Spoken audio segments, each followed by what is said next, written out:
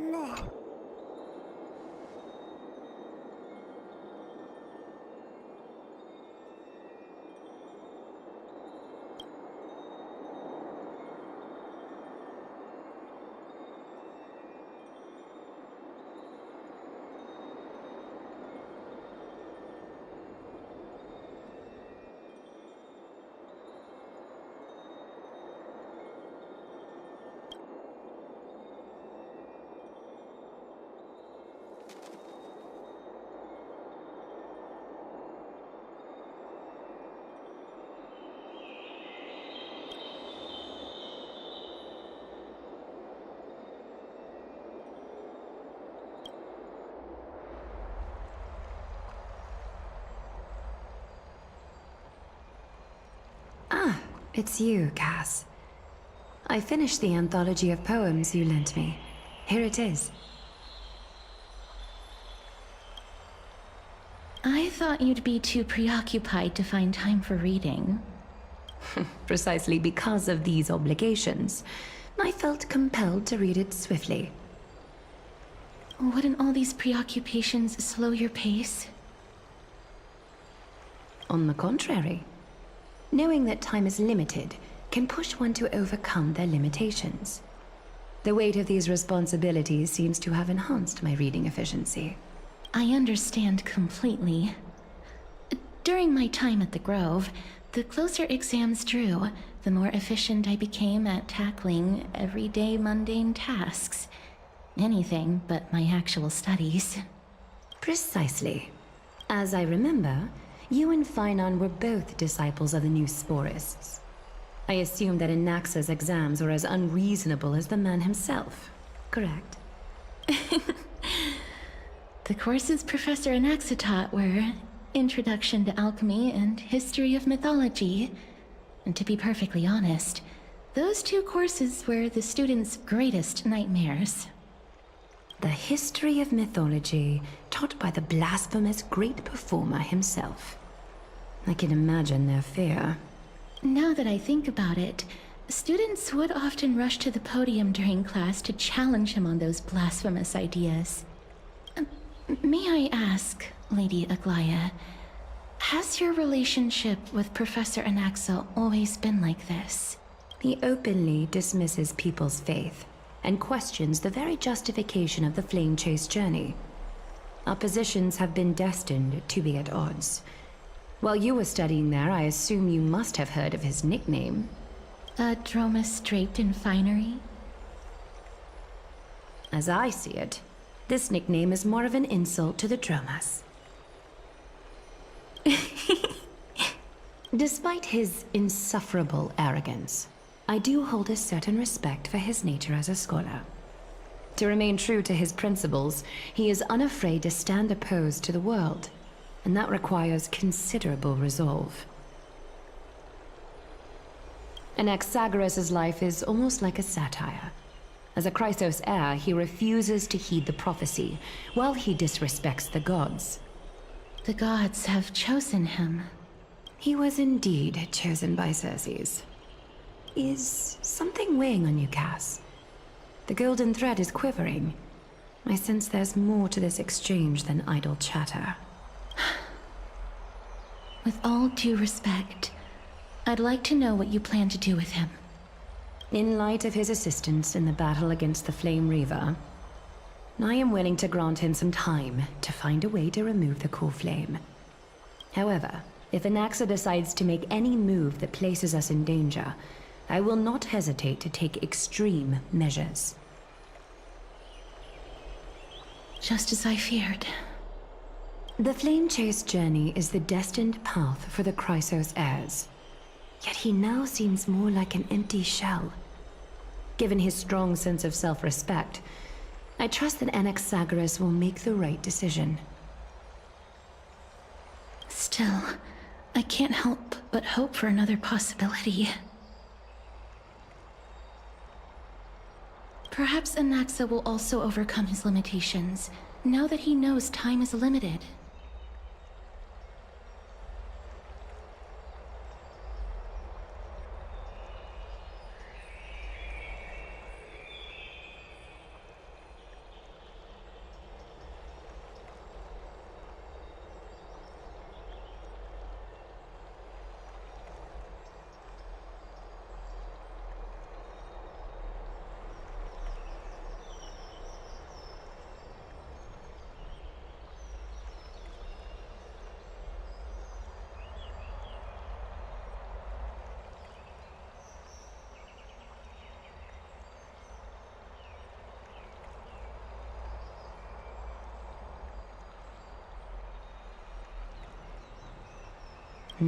I understand your stance.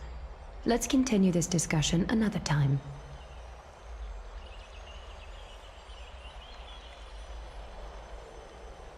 But now, let's greet our guest.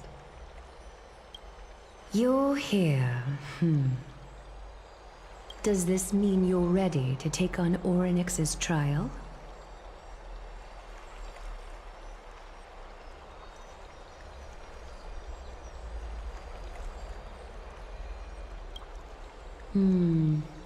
It seems that this sacred beast is just as indispensable, given their intricate ties to the Titan.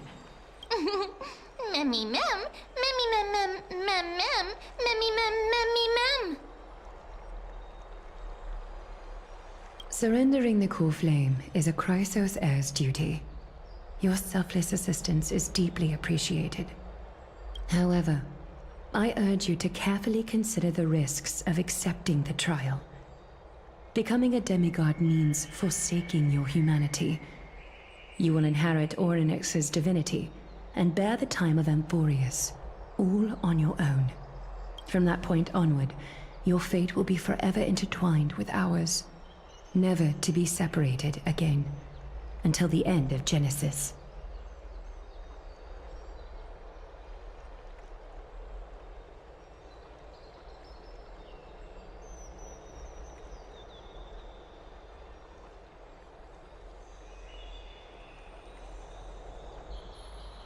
On the contrary, you are the only one who qualifies to attain divinity.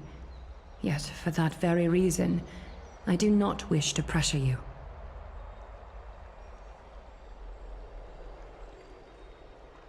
It's exceedingly rare to find a capable Chrysos heir. If this path proves unattainable, I am willing to lower my expectations. There are still many priests of Yanisopolis and their descendants in the city. If I'm left with no other option, I'll try to find someone worthy among them.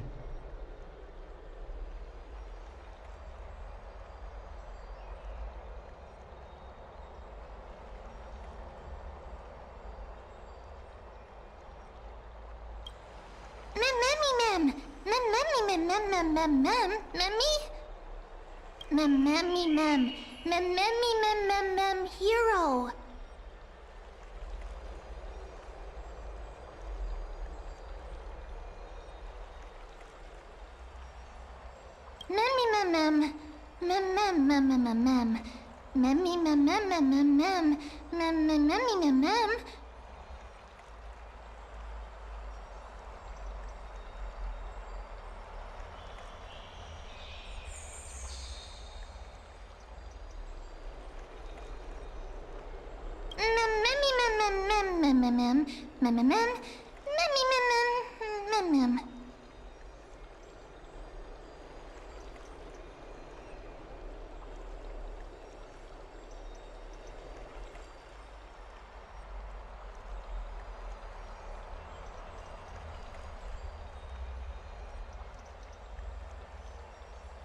It looks like you know that Titan rather well.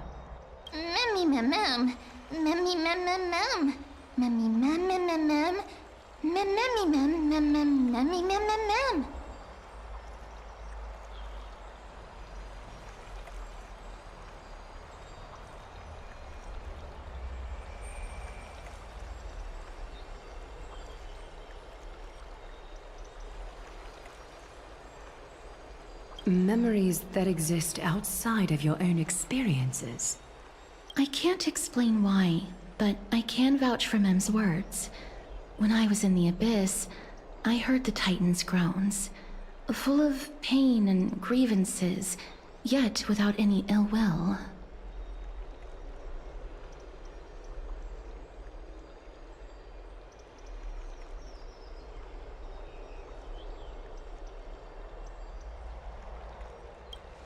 Please, mem.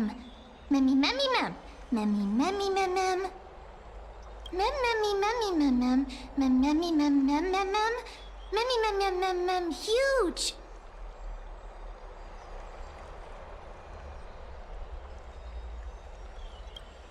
Since you've made your decision, go back to the bath chamber and get some rest.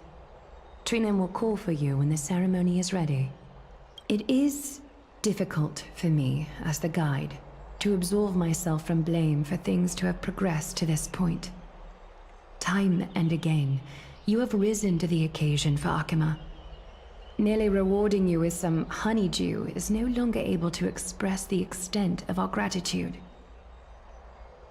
When the dust settles, I hope that we'll have the chance to have a long chat regarding your return journey and the curse of the sky. It's about time that we lift the taboo and discuss things openly.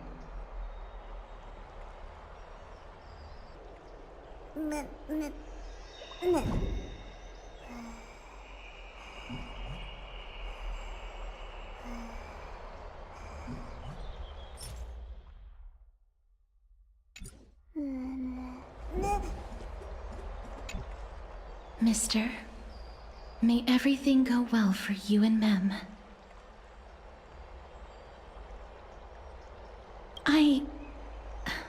It's nothing. I only came to discuss some matters with Lady Aglaya. Previously, I lent her an anthology of poems that Lady Trianne had gifted to me.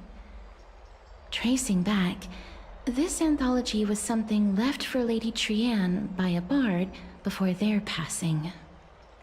Although personal properties should be cleared out once their owner has passed on, Lady Trianne gave this book to me since she knew how much I like to read.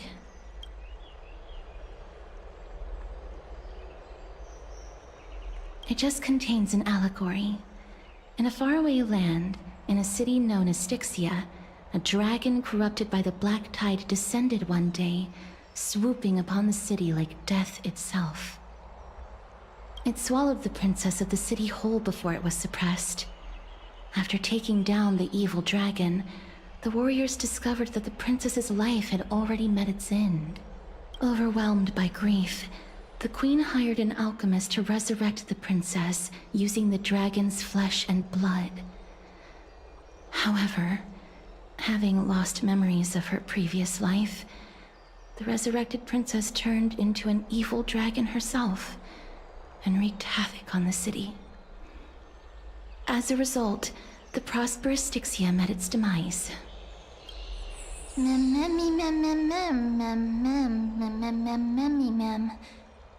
The author of this book is Archepia, a wandering bard who traveled to many cities. Among the things she left behind are poems, dictionaries, and many tragicomedy scripts. She even clearly underlined and took notes in books that covered myths with her elegant handwriting. While flipping through these books, I felt like I was afforded a glimpse into the life of Archepia. It felt just like I was traveling with someone that I'd never met before. It was as if she had yet to pass on and was still alive.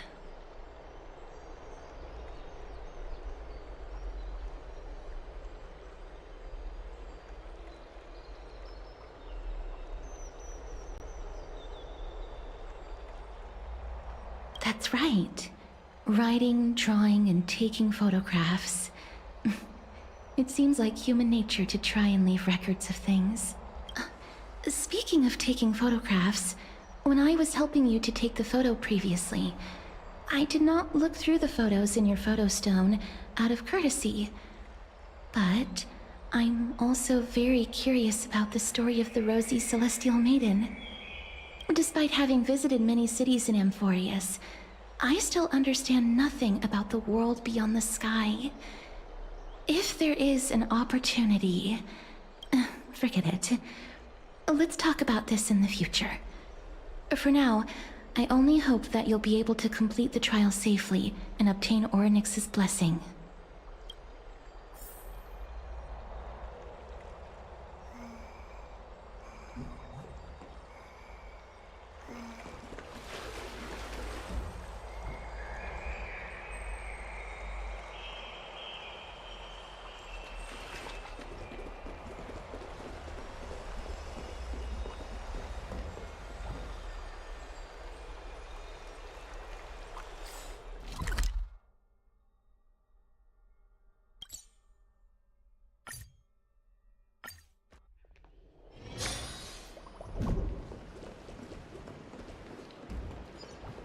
I'd love to go in and take a look.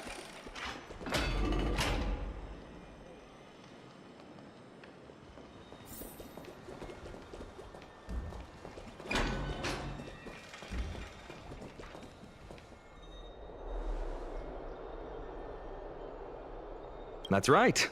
Oh, partner, you're back, just in time. This is something that the both of you should probably know.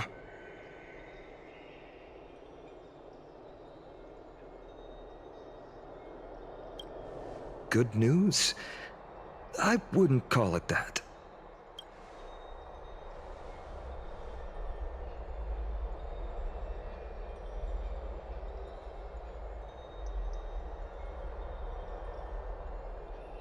Some background information for you.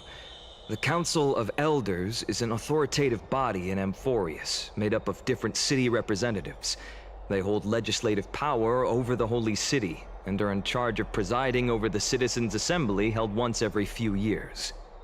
This is the most important social event of Akima. It is highly influential, and can even affect what happens to the Flame Chase journey.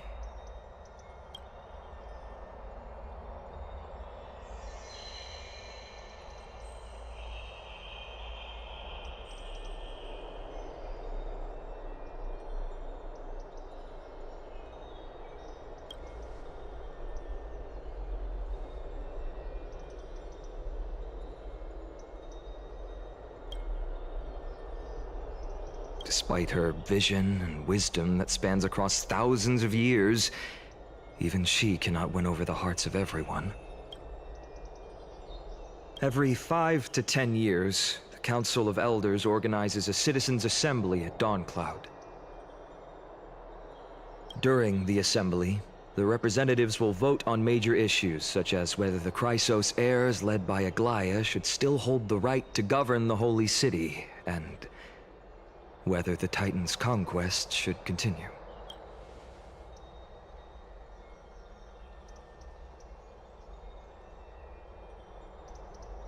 That is correct.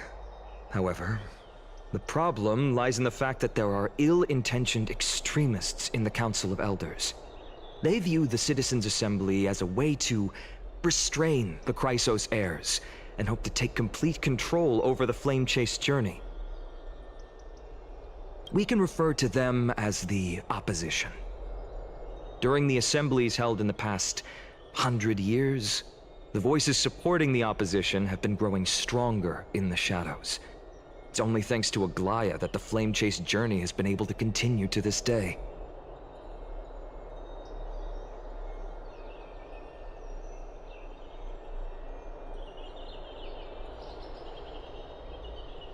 The Citizens' Assembly is just around the corner. But this time, there seems to be a new variable to the situation.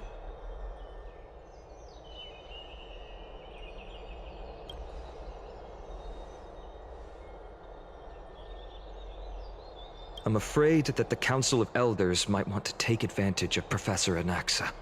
Aglaya will surely take back Circe's core flame. But with Anaxa's current condition, it's so unique that nobody knows how taking the core flame away from him will affect him. He has always been someone that is only concerned about his own research.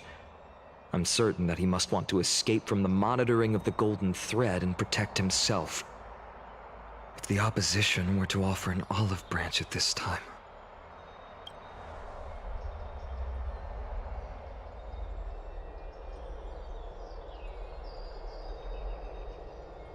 Anaxa has never believed in the prophecy, so technically it cannot be considered a betrayal. However, he has taught many Chrysos heirs, and has long been considered an important ally of Akuma. I truly do not wish to see comrades turning on one another.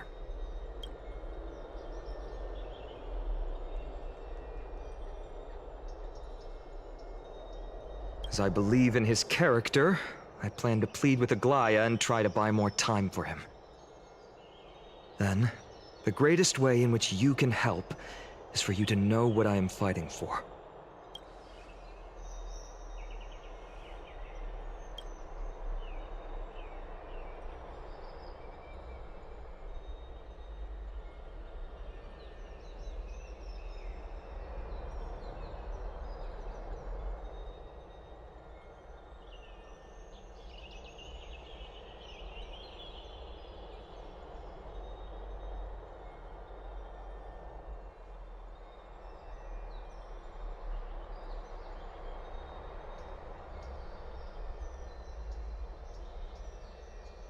Allow me to apologize for the fact that we always seem to be troubling you. I hope that Orynyx will show more benevolence and be more accommodating.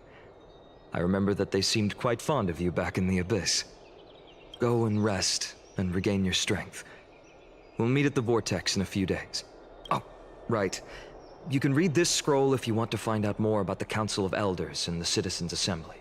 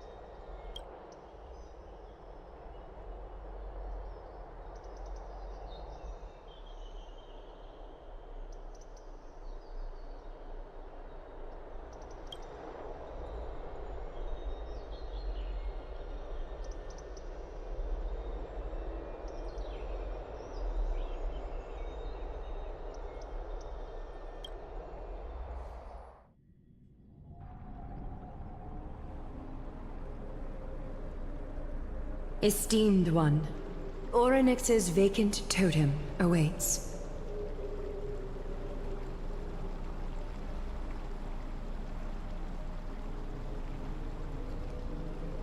If you have already made your preparations to become a pillar of Amphorius, please, step forward.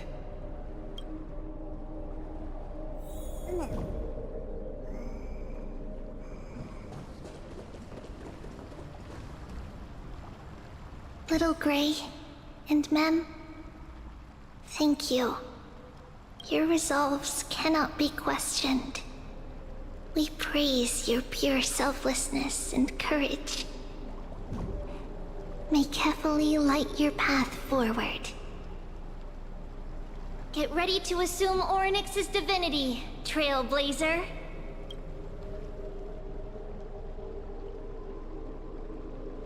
The divine position of Orynyx has already been vacant for some time.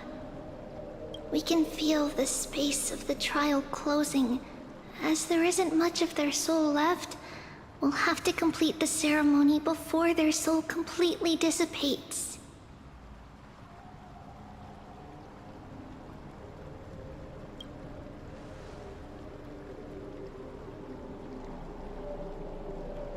The eighth core flame coveted by the miracle, that once belonged to the great Veil of Evernight, Orynyx.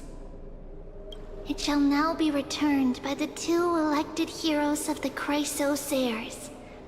A traveler who is upright and courageous, and a sacred beast that invokes miracles. Who? Mem. Both of you, please, come forward. Recite along with us. O Majesty of the 12 Titans, pillars of the world, we seek your divinity to mend the rifts of the world. Fill our bodies with blood of gold, till we wither in willing service to the prophecy.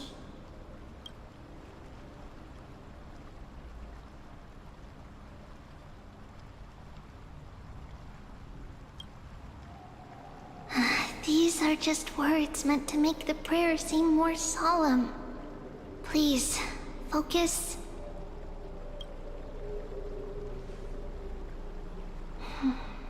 And surrender the core flame.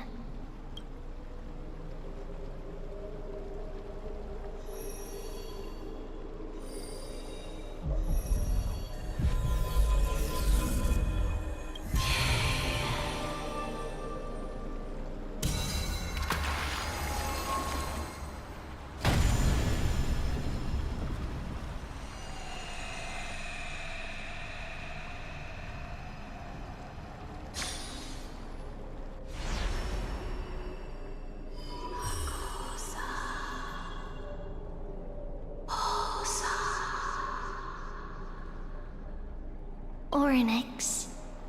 Their soul has been waiting for a long time. Perhaps they're also quietly waiting for the arrival of their successor.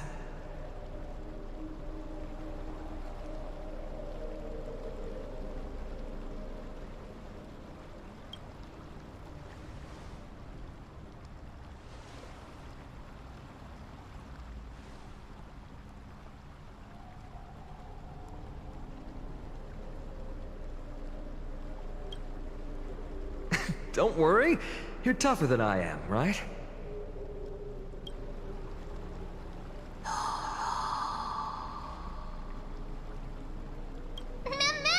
Mem.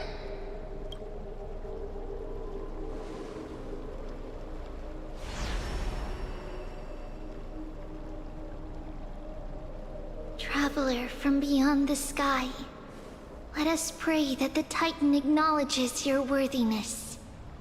Although he loves cracking jokes at inopportune times, his determination is as strong as the Chrysosairs. He will definitely succeed.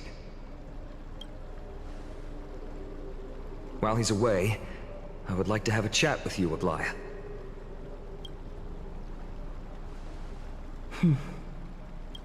Speak. I'm listening.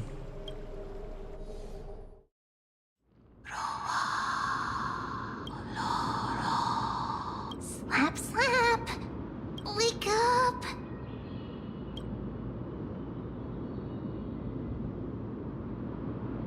How is it? How do you feel? Right? I think that it's amazing too! Testing, testing, 1, 2, 3. Testing, testing, 1, 2, 3. I have such a cute voice!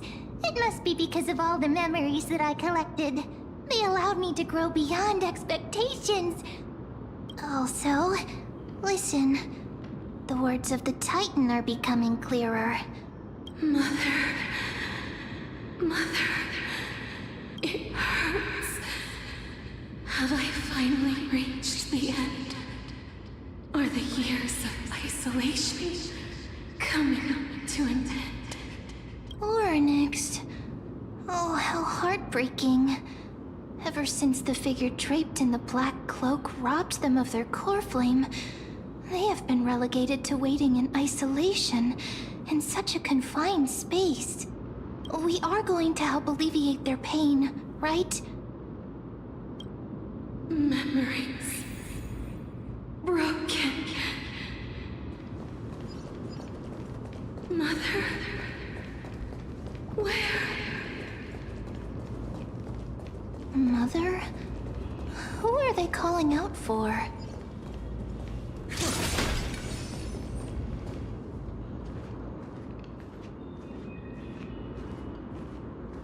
You. It's you. I remember you. Skyfather has gazed upon you. Mother is calling for you.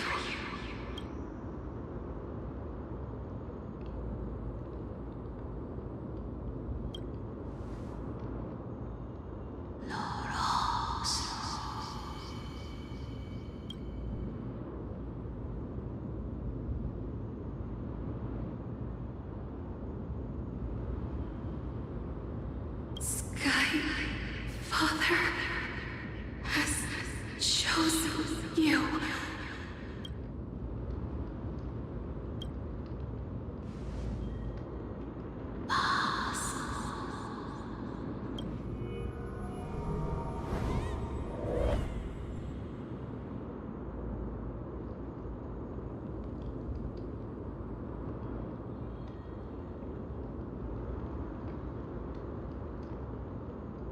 Mother is no longer responding.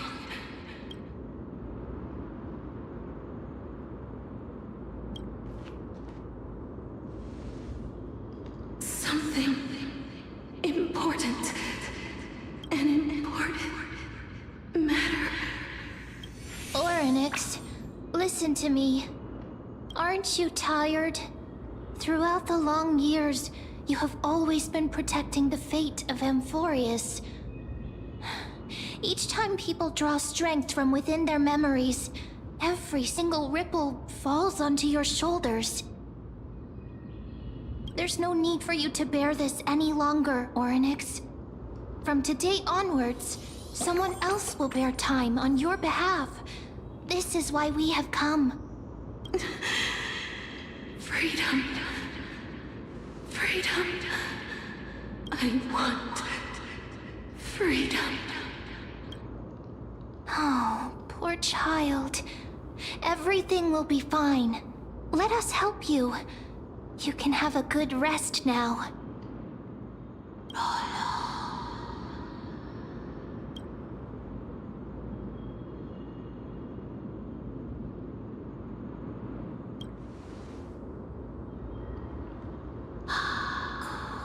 You have potential, strength, willpower, powerful, and tenacious.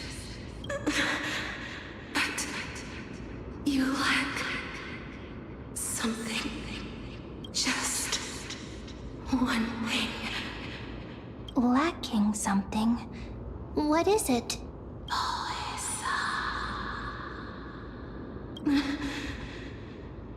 What you lack is a future.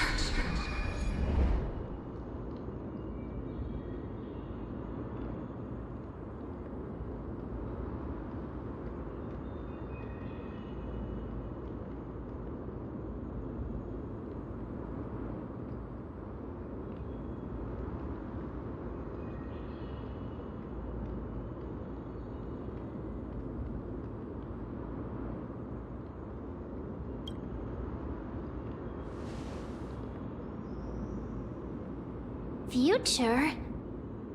Traveler from the sky, you should have dissipated already. The gaze from Skyfather stabilized your form, because from the moment you crossed the sky, your life was cast away. Right now, you are simply a collection of walking memories.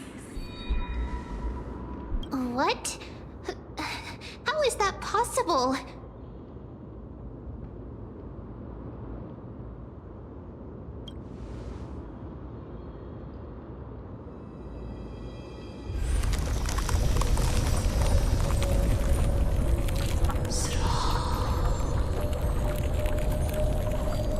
The space is collapsing. Someone must inherit the authority of time. If the pillar is lost, the laws of time will collapse. Amphorius will succumb to eternal disorder.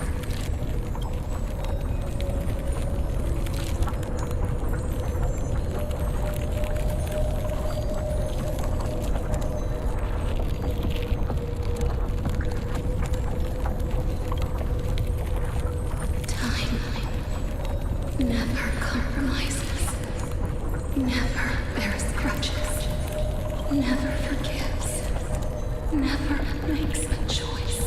Child of humanity, Titans, Mother, Skyfather, time restrains everything that exists in this world. Orynyx's divinity is dissipating? Is the trial coming to an end? Pathstrider of remembrance, my strength, I shall entrust to you the fate of the world. If you wish to save it, go and find your future that has been stolen.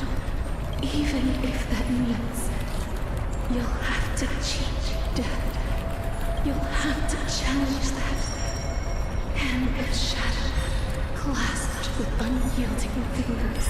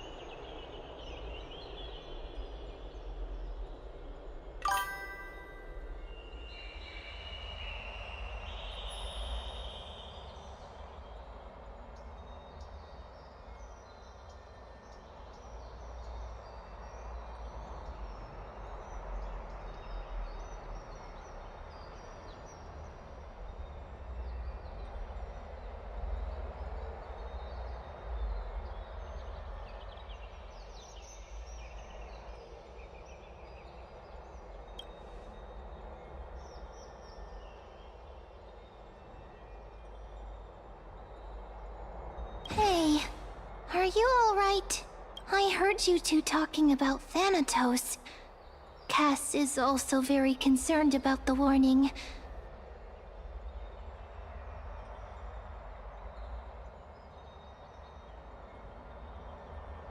She has left the vortex and returned to the garden. Shall we go and look for her? Thanatos is the Titan that Cass has always been looking for. Regardless of whether there are any clues, there's probably no one else that understands death better than her.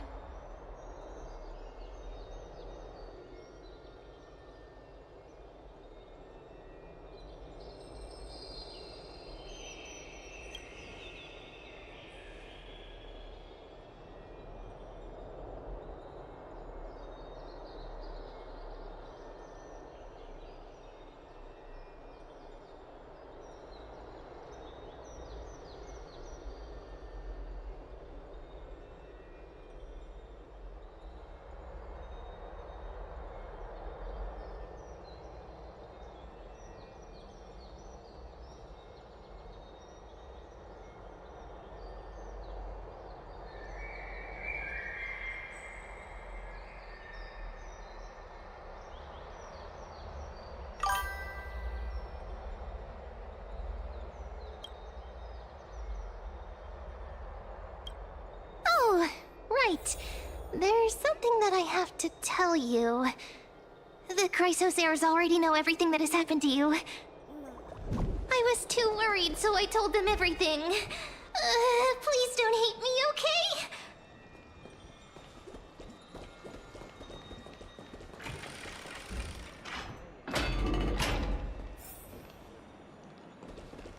I'd love to go in and take a look.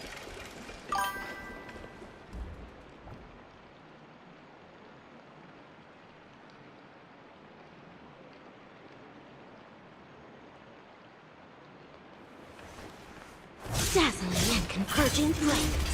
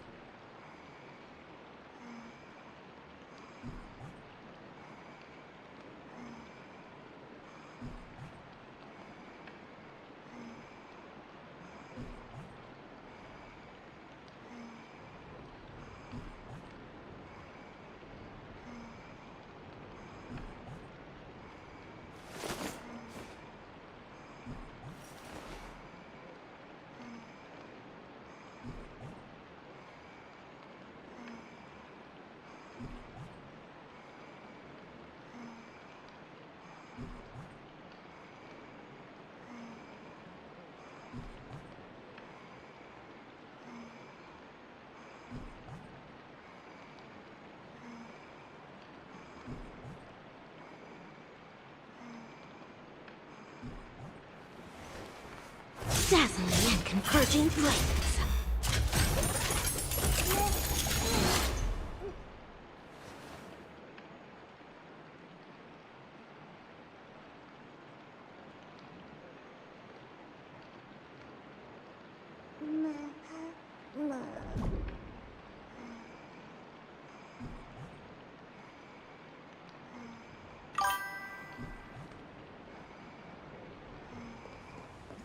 Have you heard? Seems like all the rooms are full.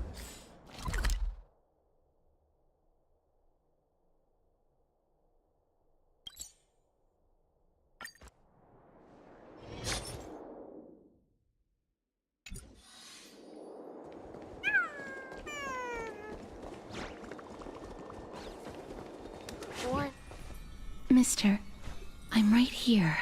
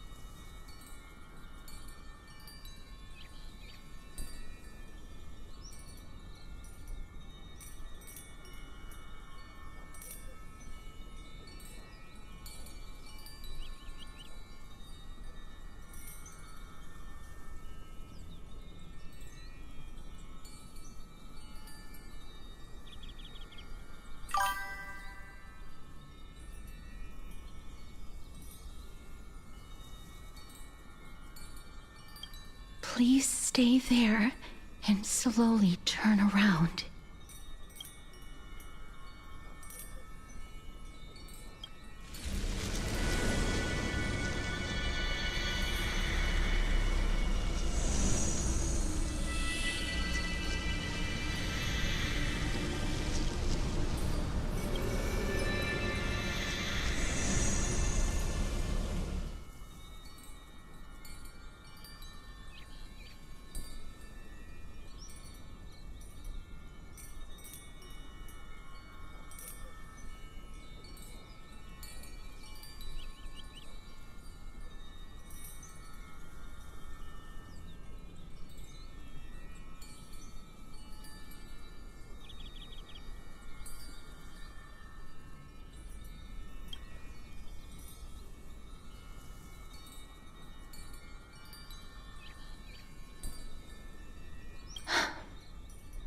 Please pardon me.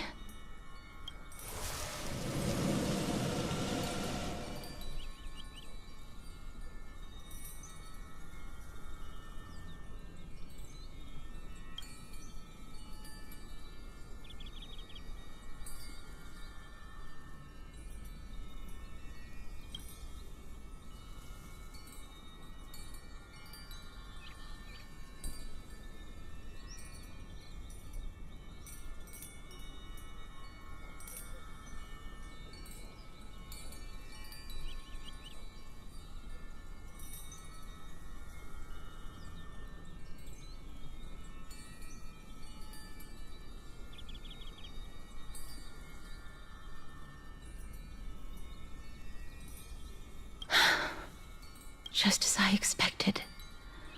I cannot feel anything.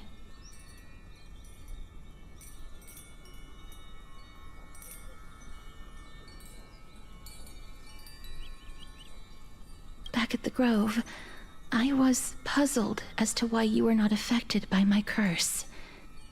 I thought that it might have been the special ability of a traveler from beyond the sky. Never did I expect that this would be the true reason. I'm sorry. I should have noticed that something was amiss earlier. Mister, if my abrupt behavior just now offended you, I hope that you can forgive me. I'm just thinking, if your soul has really left your body, as a mortician, I might be able to trace where it has gone to. Cass, did you find anything? My apologies. Not as of yet. Perhaps I have overestimated my capabilities.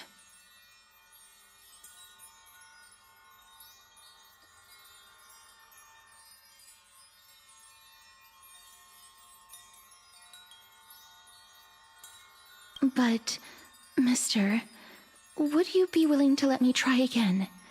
This time, I'll increase the area of contact slightly. Perhaps the result might be different this time.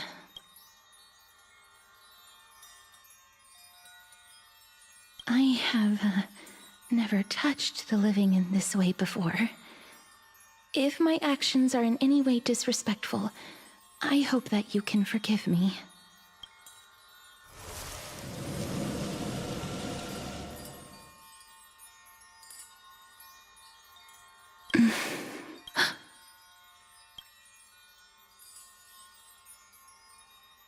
I seem to have caught a glimpse of something. Your soul is currently roaming someplace and cannot find a way to escape. But perhaps it might not be a bad thing. If your soul is still wandering around, it means that we still have time. We have a chance to find it before the fingers of Thanatos sweep everything away. Clues. Just a few more. I need more guidance. The connection has been severed. With my strength, I'm not able to trace it.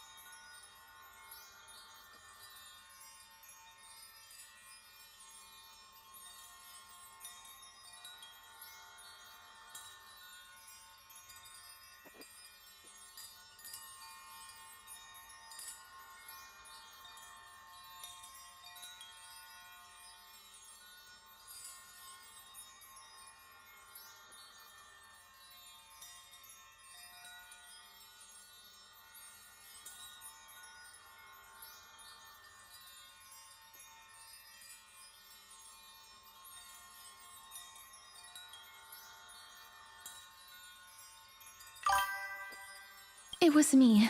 I was a little too hasty. Don't worry, mister. Although we currently have no leads, I will do my best to search for the whereabouts of Thanatos, bring back their core flame, and personally return to you the life that you have lost too soon. I know that I'm lacking in confidence, but I hope that you can keep this promise of mine in mind. Before I manage to deliver on this promise, please do your best to hang on. Amphorius needs you.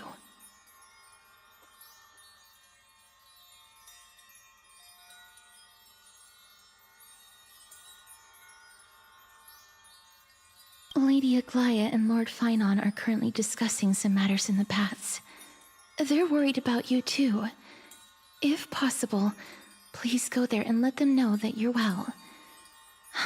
Although, I don't actually know whether your current situation can be described as well. Also, please accept this Styxian fable. Reading can help one to focus and relax. I hope that reading this can help tide you through this difficult period. More species are disappearing.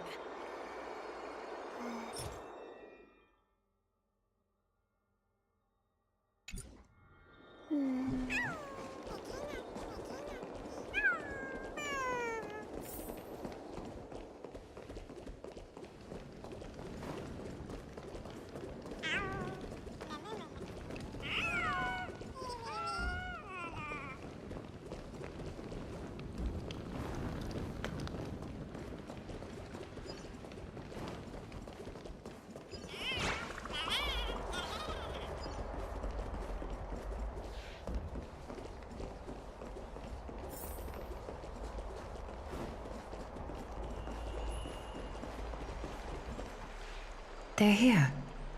That partner! Hyacinth said you definitely wake up. How do you feel?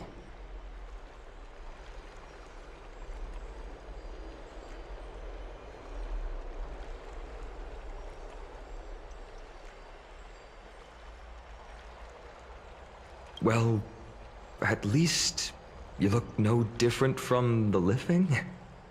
I think that most living people don't even look as good as you do. You've completed the trial of time, and I have to admit that the process went better than I expected. Even in the end, that Titan's heart still showed a soft spot for humankind. However, I never expected that. Two people who have cheated death would appear in Akima at the same time. That's what we have been talking about. Mighty has been in Akima for such a long time, but has no one thought to study his indestructible body? If there were even any minor breakthroughs, we wouldn't be as clueless as we are right now. Many have had this idea, but so far, there have been no results. If it were successful, Thanatos wouldn't have disappeared without a trace. Nevertheless, now is not the time for us to give up. At the very least, we can still see a glimmer of hope. Cypher. If anyone in this world knows the whereabouts of death, it would be her. I'll try and get her to return to Akima, but do be prepared for a less than ideal outcome. Please understand that throughout the history of Amphorius, no one has ever managed to escape the clutches of death. At the end of time, Thanatos silently awaits all.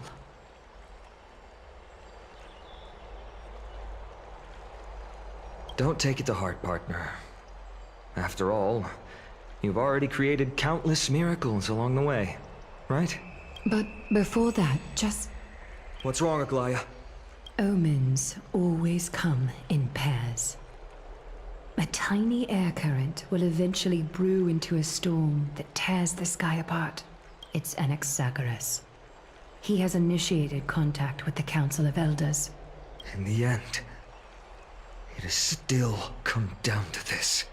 I earnestly hope that your assessment of him is accurate, Finan.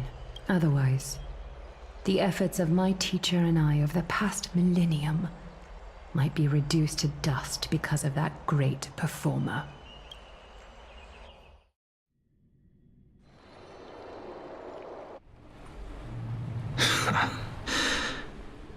I'm back here again.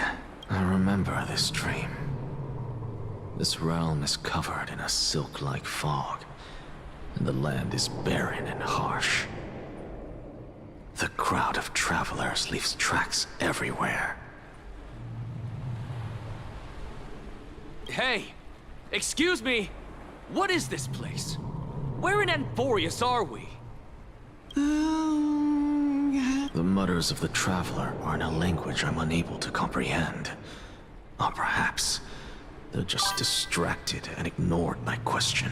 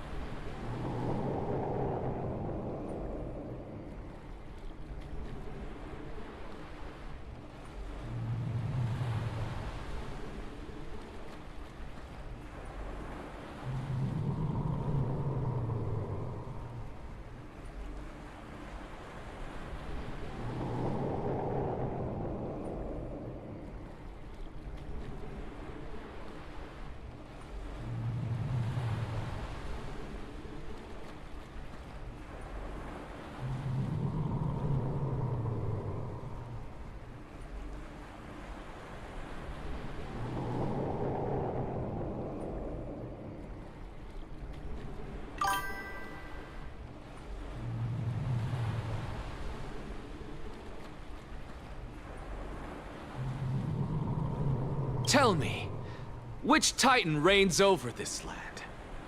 And how do I find them?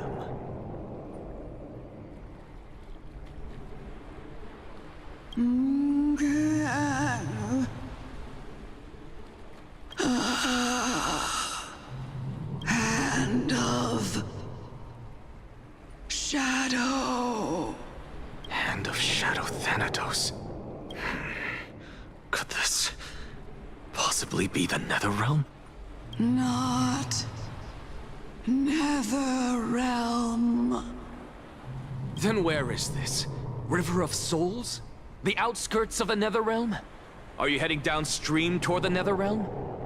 The Netherrealm. Nothing but an illusion.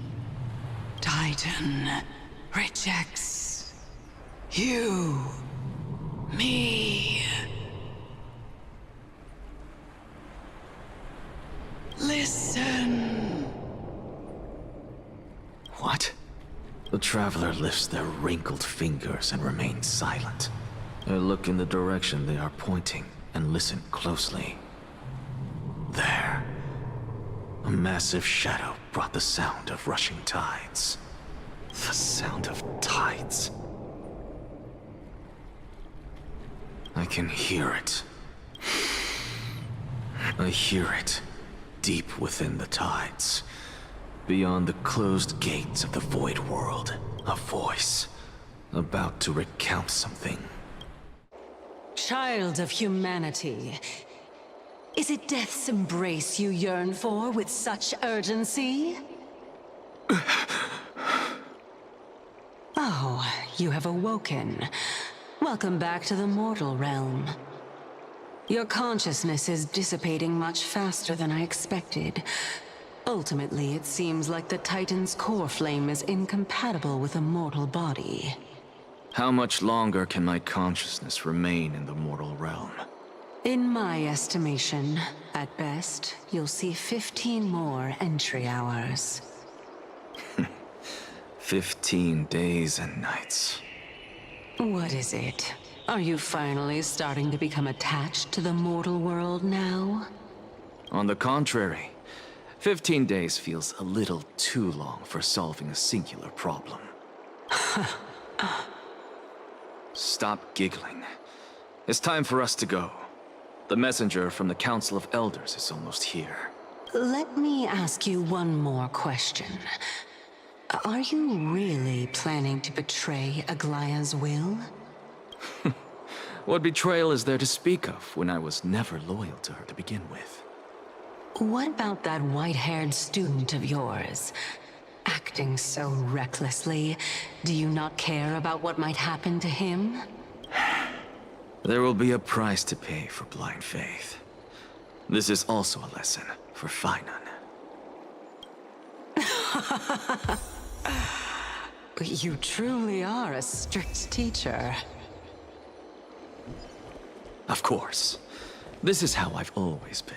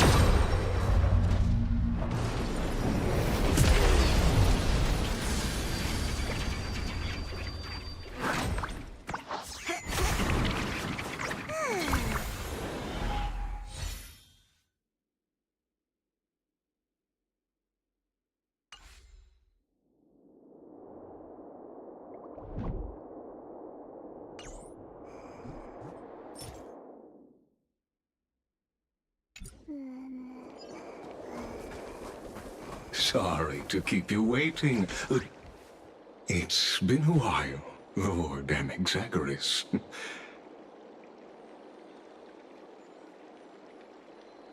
I greet you on behalf of all the citizens of Akima, and express my deepest regret about what happened at the Grove of Epiphany. It's you. I never expected that you would personally come and meet me. By carefully into Lantern above, I have come as a testament to the justice of the Council of Elders. There are Antikytherans here? They have been a rare sight ever since the Chrysos War. I extend to you my utmost respect, revered Titan.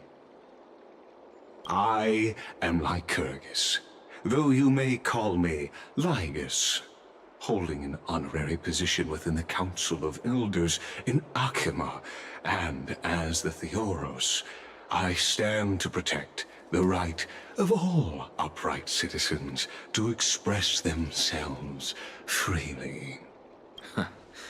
You can see them too? You know about us. We Antikytherans perceive the world through the amplitude and frequency of souls. Just as I am conscious that Lady Aglaya is secretly listening in on our private meeting from afar. If necessary, Lord Anaxagoras, I can sever the golden thread to protect your fundamental rights. The demigod should know better, for such is her station. Spare those poor threats, and just let her listen to my words.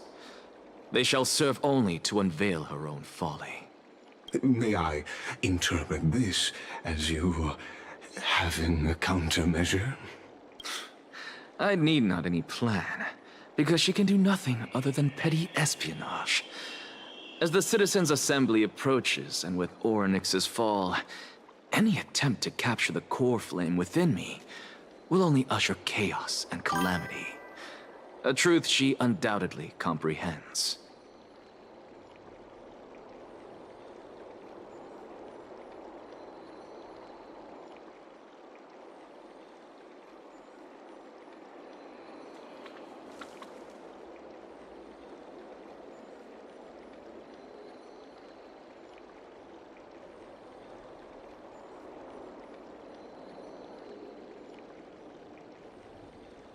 while I, Anaxagoras, serving as the Grove's special envoy to Akuma's Citizens' Assembly, have long known the extent of your abilities.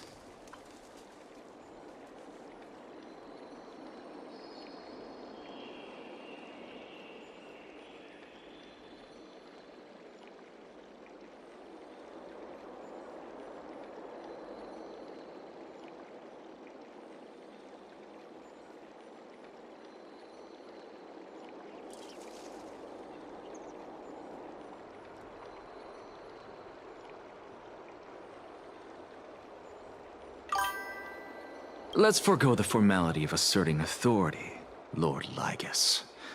Lead the way. Very well. Surely Lady Kindness would appreciate such assertiveness in an ally.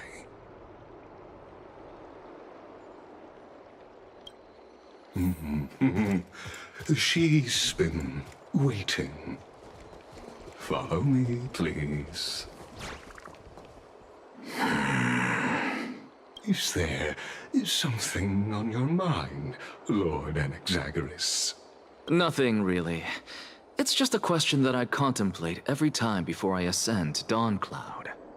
For the Titans, does the falling equate to death?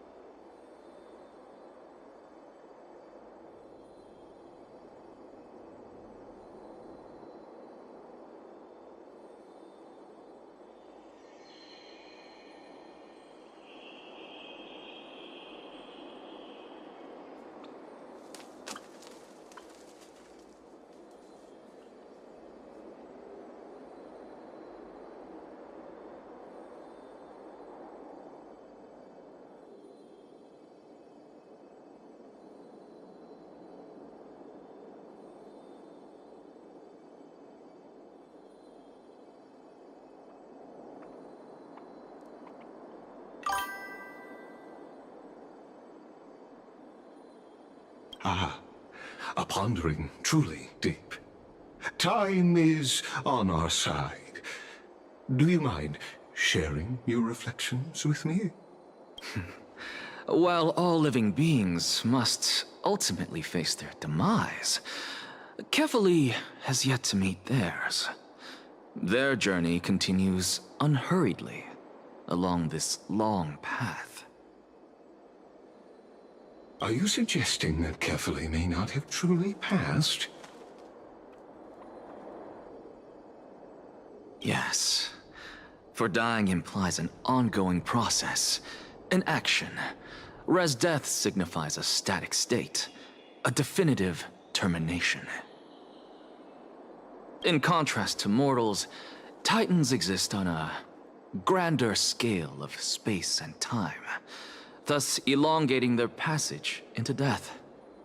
The notion of their fall is but a misinterpretation born of mortal ignorance. Ah, an intriguing concept, albeit challenging to substantiate. After all, Kefali has maintained a profound silence ever since the era Arasa, while scholars and priests alike have conveyed the message of the gods' imminent fall. Perhaps the gods in their arrogance deemed it beneath them to reveal their perspectives to mortals. Could you elaborate on your statement? Circes, the kin of the Skyfather as recounted in myths, now resides within my brain.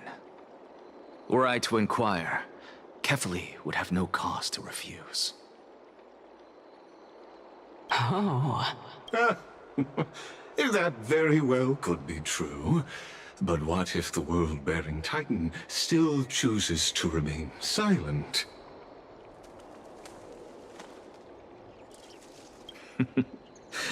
In that case, the myths crafted by the people of Amphorius are nothing more than pitiful jests. It's worth a try. I believe, and I'd love to witness the fruits of your theory and the change it may bring to this imperiled world. Because I completely concur with you on this aspect. If the Titan has indeed met their end, any response from them would be impossible.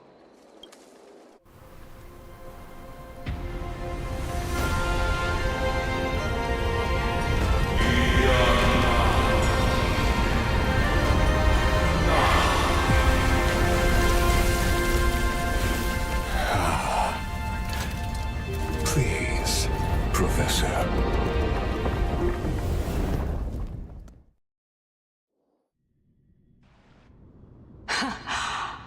The children of humanity have indeed created a spectacle. Welcome to Dawn Cloud. The atmosphere here carries a greater sense of solemnity than the mundane clamor of the Marmorial Palace, with entry permitted only to the invited.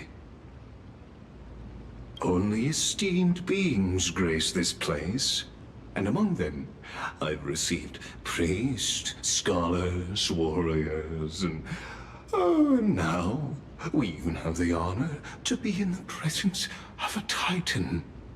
Oh, what a joyous occasion.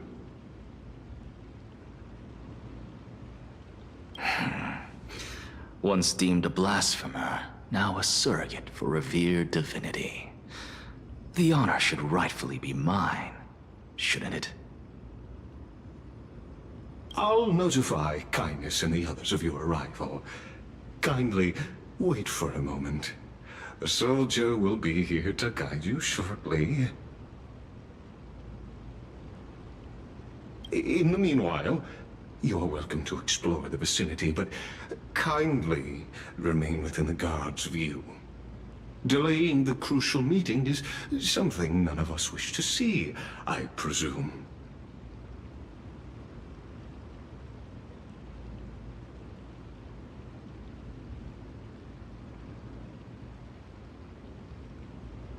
I'm well aware of Kindness's methods.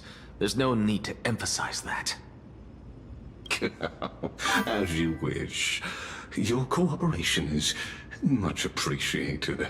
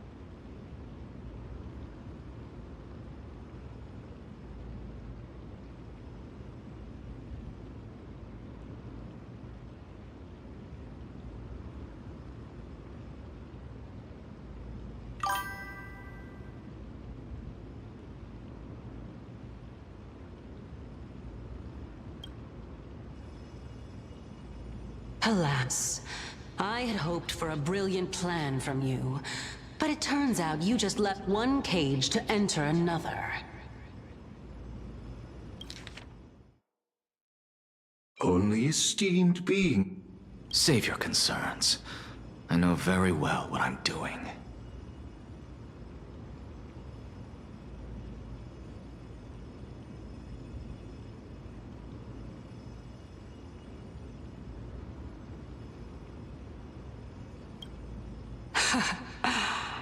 I shall depart to explore the surroundings then.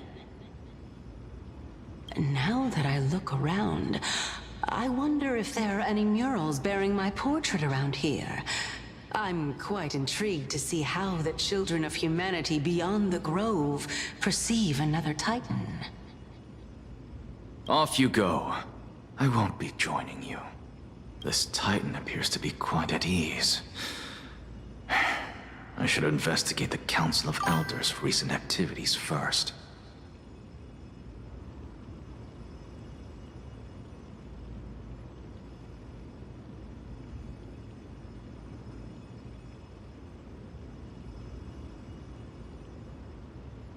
Be aware, I can hear you perfectly well from here.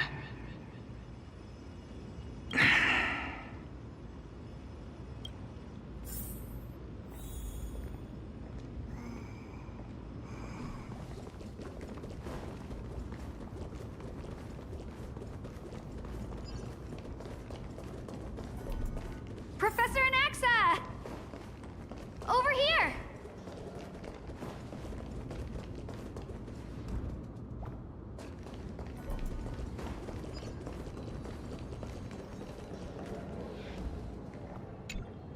Professor Anaxa?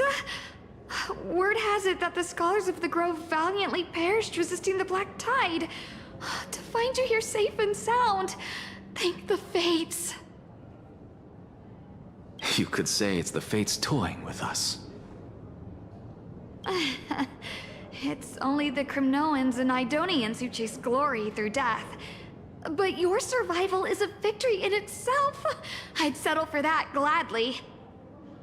So, are you here to report the incident to the Council?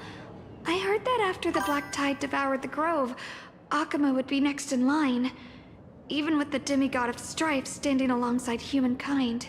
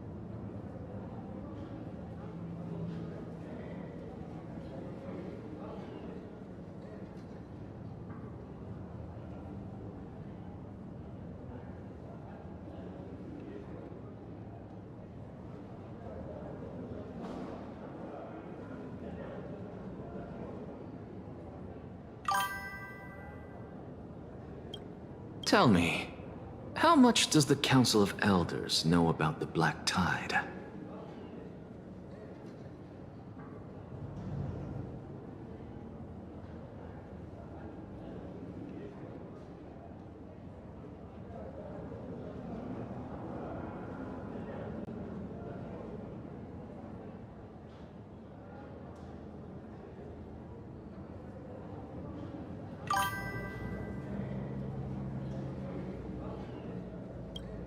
Once Kindness and her followers learned of Circe's and Orynyx's fall, they proclaimed in the council that the Flame Chasers could no longer stand against the calamity alone. Yet, when the Crown Prince ascended to godhood and repelled the Black Tide, she immediately altered her tune, declaring that all was resolved beyond Akama, with the only remaining menace now being Aglaya and her adherents. They might well make their move at the upcoming Citizens' Assembly. No surprises there, those shifty opportunists. Thank you for your honesty, virtuous student.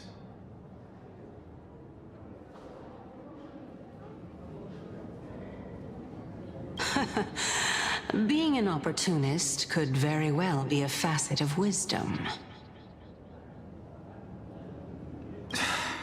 Shouldn't you be searching for murals of yourself? I've had enough of your prattling. I was really curious to see how you would find the middle ground between both factions, so I came to listen in. But it seems as though this kindness is much more ruthless than Aglaya. If so, why do you want to work with her? Could it be that perhaps you've decided to readily surrender this hollow shell of yours, just because you feel like death is fast approaching? I'm afraid you'll be sorely disappointed if that's what you truly think.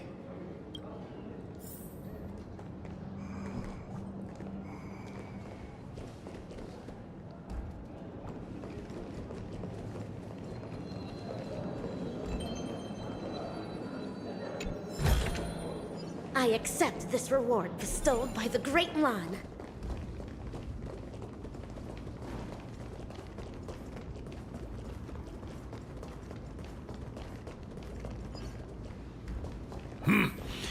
Even blasphemous scholars can come here, it seems. Looks like my presence here is quite unwelcome. Anaxagoras, I thought that you had died to the Black Tide, just like the other scholars. As Kefali's priest, are you not aware of the decorum of respecting the dead? Surely you jest. You blasphemous heretics are not worthy of respect from the Supreme Being. Let me remind you that you're currently in Dawn Cloud, so you'd better keep your deranged language to yourself. I am no longer that altar servant from years ago, who could only acquiesce to the commands of others. Now, I have plenty of ways to deal with people like you. I'm not sure whether I should laugh or cry right now. I can't believe that a follower such as you could have been made by a creation titan. As I see it, a dead titan can't provide you with this level of confidence, right? Then who is it exactly? Could it be kindness? You.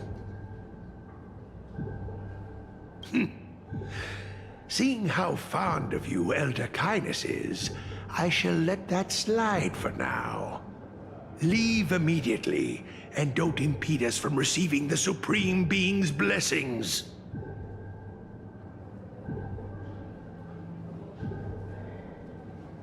Seeing as we were able to hear of this matter from the mouths of others, it seems that kindness is indeed quite sincere toward us. Perhaps this affair will proceed smoother than I had anticipated.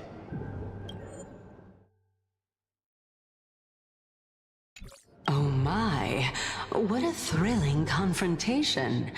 As expected of one of Kefali's followers. Are you praising or insulting him? Praising him, of course. As a believer of the God of Deliverance, it is only natural that he detests evil. Didn't you hear me? I asked you to leave. Go as far away from here as possible. Don't mutter to yourself like some sort of madman and disturb my meditation. I've had enough of this. Could the 15th entry hour arrive any faster?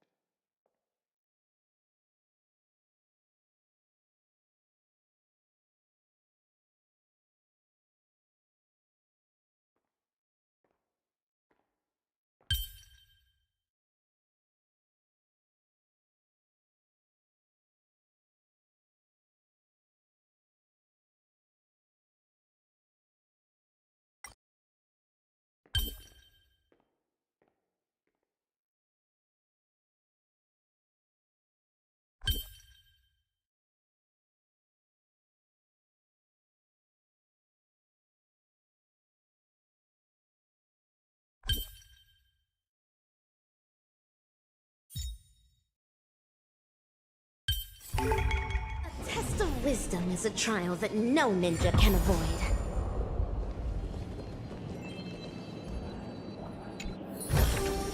I accept this reward bestowed by the Great Lan.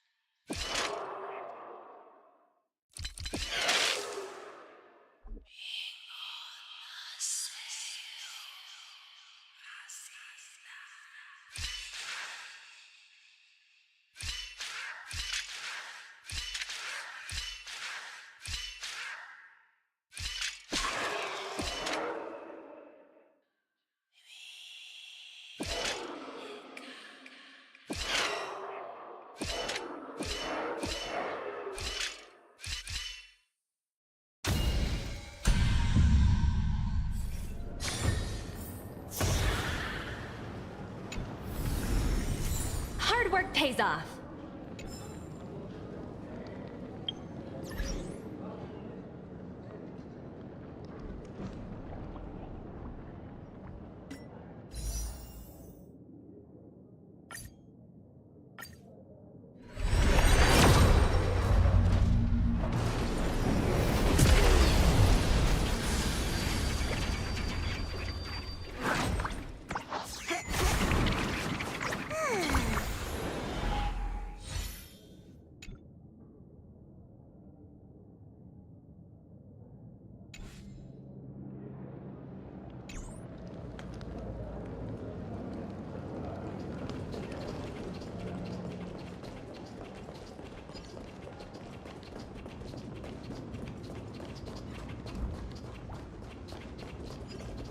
Oh, my.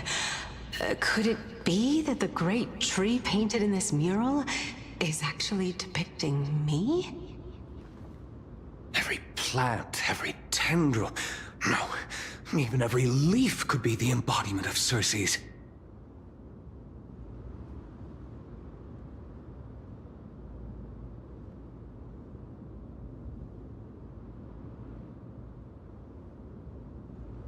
As a result, mere mortals who did not know what the Titan actually looked like chose to paint them as a giant tree instead.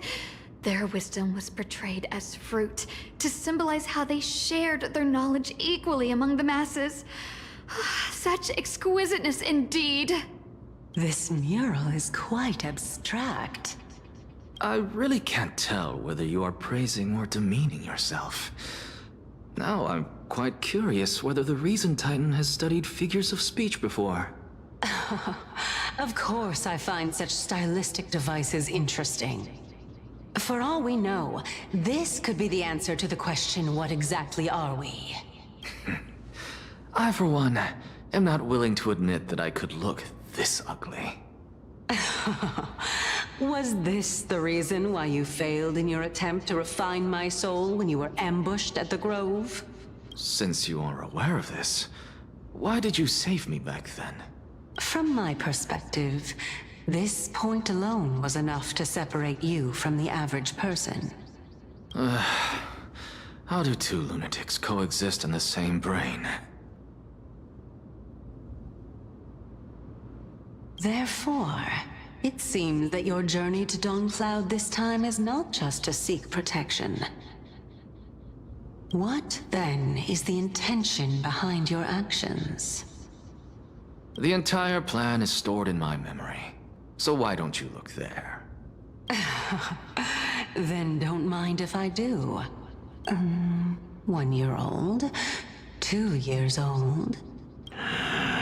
Oh my! Even a member of the preeminent 7 sages must hug his droma stall to sleep? How interesting. That's enough. How unusual. Your soul is actually trembling. This must mean that behind this toy hides a secret that nobody knows, right? Since our days are both numbered, I don't mind telling you more about it. This is a present that my sister gave to me. It's a doll that was made to look like our family pet. So there are other members in your family, eh? Are they also living in Akama? Don't you just love to pick through my brain? Go on, continue flipping through my memories. It won't take long. You'll discover the answer when you reach the memories of when I was 5. Oh, the black tide is everywhere. I can't bear to look. When I was young, I couldn't accept this outcome either. Georios, Aquila, Kefali, and you, of course. Although I prayed to every Titan that I could think of for help, my efforts were ultimately futile. This...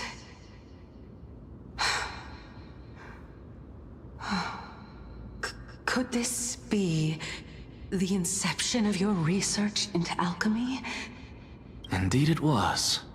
Everything started from that verdant courtyard of yours. When I was pursuing my education there, I naturally also came to learn of Thelysis' theory as well. Oh, I remember that person. He was the one to come up with the concept of souls, right? Not only that, he also believed that life, as well as the composition, movement, and transformation of matter, all stem from souls themselves. This is why I thought that, since all living things stemmed from the same origin, why could I not sacrifice myself in order to resurrect my nearest and dearest? Anaxa, you... I did it, teacher! But this is absolute blasphemy. Regardless of how much freedom the Grove provides, such an act could cause you to be burned at the pyre. Your beloved, where is she now? Send her away from the Grove at once, to a place where nobody will ever be able to find her. Otherwise, the both of us will be judged by the Council of the Seven Sages. Calm down, teacher.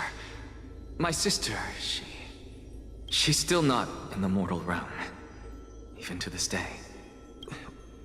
What do you mean? It was naive of me to think that I could snatch the deceased from Thanatos' grip by merely sacrificing one eye.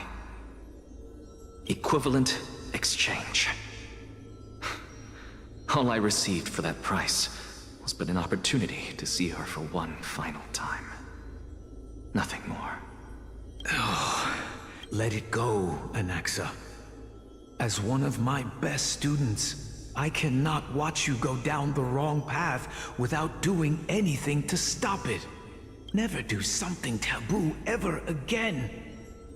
Don't disappoint the deceased, and never harm yourself.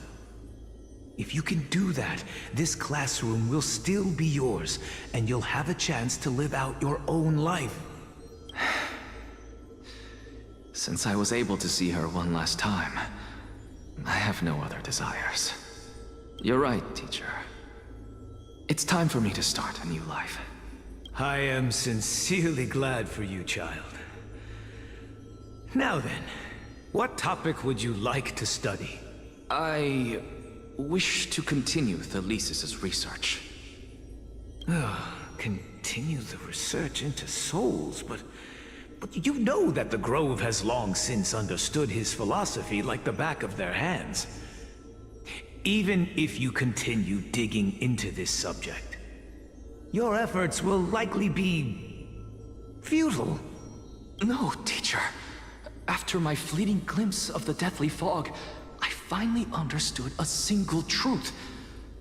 Since ancient days, our understanding of the souls is but the tip of the iceberg. I may have lost an eye, but my view of the world has become clearer than ever. I have grasped the truth with my bare hands. Watch as I turn this farcical world upside down. Who would have thought such a secret lay concealed beneath that hefty eye patch of yours? However, this story doesn't seem to be connected to your plan. In fact, I'd say that they aren't related at all. The answer lies within the tale. If even you cannot understand it, perhaps you should relinquish the divinity of reason to me. After all, it'd be a waste for you to hold on to it. My story ends here. Now it's time for you to tell me your secret. After all, this is what equivalent exchange means, correct? As expected, you laid a trap for me to step into. Unfortunately, even if I was willing to talk about my past, I may not know more about it than you do. Oh? Are you saying that the renowned Reason Titan is now admitting a lack of wisdom? Your followers are going to be sorely disappointed by this. Child of humanity, remember this. Being cognizant of one's ignorance is the greatest wisdom of all. Now I understand. No wonder you asked me to answer your random, nonsensical questions. Not only that, you're the only one who can shed light on my query. As the saying goes, onlookers see most clearly. Is that so? Lord Anaxa, I saw you muttering to yourself and was wondering whether you were caught in a delirium of reflective thought. I'm sorry to interrupt you, but time is of the essence. I have a message from Lord Lygus. Lady Kindness has met up with the Council of Elders and is awaiting your arrival, so please depart forthwith.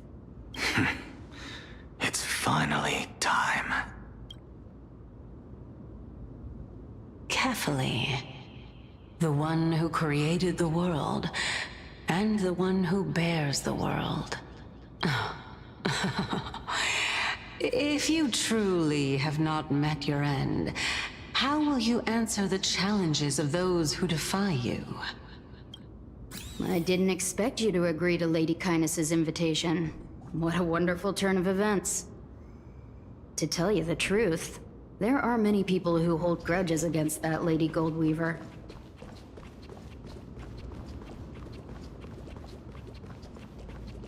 Isn't that the dromas draped in finery? Avoid his gaze. I don't acquaint myself with blasphemers. Don't worry. He's too full of pride to pay us any attention. Your nickname is Dromus as well? You must really like those creatures.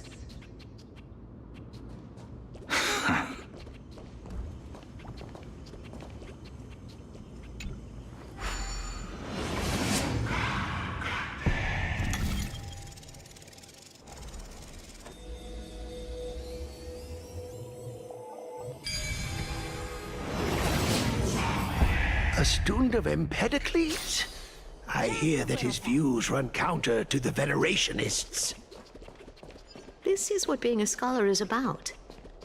A collision of ideas only occurs when there are differences in beliefs, and it is such collisions that lead to progress. Yet, in my view, Lord Lygus and Lady Kindness are just ahead. I'll take my leave for now.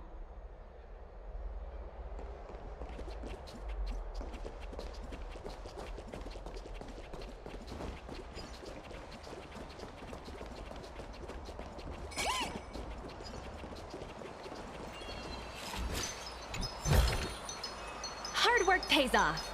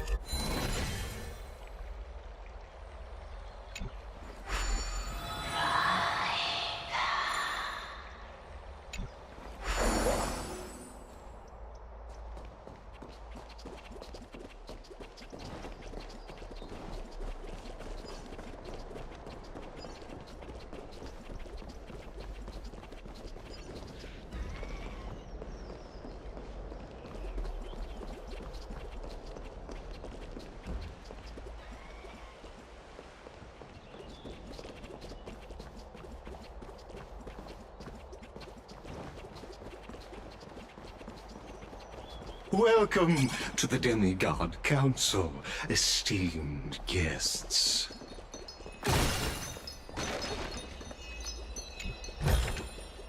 Hard work pays off.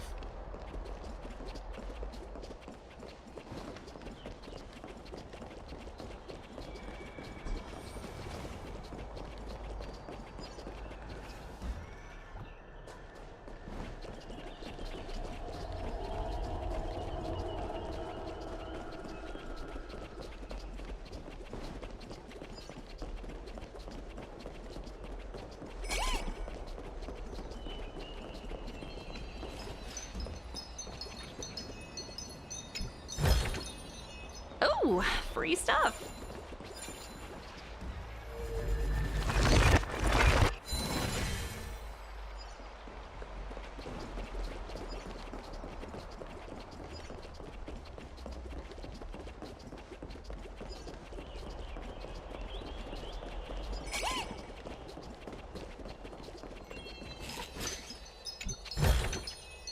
Hard work pays off.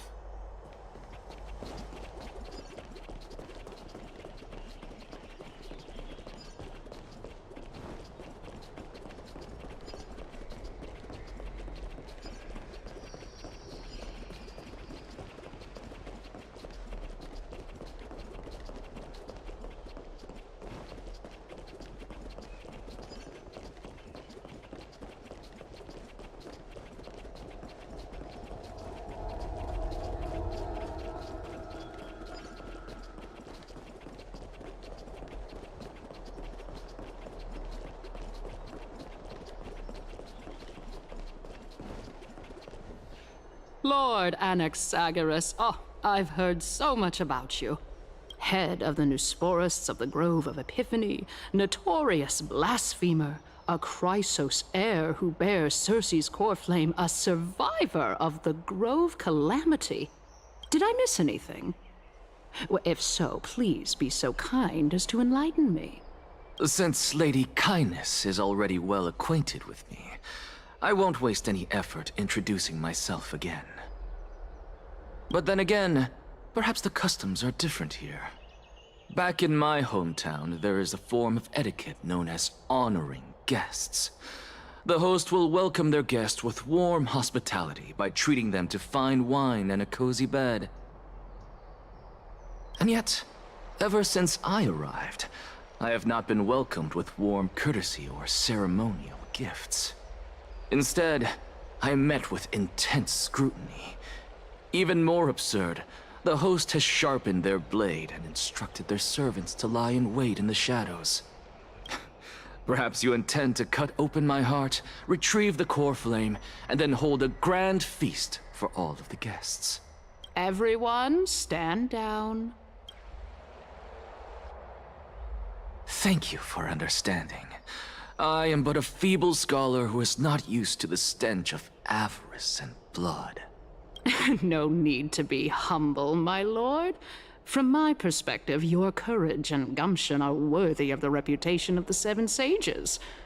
Your bravery is more than adequate to accomplish our perilous endeavor. So, you wish to start a war? Well, since the Chrysos heirs are calling for war, we will respond in kind. Conflict is inevitable. Since Aglaya endeavors to suppress the virtuous commoners with blood of gold, we will not hesitate to display the rights and metal the citizens of Akama are so entitled to. As to your question of whether peace is still a viable option, well, to that I can only say this. Everything hinges on the next citizens' assembly and whether they have a sudden epiphany amid the clamor of the masses. And since you, as a Chrysos heir, accepted our invitation, you have indeed given us a glimmer of hope. What brazen arrogance. What you're saying right now is worlds apart from what you were saying before you retired your cleaners. I don't deny it. After all, they're responsible for cleaning up any threats, and just a moment ago, you were on the side of the Chrysos heirs. But now that you're an ally of ours, we can continue talking somewhere else. As you know, these walls have ears. I was fortunate enough to have the opportunity to discuss a treatise about the Venerationists with your teacher, Empedocles. Yet, it seems you subscribe to the Nusporists instead, Lord Anaxa. I've heard that this school of thought is one with many detractors. It's normal for ideas to have supporters and dissenters, just like how there are two types of people in this world: geniuses and dimwits.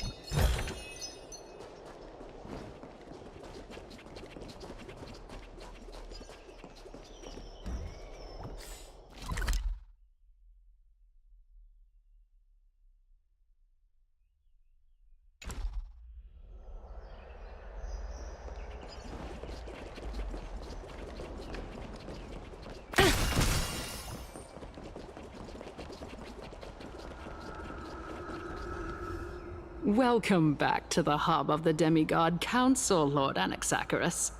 Surely you remember that countless eloquent orators have stood in this spot before and emerged victorious by stoking public sentiment with their words. And yet there have also been innumerable blasphemous philosophers who set themselves up for failure because they refused to defend their actions. This tiny stage is the most profound embodiment of Akama in centuries. In 15 days, this site shall also become the most important, as well as the final turning point in Akama's history. May the both of us carry out our duties with honor and lead the masses back toward the Erechrysia, a golden age with no death, strife, or trickery. Oh my, 15 days and nights. That aligns perfectly with the date of your demise. Could such a coincidence truly exist? Using death to prove myself fits my intentions perfectly. What strong conviction you have, as expected of the hero who dared to stand up to the Gold Weaver. As expected, she misunderstands you. That's enough, Lady Kindness. Dispense with the niceties. I only accepted your invitation so that I can serve the commoners alongside the members of the Council of Elders. Don't test my patience with such superfluous formalities. Well, you say that now, but surely you also require my aid as well, so that you can stay alive even when being pursued by the Golden Thread? You worry too much.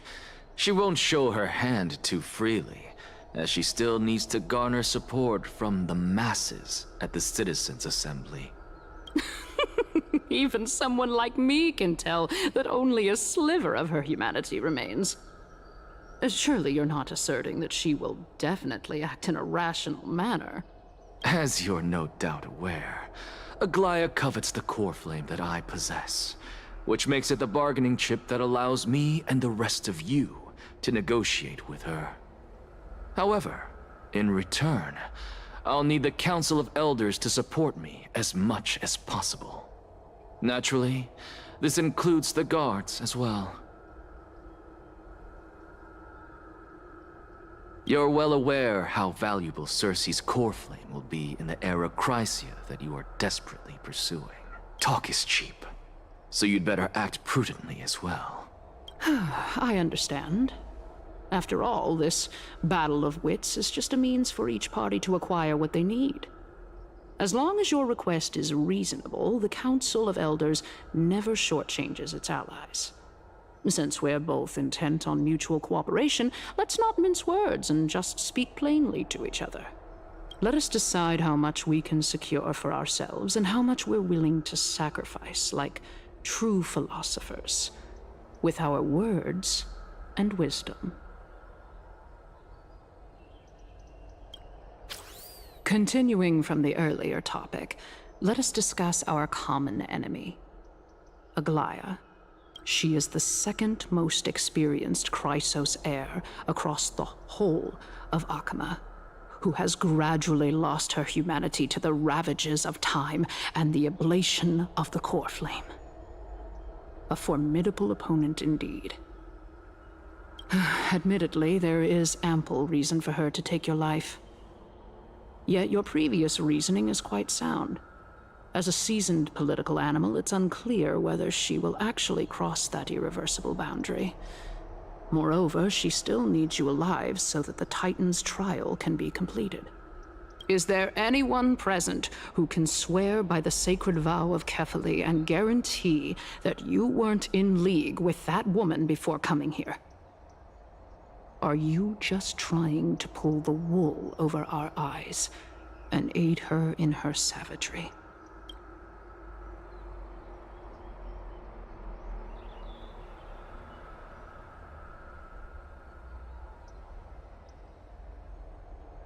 I believe you're aware of Castorus the Executioner. Long before I returned to Akama, Aglaya had already dispatched her to monitor me. If I weren't able to reach this place in time, I would have been forced to meet Thanatos first. As compared to a comprehensive plan with uncertain results, if you decide to cut open my chest and remove the core flame, wouldn't that settle her nerves even more? Everything is in place. She just needs the right timing. I understand what you mean. At the very least, the both of us agree that this tyrant who wallows in extravagance and greed is the greatest threat to achieving peace in Akama. The Council of Elders is willing to defend your right to live, just as we defend every oppressed citizen. However, I regret to say that sentiments in favor of the Chrysos heirs and Aglaya are only growing in magnitude. The peace that we are aspiring toward, as well as everything that we hold dear, will be destroyed completely. The city will be burned to ashes, and the citizens' blood will be shed. Tell me, what are you willing to do for our esteemed citizens so that they can vanquish the enemies of our fine city?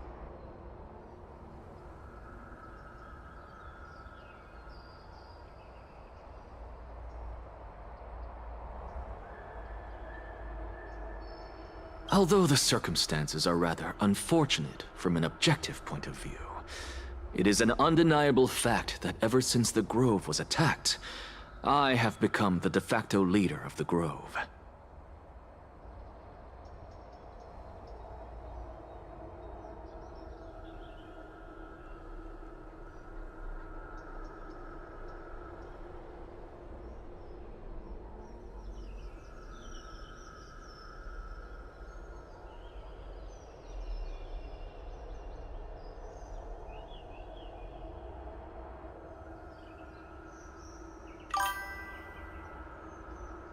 The Council of Elders needs more backing if it wishes to topple Aglaya, and it's evident that the Academy wields considerable influence.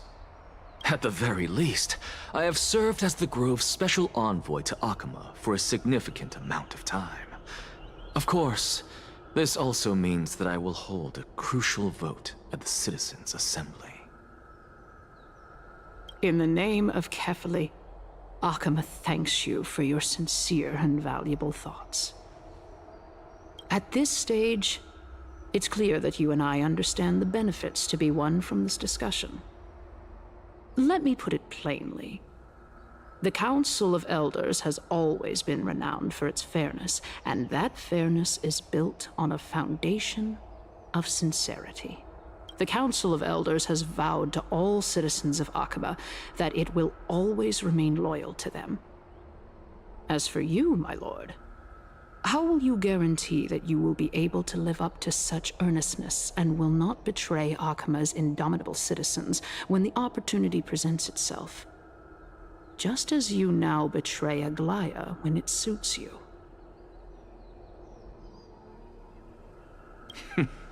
Surely you jest. My loyalty does not need to be proven. The fact that the Council of Elders is asking for proof of my loyalty is itself akin to a form of betrayal.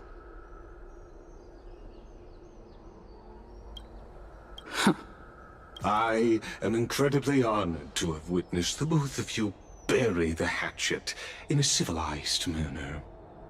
However, I am afraid that I must interrupt for a brief moment. As the Theoros, I have observed the following. Lady Aglaya, the Goldweaver, is currently on her way to Dawncloud. Oh. Well, I do believe that we might have a slight overabundance of guests today. Feeling dissatisfied, Lady Kindness? Despite the Council of Elders' lofty residence on Dawncloud, it must still tolerate the whims of the Chrysos heirs. So you were holding back just now. Seems like you are better at playing this game than I. In any case, I'm glad that she's arriving here. So tell me, Anaxagoras, now that you're an ally of mine, if Aglaya were to demand that I hand you over, what should I do? You can do as she says. Tell her that the Council of Elders merely wished to chat with me and had no intention of offending her. However, by doing so, the authority of the Council of Elders will be as thin as papyrus that has been soaked in blood. Not only can it be destroyed at the slightest touch, But the Council will also lose possession of a valuable core flame. No, more like 2 core flames. After all, at the next Citizens' Assembly, that young lady who is synonymous with death will also be standing on our side. Oh? How can you be sure of that? Is that of importance to you? All you need to know is that I have a plan. In my opinion, you should be more worried about the impending threat. If Aglaya can seize me in full view of the masses today, she could also dismiss the entire Council of Elders in one fell swoop tomorrow. If that happens, the discussion that we've just had will turn into an utter joke instead. Is this the outcome that you wish to see, Lady Kindness? Fine. I will handle this matter appropriately. But you do best to remember this. Fool the people and karma will be on your tail. I'll overlook it this time, but don't count on there being a next time. Unless, of course, you crave cruel punishment and consider suffering the perfect state to ponder the true nature of souls. Well, what do you know? That happens to be one of my rare talents. We shall see, then. Ah, I've got to say that you've managed to really impress me again. But shouldn't you be going after more?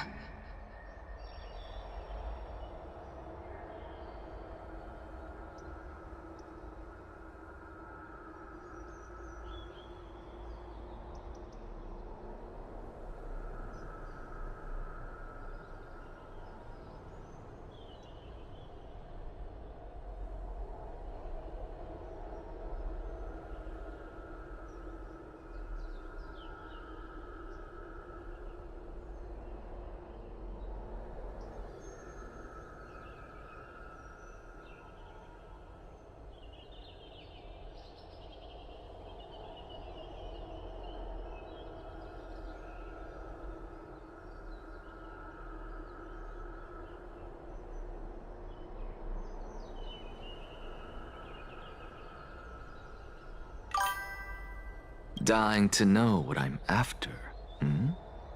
I mean, I'm the reason Titan after all. It is in me to ask and seek answers. Easy there. You'll learn the answer soon enough.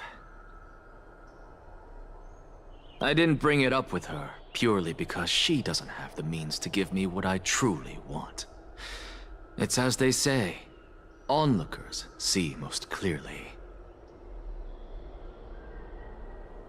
The true masters of Dawncloud have always been the Theoros, who watches over everything.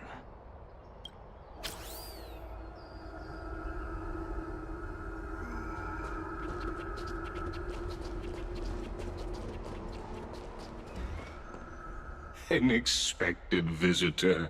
Welcome once again. You know, you could actually skip all the pointless debate and come straight to me to seek an audience with Kefali. I have no reason to refuse you, do I? You may not, but Kindness has. Whoever gets hold of Kefali's core flame will get to rule over Akama. She's wary of me, so naturally I had to gain her trust. I would say that debate was not at all pointless. Very true. In my view, this individual has gone to great lengths to get close to Kefali. He might very well be plotting something nefarious against the Titan. Are you still willing to let him pass, knowing this? Yes, very much so. All living creations are always free to visit Kefali's transcendent vessel. This comes with being the World-Bearer. How convenient it is to be able to hear what they say.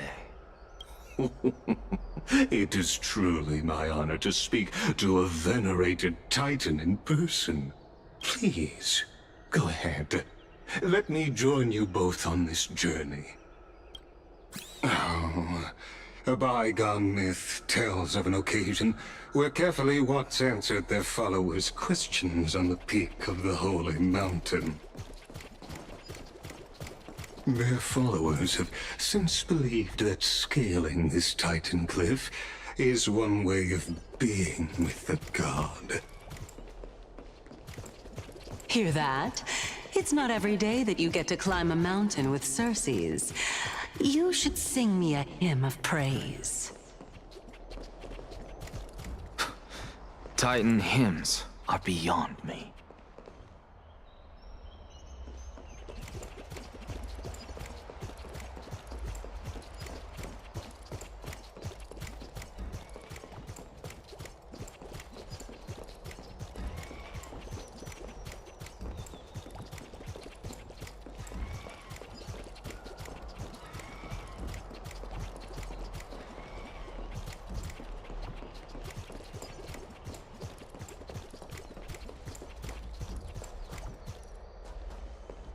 Go on ahead.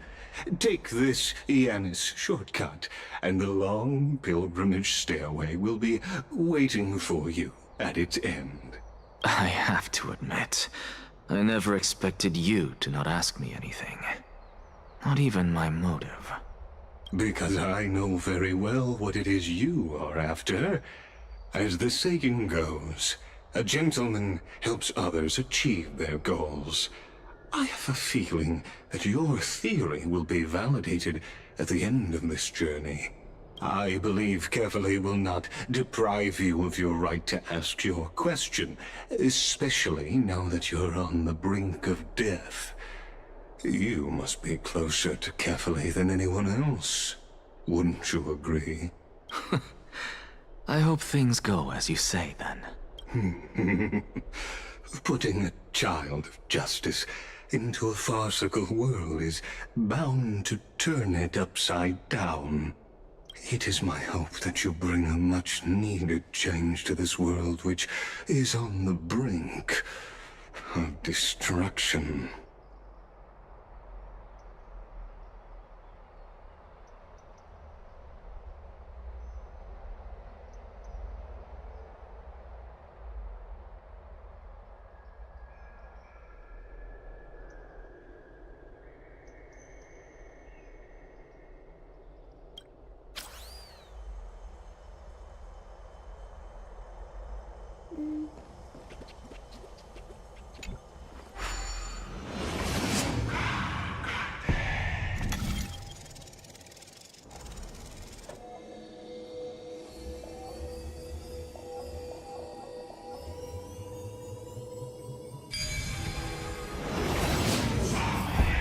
Honestly, this is my first time going up to Dawn Cloud's peak.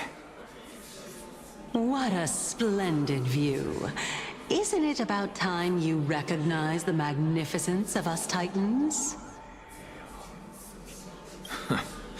Well, I don't see how this place is different from those temples in the city. All they have are magnificent facades. And even though I've come this far, I'm still doubtful about getting useful clues from him.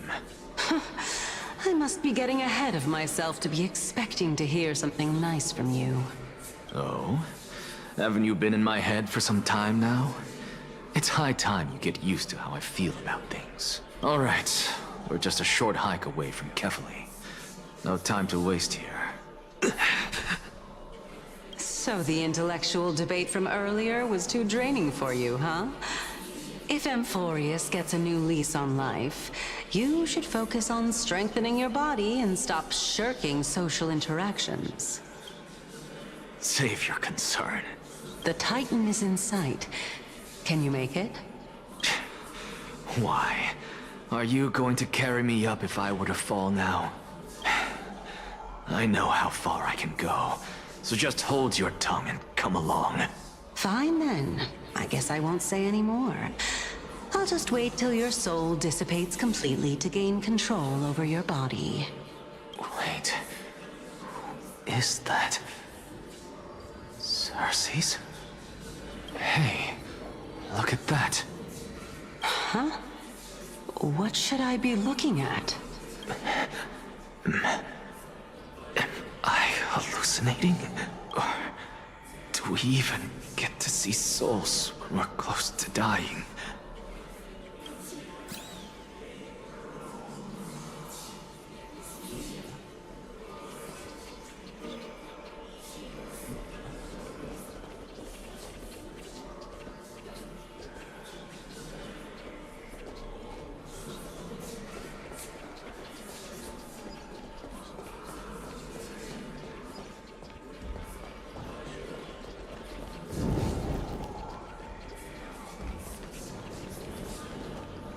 Oh? Why didn't you bring your favorite spear with you on this trip, Nias? Nias. I know I've heard this name somewhere. Huh. It's unfortunate. The Black Tide destroyed every last inch of my calyx. How could that be? Even a creation of Georios, from their prized ores and molten fire, couldn't escape the fate of destruction? Hey, Cersei's. Do you know a certain Nias? Nias? No, not that I remember. How did you even think up such a strange name? I just saw him. Nias. A warrior-like figure who was just chatting with you here. No, I have no such memory. Could you be hallucinating?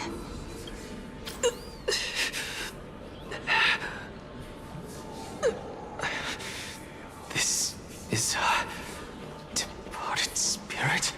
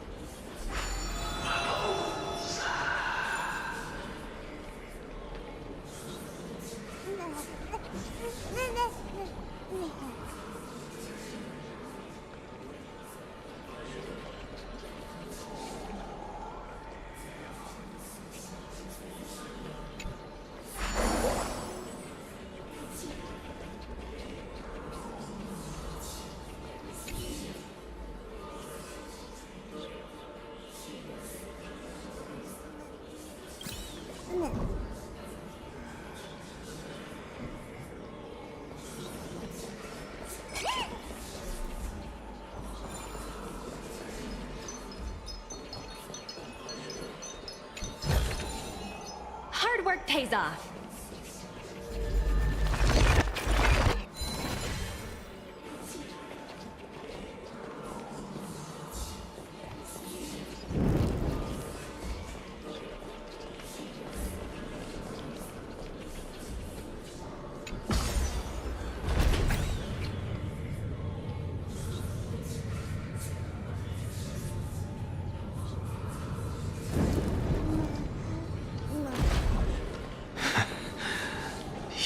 Again.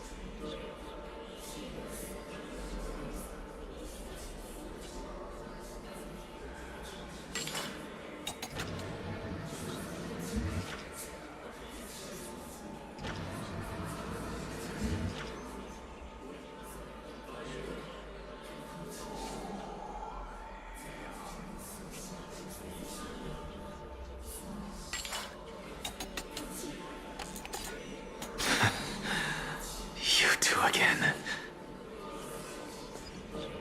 Enough about me. Did Kaos ever reply to you? Well, regrettably. Seems like the price of becoming a demigod is a lot heftier than we thought. Kaos. Demigod. I've never heard of this person. Which Titan's authority did he inherit? Look on the bright side, Nias. Since we've come all this way, I doubt he'd snub his old friends, would he? Let's just hope we mean as much as the world to him. Hey! Are you seeing that same hallucination again? Yes.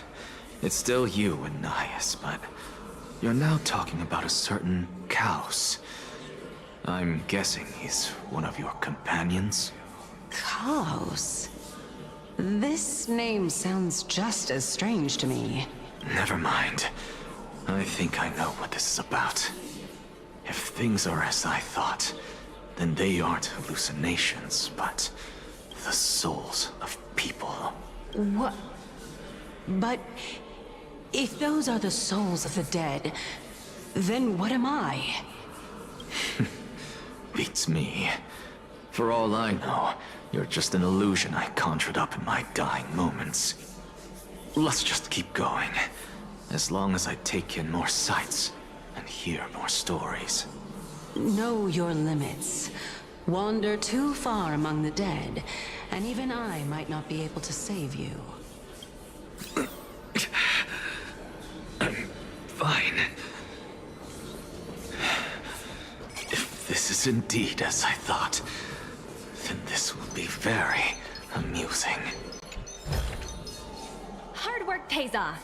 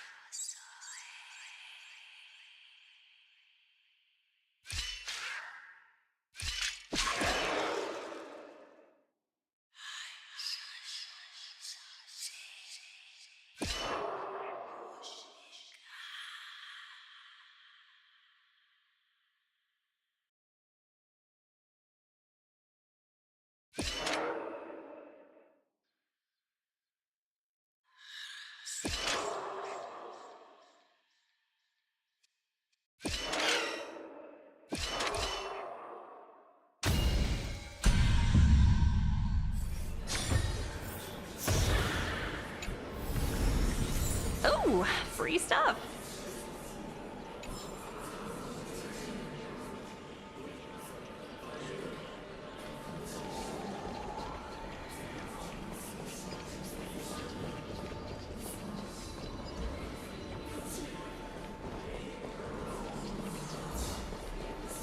So,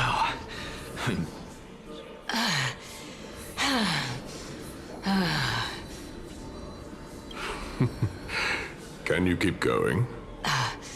Of course. I'm just...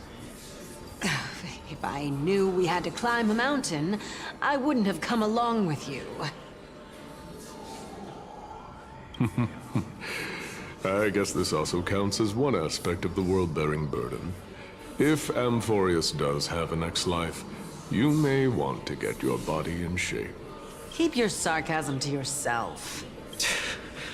I'm not getting anything of value from them. I would sooner throw myself off this cliff and hit rock bottom than exercise even a little. I am Calypso of the eminent Seven Sages, after all. Training would make me no different from those Helcalithist barbarians. Calypso. She's one of the Seven Sages. A member of the Grove? No, she can't be. I would know her name if she really were one of the Seven Sages. Hey, Circes. Does the name Calypso ring a bell? Circes? They're gone. Doesn't matter. I can do this myself. Looks like I'm nearly there now. The land of the dead. Oh, beautiful old world. Where are you now? Oh, legendary era Chrysia. Return to the mortal realm. Splendid gods once walked the paths we walk. Alas, all that's left of that warmth is a hazy mirage. Why are you chanting that too?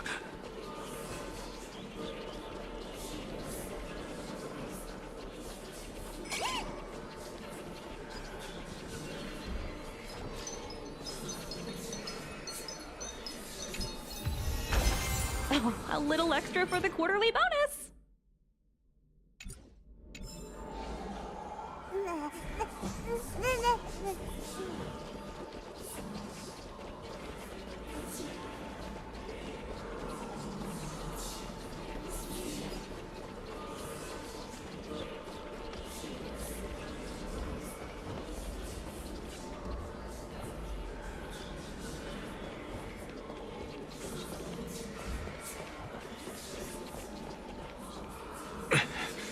We're here.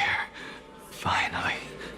So, I don't get to ask the Titan my question, but all of you make for a pleasant surprise, nonetheless. Very well then. Let me uncover the truth for myself. Did I still fail to make it in time? Huh? So, I'm back here again. I can hear it. I hear it from the depths of the tides, behind the closed doors of the void world. A voice ready to tell me something. This time, the voice is a lot clearer than before. Since we've come this far, let's just wait.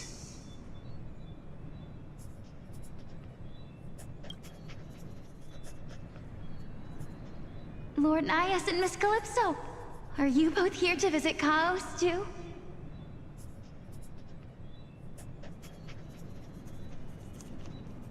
Yes, and we've been waiting for quite some time now. Regrettably, he hasn't answered us. The worst-case scenario is that he's already been overwhelmed and crushed by the world-bearing burden. You're overthinking, Lord Nias. I can still sense Chaos' soul in the area. And besides, we both know Chaos' nature. A deliverer like him wouldn't fall so readily, much less give up on all that he holds dear. Isn't that so? Yes. I have faith in him. That reminds me. Why are you making this trip alone, Polixia? Oh, my sister needs more time to make sure the flowers are fine. Such a pity. Both of you have hearts kinder than anyone else. Yet you are born only to take over Thanatos' divinity.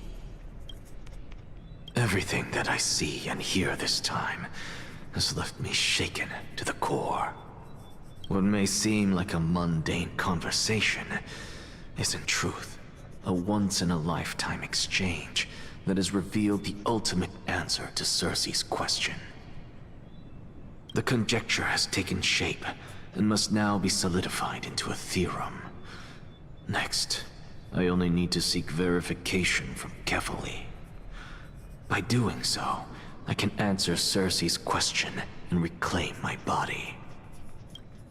But no, I will not do that. That isn't important. Because another one of my conjectures, one that I have always dreamed of proving, has been proved right this very instant. Fusing a mortal soul with that of a Titan to replace said Titan is not a ludicrous idea after all.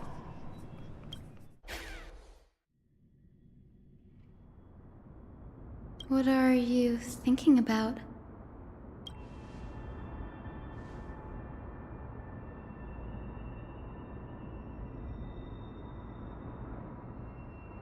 Is that so? You don't look the slightest bit amazed, though. Plus, you seem to be strangely familiar with the city around the Great Tree. Events of the past, huh? I was also a child when I looked up at Circe's. Their leaves and branches reflected the sparkling stars, and their trunk was like a pillar that supported the sky and ground. I stood at this very spot back then, imagining the day when I could climb to the top of this tree, because I would be the closest I can be to the sky at that spot.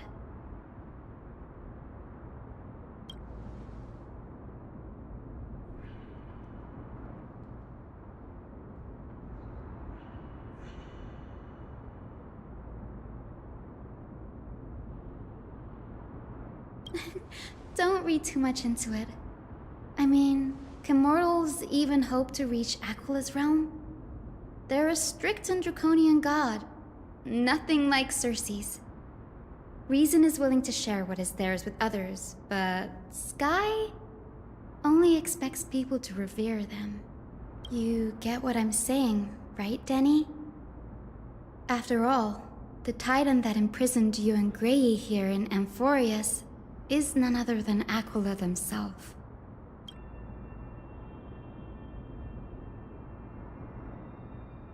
But there will always be people who dream of soaring towards the sky.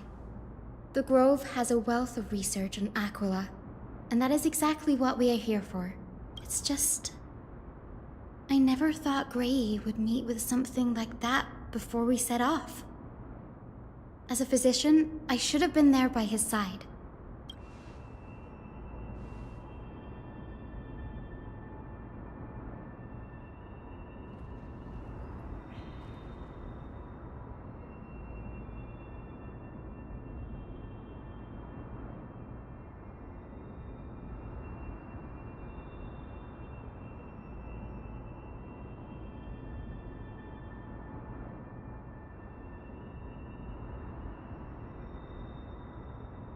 Yeah, there's no rest for the weary, huh?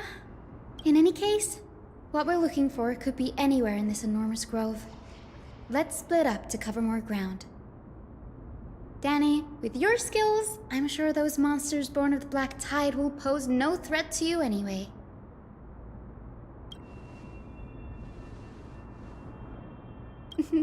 Have you forgotten that you're talking to the chief physician of the Twilight Courtyard? Have more faith in me. I'll be just fine.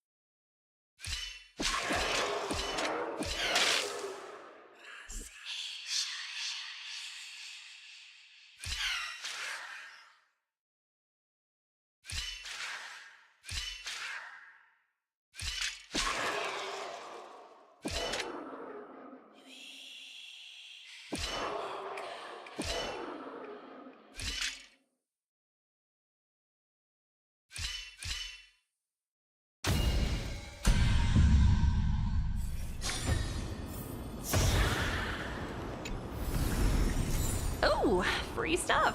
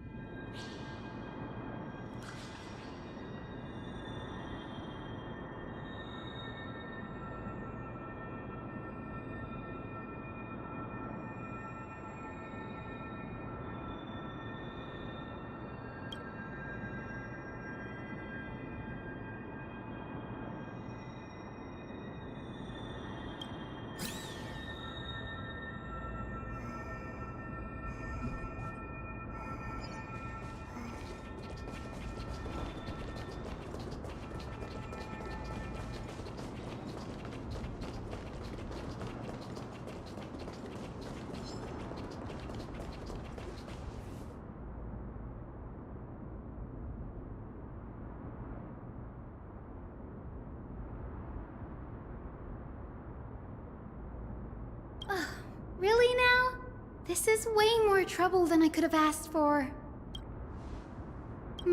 Or you could sit back and watch.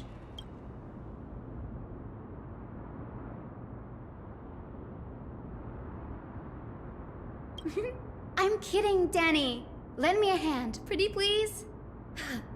All right, now let's get him! No holding back. The market is unpredictable. Right! Investing in victory means playing the long game! Unite our goals. Myriad talent burst! Ravager!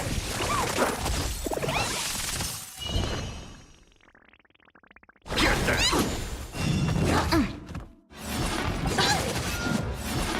Steady.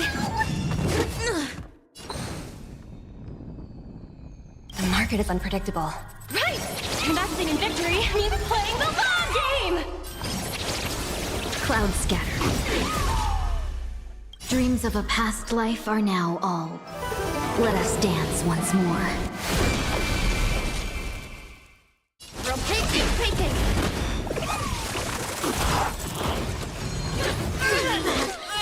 Someone your own Ninjutsu, secret technique, dazzling obliteration! Please! Students! Get them! Dream vanished. Please!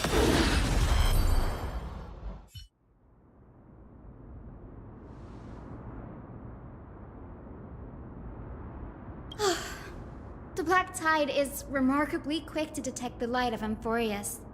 So or rather, the blessings of the Sky Priest in me, might have unknowingly called them to me.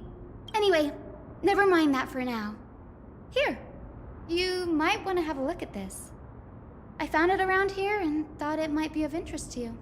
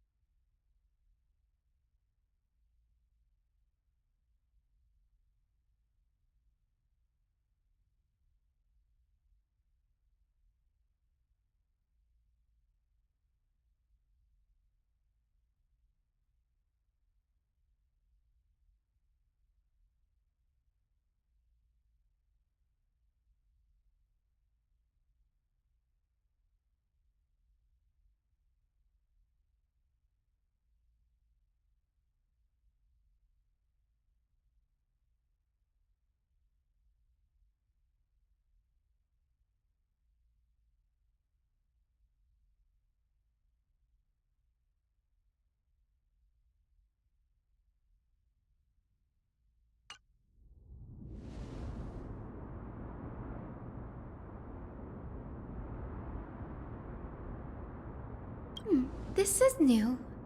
I didn't know Professor Anaxa was researching the sky. He's never mentioned anything about it.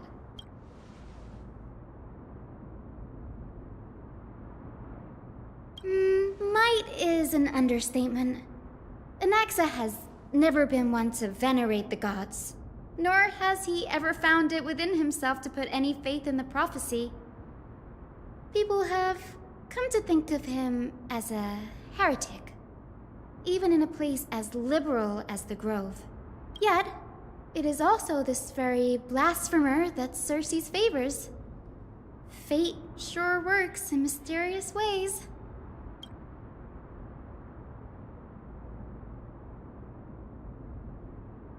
Oh, let me have a look.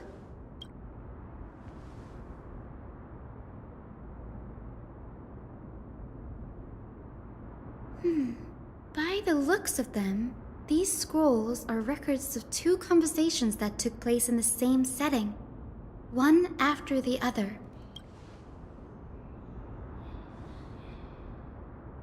Sure, go ahead. The Grove of Epiphany is home to 7 schools of thought. While all 7 schools are founded on the ideologies of Thalesis, the first scholar, each is unique in its own way. Among them, the Venerationists revere and worship the Titans the most. As the sage of the Venerationists, Euthyphro has always been at loggerheads with Anaxa. If we were to place the 7 sages on the scales of Talanton, Anaxa and Euthyphro would be placed on opposite sides to achieve balance.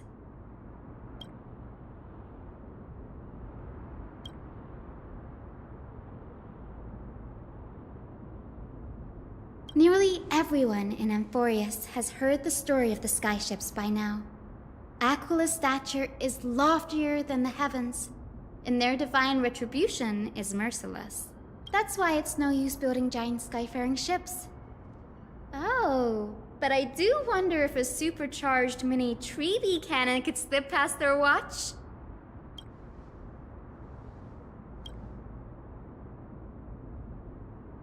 Newsporists primarily study the application of alchemy in soul repair. Everyone considers Anaxa a blasphemer, but that has never stopped him from sharing his ideas, no matter how taboo.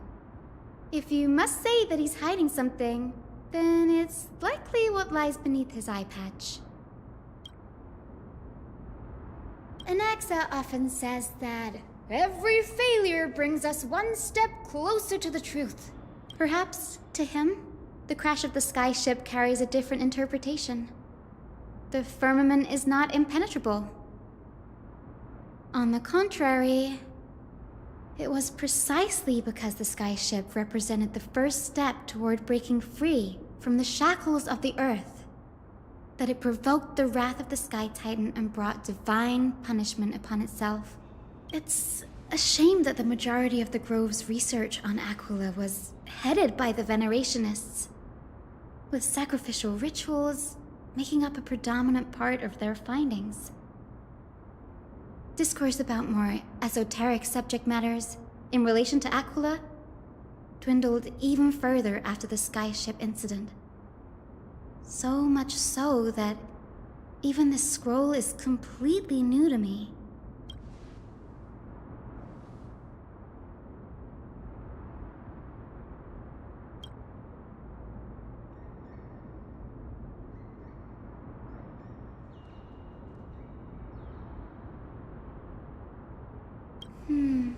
That's what I'd like to know. What are these experiments he's involved in? Even I, the assistant lecturer, know next to nothing about them. I have a bad feeling about this. Could there be more to what happened at the Grove?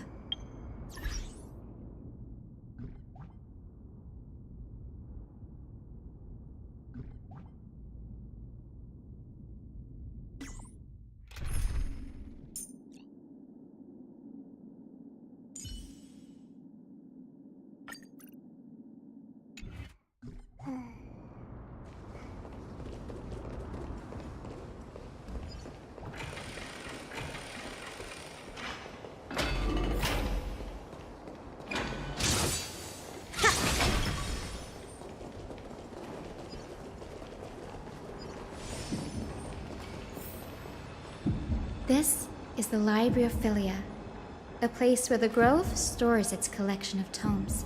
Other than books written by the 7 schools, you can also find philosophical texts, ballads, and religious writings from the Outlands here. Cities that desire to learn from the Grove were apparently expected to contribute knowledge of equal value to what they sought. We've had more than our fair share of hilarious episodes over the years. For instance, it's said that the Erythrocheramists once borrowed a manuscript from a certain author, but ended up returning a copy instead of the original. What's more, the original manuscript was supposedly then hidden here.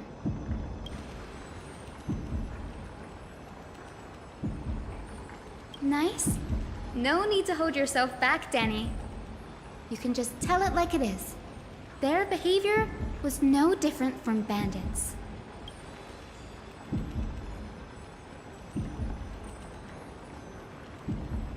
Whew. You've got me there. Some said you couldn't even find a dictionary in Castrum Kremnos, so I guess they were spared. There are too many books in the Library of Philia. Flipping through them all will take too long. Why don't we use the Biblioslate to search for the texts we need? We can bring them back to Akama for reading after that.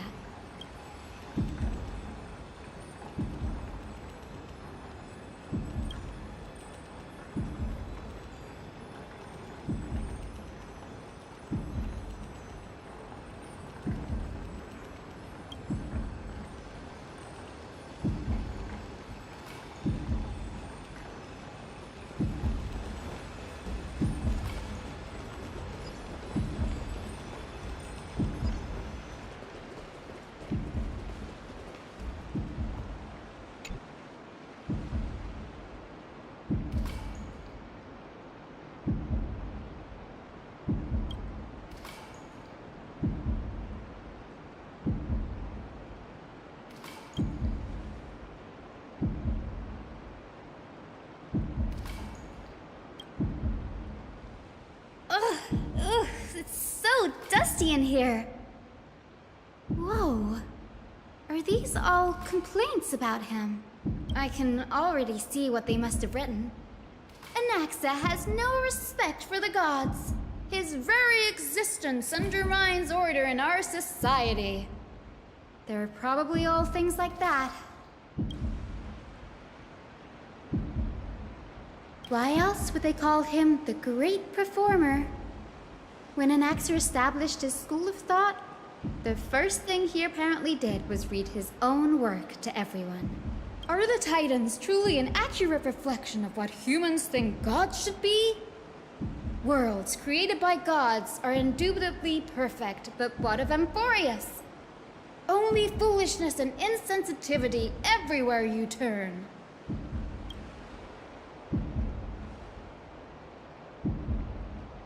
They marched him straight to the seat of judgment before he could finish. Though what he took on in the end was more of a debate than an actual trial. He had to address every one of the scholar's allegations, or face expulsion from the Grove. The first allegation was... Do you agree that since the Titans created the heavens and earth, so the mountains, rivers, and seas must likewise be their creations?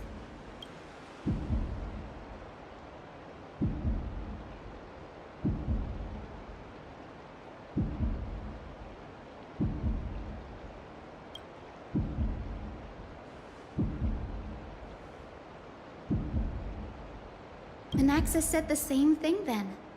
Needless to say, his critics didn't take kindly to his answer, so they followed up with a second allegation.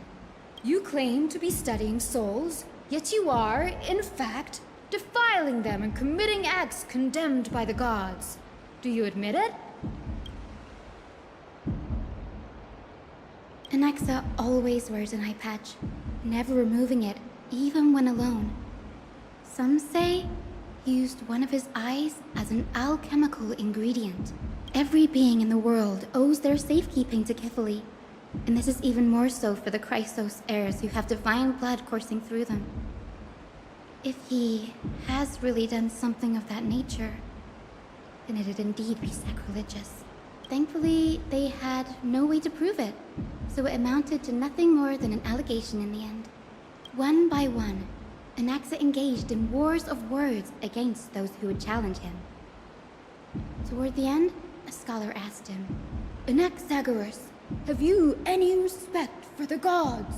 It was only after a brief silence that he answered, I have never denied that Titans are meant to be noble constructs.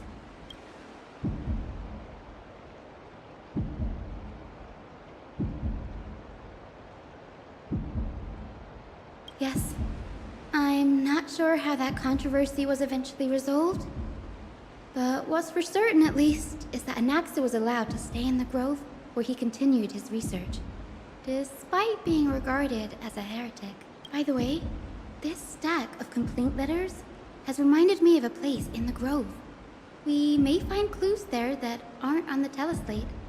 I'm talking about Anax's alchemy lab, hidden between the cornerstones.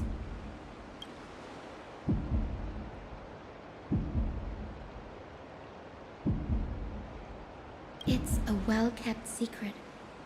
Among the 7 sages, excluding the nominal chief sage, each has a private sanctuary where they can conduct research undisturbed in their free time. Even the administrators of the Library of Philia are restricted from accessing those places and documenting the sage's research. But with the Grove in this state, I'm sure Anaxa won't be mad even if we sneak into the lab for a short while. Right?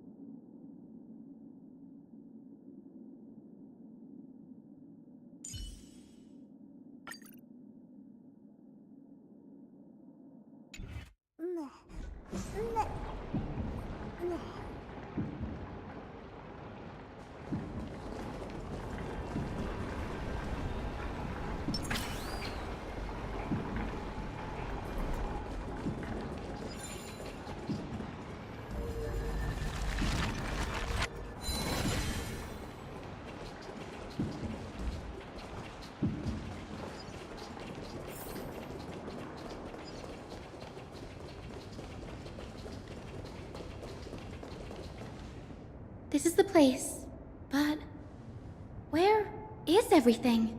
Materials for alchemical experiments, matrix diagrams, and even the seal to the lab. They're all gone. Did the Black Tide destroy it all?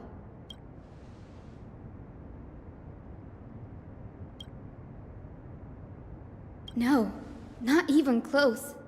Not only are alchemy experiments high-risk activities, but Professor Anaxa also has a penchant for using bizarre materials.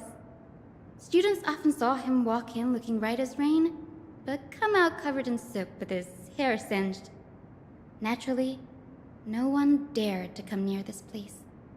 Huh? That bookshelf over there seems to be the only thing still intact.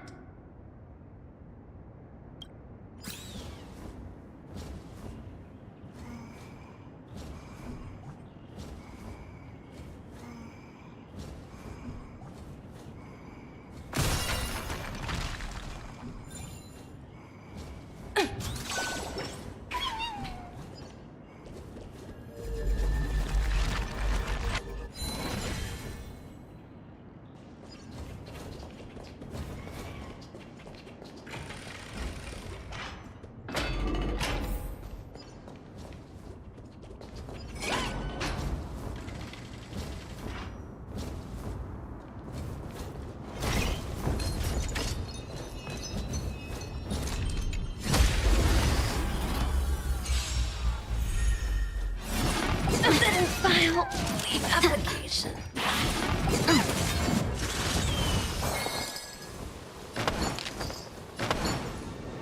Share good fortunes.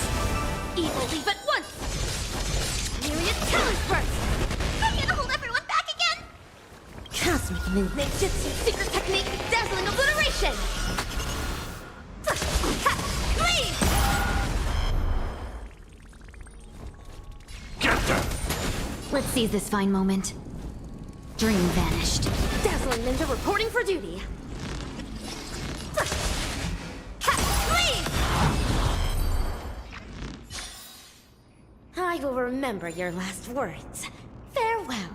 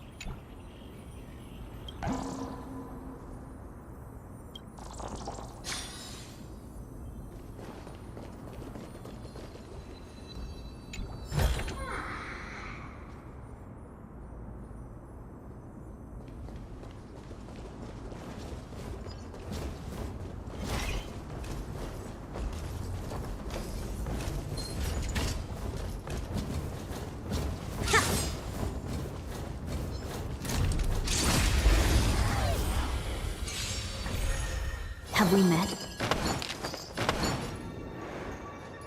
Unite our goals. Dreams of a past life are now all. Let us dance once more.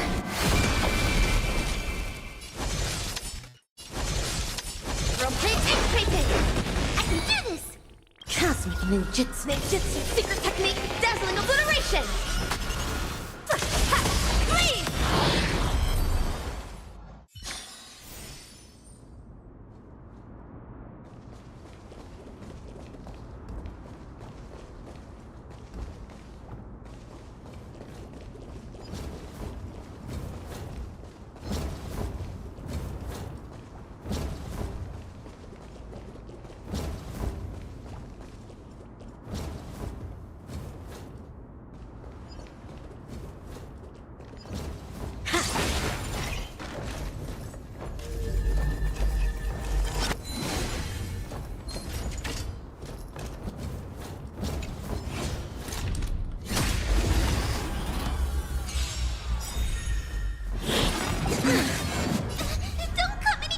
Fiends or devils, I'll crush them all!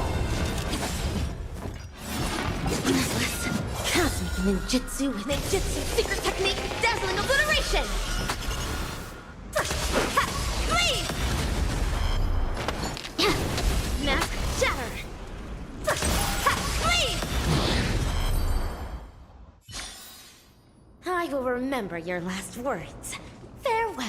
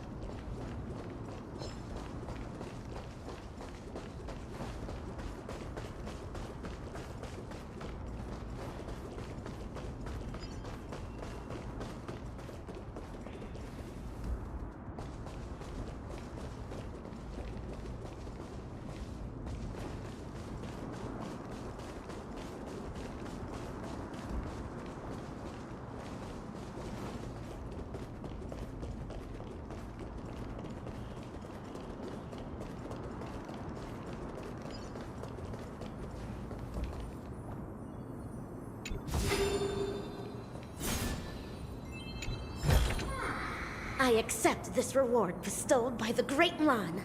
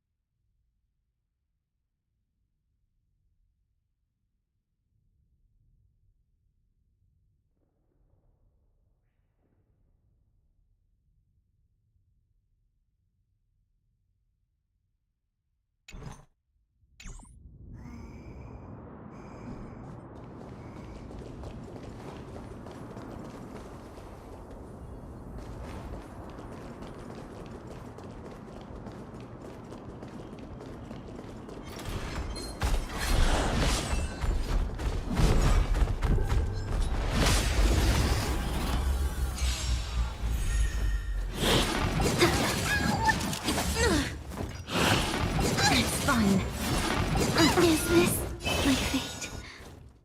Myriad Talent Burst! Cosmic Ninjutsu, Secret Technique, Dazzling Obliteration! Cleave! Absolute Bliss! Cleave! I can do this! Get them! Dazzling Ninja reporting for duty! Cleave! I'm gonna hold everyone back again! Get them! Fiends or devils, I'll crush them all! Rotate ink painting! Cosmic Ninjutsu is Secret Technique, Dazzling Obliteration! Cleave! Cleave!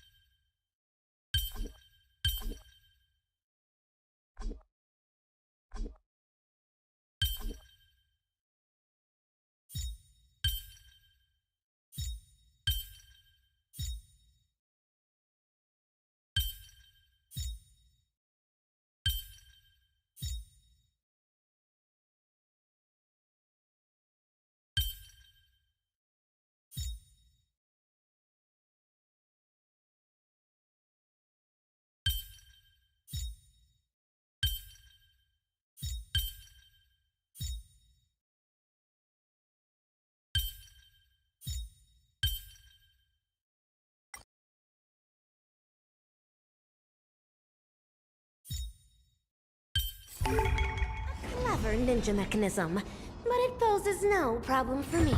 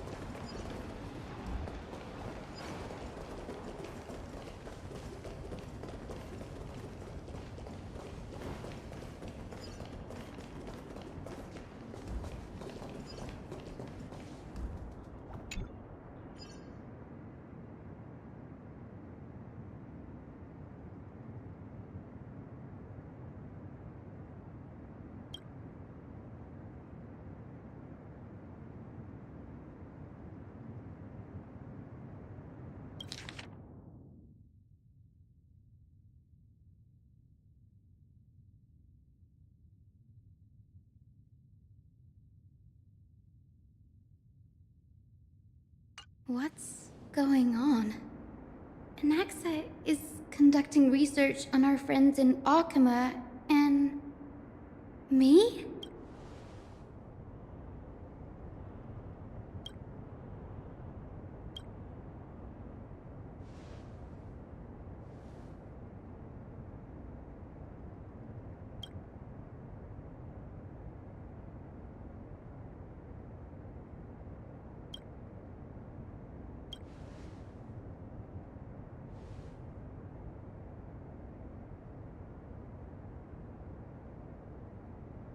It wouldn't have been so strange if he had focused only on Cassie, given her own curiosity about her origins. Plus, considering that the new sporists have crafted omnipotent medicines capable of curing diseases, it also makes sense that he would conduct research on immortal Chrysos heirs. But now, it seems Anaxa's objective was never to create medicine, but to identify the origin of the golden blood and figure out its inner workings.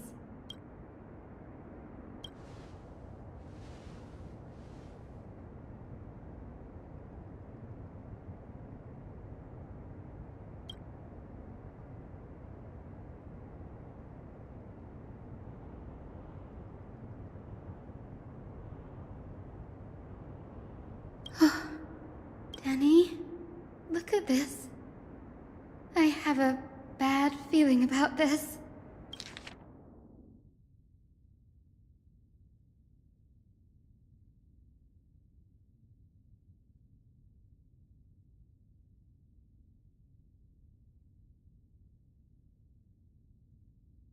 My biggest fear. It's come true. After going through his notes, I think I can piece it all together now. Anaxa was carrying out experiments on Soul transmutation.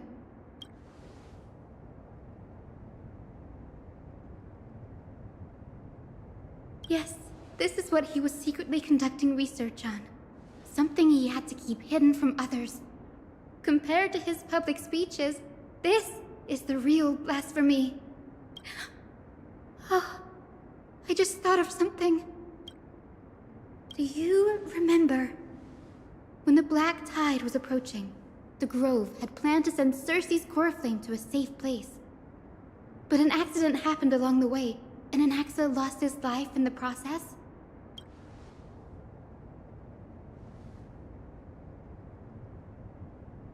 That's right. But what if Professor Anaxa's fusion with the core flame of reason wasn't an accident? Put yourself in his shoes. Knowing that the Black Tide was closing in and your time was running out, what would you have done?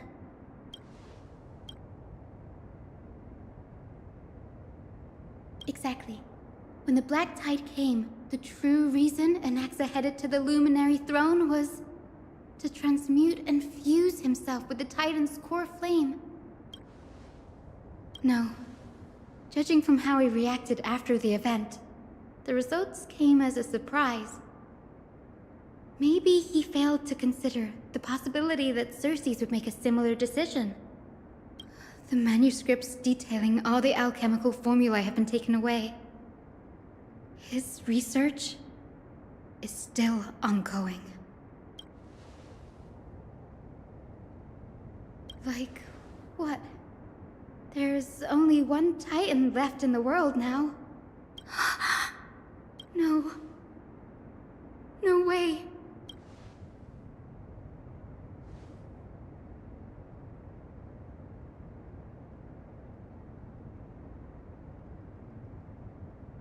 He's after Kefali.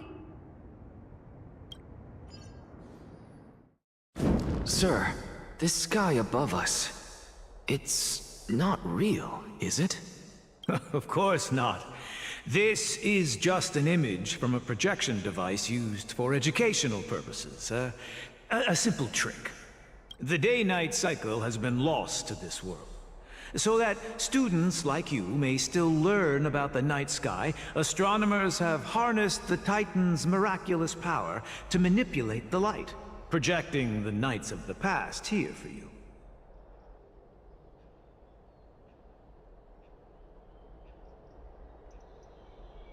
Much like how the sky above the Holy City is also illuminated by Kefali's dawn device.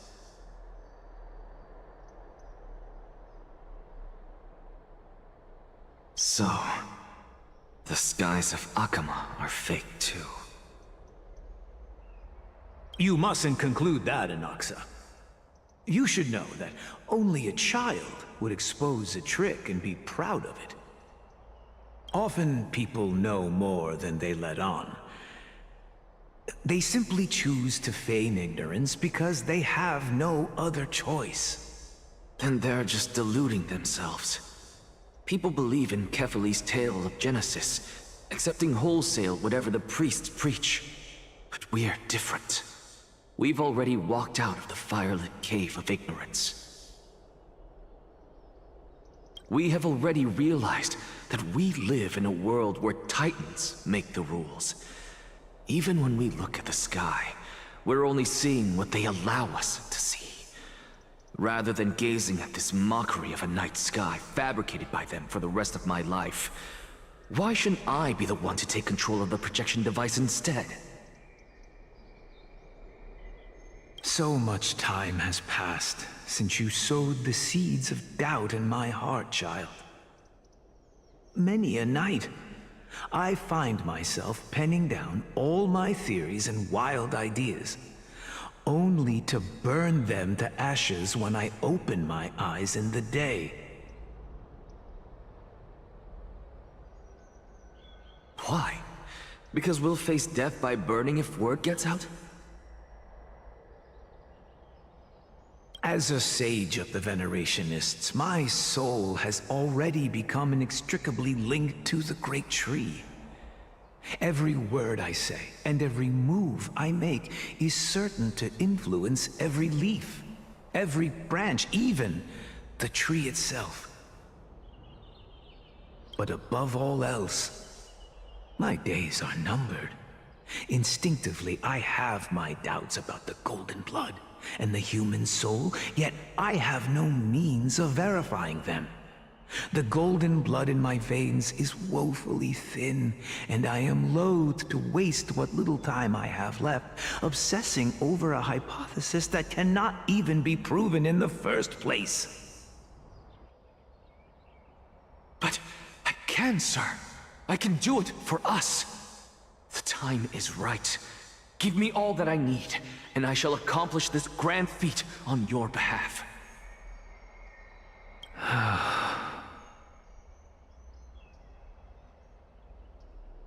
You're right. I shall do just that. In the next meeting of the sages, I will spare no efforts fighting for the rights you deserve.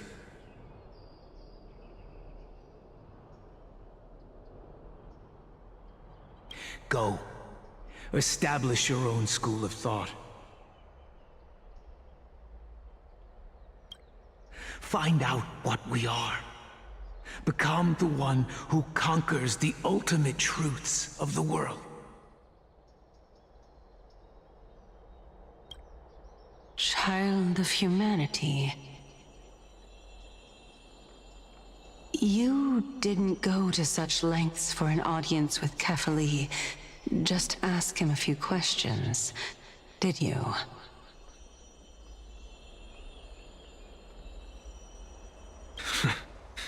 So, you figured it out. If I were as foolish as a Dromus, perhaps I'd throw myself down and prostrate before their greatness, begging for the gods' prophetic wisdom. Well, sorry to disappoint, but I'm no Dromus. Alas, I am a human, standing tall on 2 feet, possessing both intellect and pride.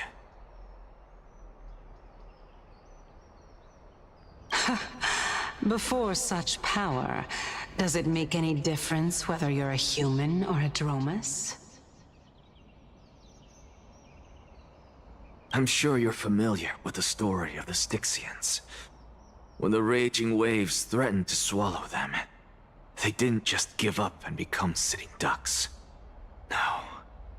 They constructed a dam that kept the roaring tide at bay, chaining down the mad Fagusa. They call me a blasphemer, Circes.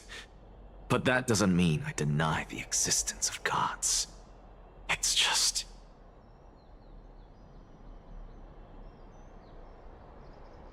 as I see it, Titans are simply a force that mankind has yet to find a way to tame. Oh? If power that rivals the Titans is what you crave, why not conform to the prophecy and brave the trial? Why stop at harnessing the power of the Titans when I can do so much more? The source of life is what I wish to grasp, to understand what makes up the soul, and to learn what we really are.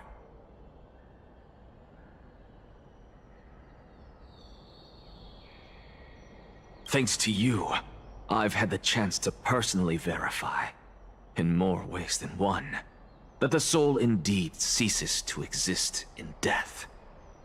But where there is death, there is life. And where there is an end, there must also be a beginning. How then is a soul born? That was the only unknown variable left in my calculations. And by the sound of it, you have already formed a conjecture. No, I have already drawn a conclusion. In my journey unto death just now, I finally saw the answer with my own eyes. Professor Anaxa. I'm here. His life hangs by a thread. I must ask you to refrain from taking any unnecessary steps. Of course. I'll bring this to a conclusive end, and give you the answer you so desire. However, in accordance with the principle of equivalent exchange, I must also demand from you what I need. As you wish. Don't you care to know what the price might be? It's a matter of uncovering the truth about the Death Titan and his survival. This may be the only time I can ever save someone's life. There is no need for me to think twice. I see. In that case, let the show begin. Indulge me. Am I correct to say that you intend to prove Thanatos' whereabouts and prove the nature of our existence now? Before I begin, I must confess I had been stuck in a cognitive trap all this time. As unrelated as these two propositions may seem at first glance, they are in fact logical equivalents. They are merely two different ways of telling us about what the soul is at its core. The reason I say this is, as I've mentioned earlier, the answer was hidden in my journey unto death. Anaxa, you were in the Netherrealm? Yes, I am but a living dead man now, but that's not important. What truly matters is, I overheard a conversation between heroes. That's not all. Remember how I said you were a part of that conversation too, Circes? And I've told you that I have no recollection of such an event. That was likely just an illusion conjured up by the mind of a dying man. Of course you wouldn't remember. Because that wasn't you. That was Calypso, one of the 7 sages of the Grove. Calypso? Huh? Oh, that's the name I made up on a whim when speaking to this girl. How do you know of it? And surely you jest. Don't you think I, of all people, would know if that were the name of one of the 7 sages under the shade of my tree? Don't you claim to know the Grove's past like the back of your hand? It seems you've lost even the memories seared into your soul. Use your head, Circes. Since all of this took place in the realm of the dead, it stands to reason their likenesses are of souls from the past. The living cannot step foot into that world. So who could they be? Think about Calypso. Why does she share your likeness, yet you have no idea who she is? The answer is evident, is it not? Those fallen heroes are the mortal incarnations of the Titans before their ascensions to godhood. The gods aren't master creators born out of thin air, and they are no different from humans, because they all evolved from one. Does this answer disappoint you? Yes, because you've answered nothing.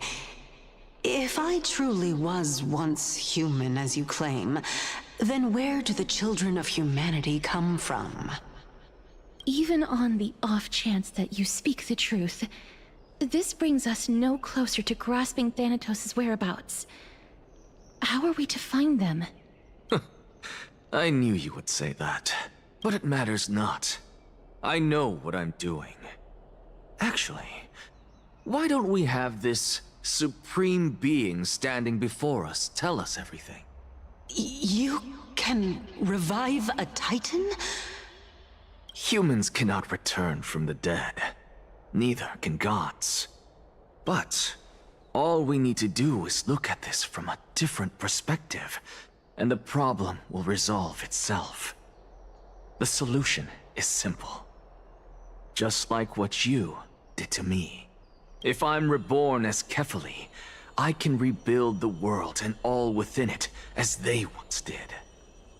Simple, is it not?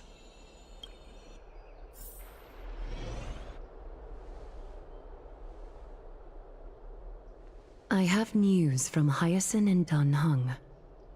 Anaxa might be trying to do something with Kefali's divine body. Kefali? But what could Anaxa want? Is the Council of Elders going to sit around and let such a sacrilegious act unfold? That is not possible. He is indeed the great performer, capable of fooling anyone and everyone with his tricks. I'm sorry. No need for guilt, for this is good news to us. The Council of Elders has found themselves a traitorous ally. Anaxa's ambitious desires will be something we can exploit. What we should be doing now is to keep our eyes peeled for whichever trickery Kynus is up to, and react accordingly to thwart her plans. Being Akima's political center, the Demigod Council holds just as much significance as the Vortex of Genesis.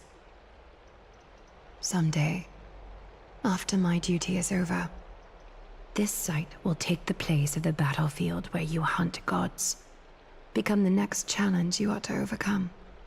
Till then, it's best to get used to this place as soon as possible.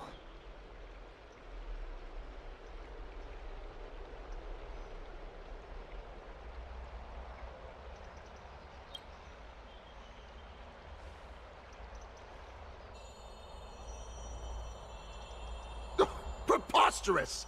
The Christos heirs only have their standing because of the Council of Elders! How dare they trample over it!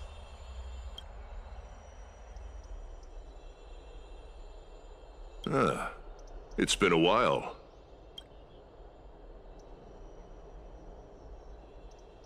What is that supposed to mean? Is this really the sort of person that the young lord praised as a ferocious warrior? It has indeed been some time, Lord Crateros. What brings you here in such haste? Shh, keep it down. Be more vigilant. See those duplicitous dogs over there? They do the dirty work for Kynus. I've already ordered my people to hold them back, but we should still lay low. Unless you're itching for a bloody fight to get a workout in. My bad. So, did something happen? Did you hear thunderclaps last night?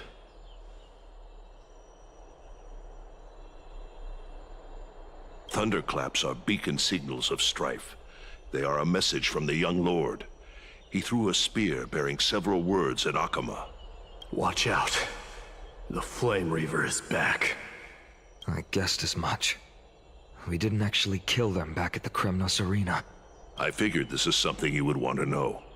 We Kremnoans never back down from a fight. So if you plan to take that thing down in a battle, reach out to me anytime. You have my gratitude. I will let Aglaya know about this right away. Remind her to be on her toes while you're at it. That vicious Kynus has been unusually active lately. Those lackeys she keeps under cover have been going in and out of the city a lot more frequently these days. Some even seem to be getting Kremnoans to defect to the Council. Get off the stairs! Get out! How dare you! Don't place that! That's her. Looks like you can see it for yourself. We should get back. Thank you for the intel, Lord Crateros.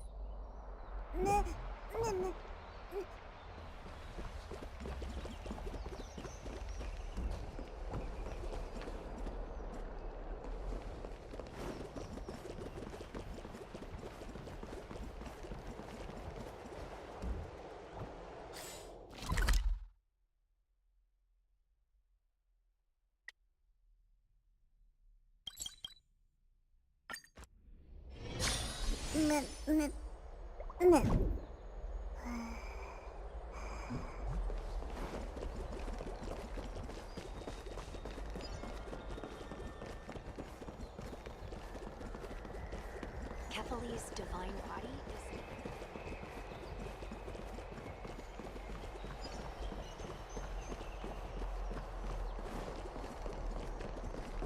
By Cathali into Lenten above, as the Theoros I have observed. Aglaya, what happened here? I know about the poisonous fangs of that king snake through the golden threads. In the past, I would be confident about keeping her in check, but I admit I am now unable to do so. What do you mean? It is no longer about eloquence or arguments. I have been a demigod for far too long that I hardly have any humanity left. Before I realized it, I have become no different from these hypocrites, no longer capable of relating to the people. This has come a lot sooner than I expected. But perhaps it is time. I need you to step up, Finan, in order for me to retreat behind the scenes. Yes, this is my duty, but... It is far easier for the Council of Elders to fool many than just fool one person. Their so-called more support is no more than a ruse to distribute power using words instead of lances. There is no glory in winning this debate, but that makes having respect for humans so much more priceless. Finan, you are a Chrysos heir without flaw, capable of relating deeply with humans. I appreciate what you've taught me, Aglaya. I hope we'll live up to your expectations and win this debate.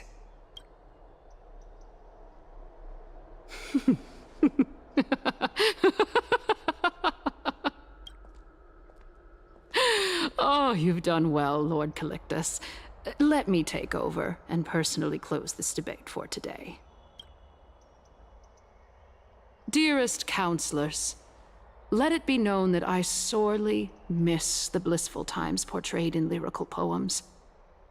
Back then, Amphorius was home to nearly 1,000 cities, each with their own local faith, while gods walked the earth and shared close bonds with humans. Yet, in the present, people from all over are forced to leave their homeland to seek refuge in the holy city, where they hope to rest under Kefali's protection. All of us have long been in the same boat, with no way out of this plight. We didn't have a choice in the past, but now, the Council of Elders brings to the table a new possibility. All I have left is one question for you.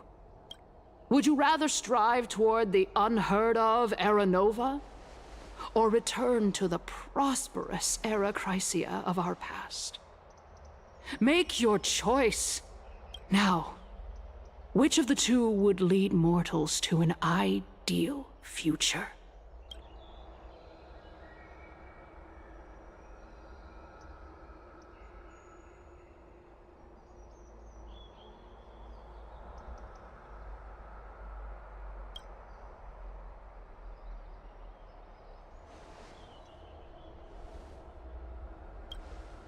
We all know that Era Chrysia is a thing of the past, Lady Kainis.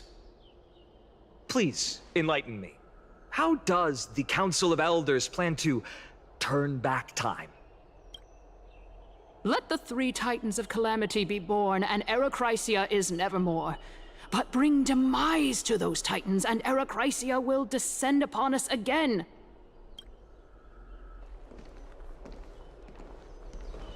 Know that the Council of Elders is never one to make empty promises. Look at who we have on our side. Anaxagoras, one of the Grove's 7 sages, and Castorus, Idonia's goddess of death. With the help of these 2 heroes, I can promise all of you that Arachrysia will exist once more. Aren't they Chrysos heirs? They're supporting the Council of Elders instead? It's clear from the start that these heroes do not get along well in their group. All the more proof that Aglaia isn't fit to speak on behalf of every Chrysos heir. I am in favor of Arachrysia. Arachrysia! Arachrysia!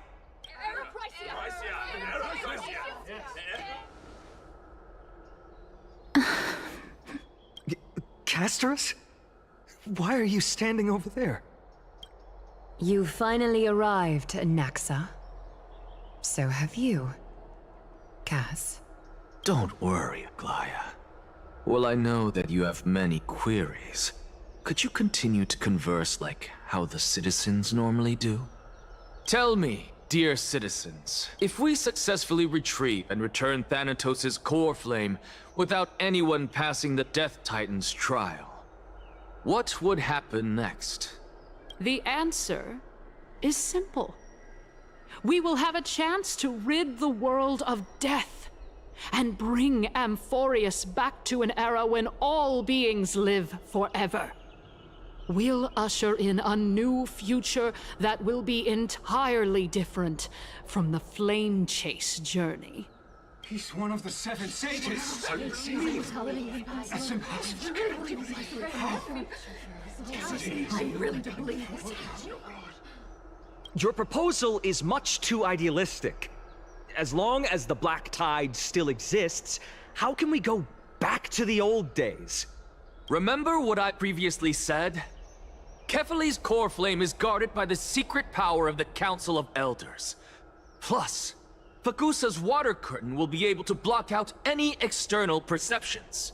Tell me, dear citizens, have any of you ever seen even a glimpse of the threat that this person is talking about anywhere within the walls of this majestic holy city?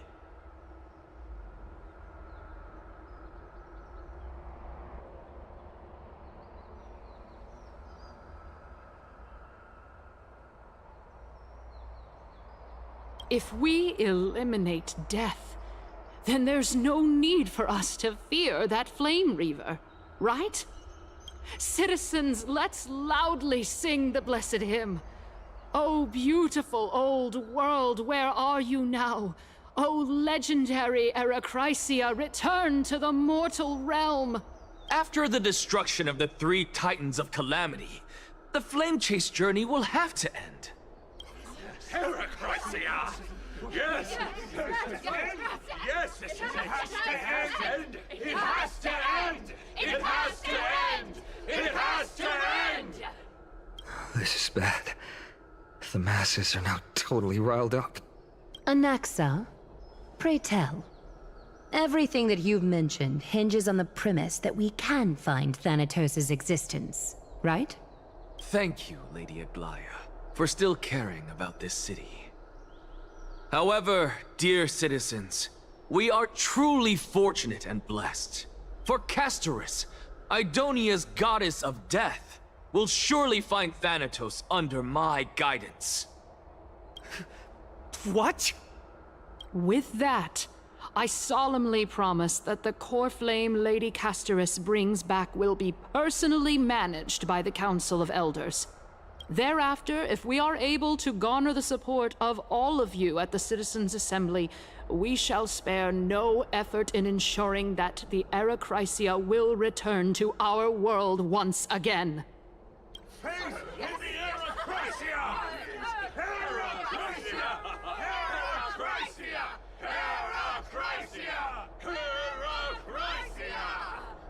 With the balance shattered, the result is clear. buy carefully into Lenten above, as the Theoros I have observed. Akama has chosen her destiny. The issue up for discussion at this citizens' assembly shall be modified to the suspension of the flame chase journey. This resolution shall be put up on the Wall of Heroes, such that all citizens are aware of the city's way forward. To the future! Yes! I like this. Fantastic! Yes! Aglaya, dear Aglaya.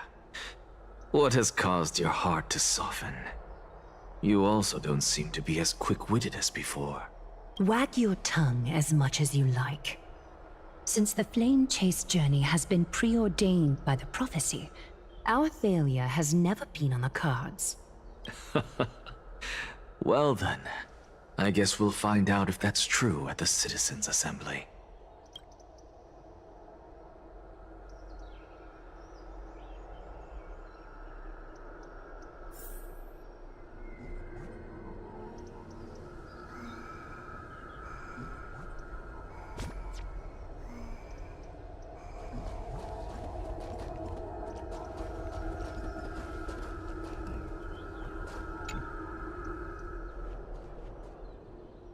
Well, it seems that when I sent you to look for Anaxa, I unintentionally facilitated your partnership with him instead. My apologies, everyone. I know that you have many questions to ask me. I will answer them to the best of my knowledge. In that case, please tell us as much as you can.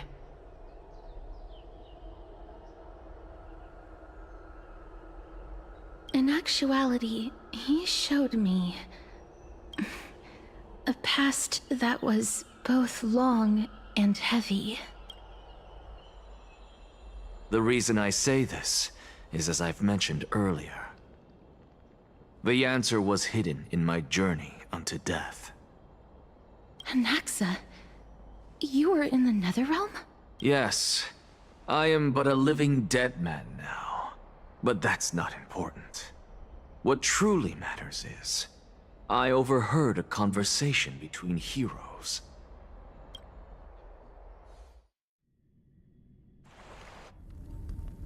Have you heard of this tale before? A tale about the ocean god's treasured pearl, our hometown. It was a seaside town which enjoyed the ocean breeze and glorious, peaceful times, thanks to the wisdom of its ruling queen. Until one day, an evil dragon descended upon the town. Its wings were large enough to blot out the sun, while its claws were sharp enough to rip the waves apart. It barged into the tall tower and devoured the queen's beloved daughter.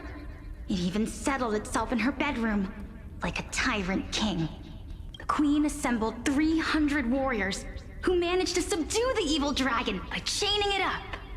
However, when the queen slit open the dragon's belly, she realized that the princess had long since been digested, and all that was left of her was a pile of bones. Devastated, the queen wept for several days. It was then that a devious, smooth-talking scholar arrived at the palace and suggested that the princess could be revived through the use of dragon bone and dragon blood. That liar called this process the secret art of alchemy. The princess was reborn! The queen was overjoyed, blissfully unaware that the evil dragon's soul still lurked within the princess's body. As revenge, the evil dragon swallowed the poor queen, the glib liar, the courageous warriors, and all of the town's innocent civilians in a single gulp. Worse still, the souls of the deceased were refused entry to the Netherrealm because they were filled with regret.